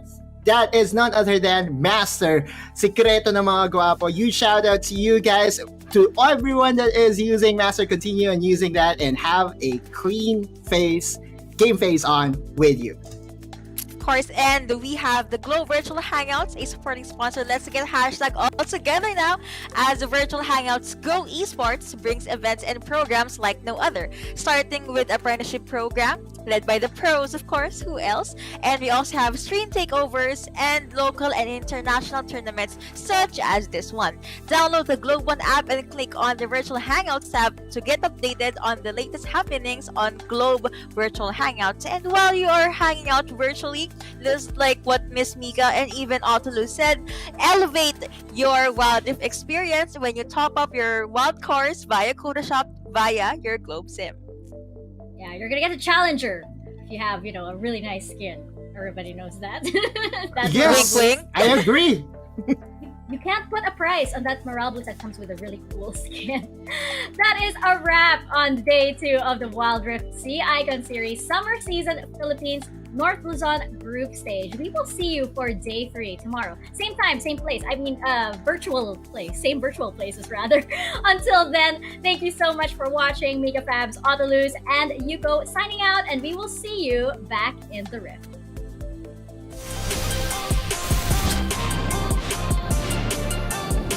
Welcome to Wild Rift.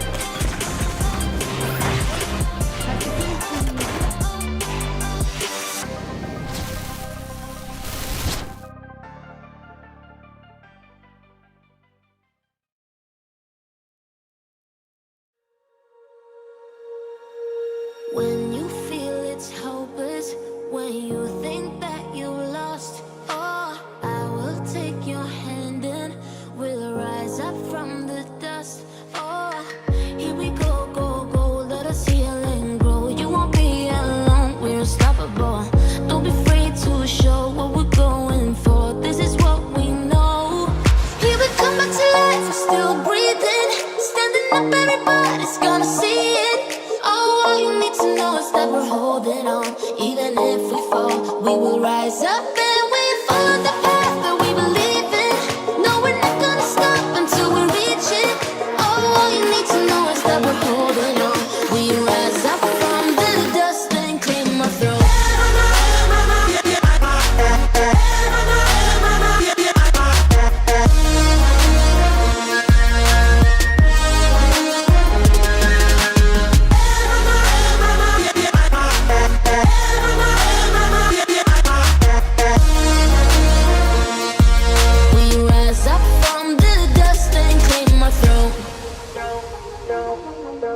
We all have our reasons why we are on this track. Oh, we all have our burdens, yeah, but we just keep on fighting and we never look back.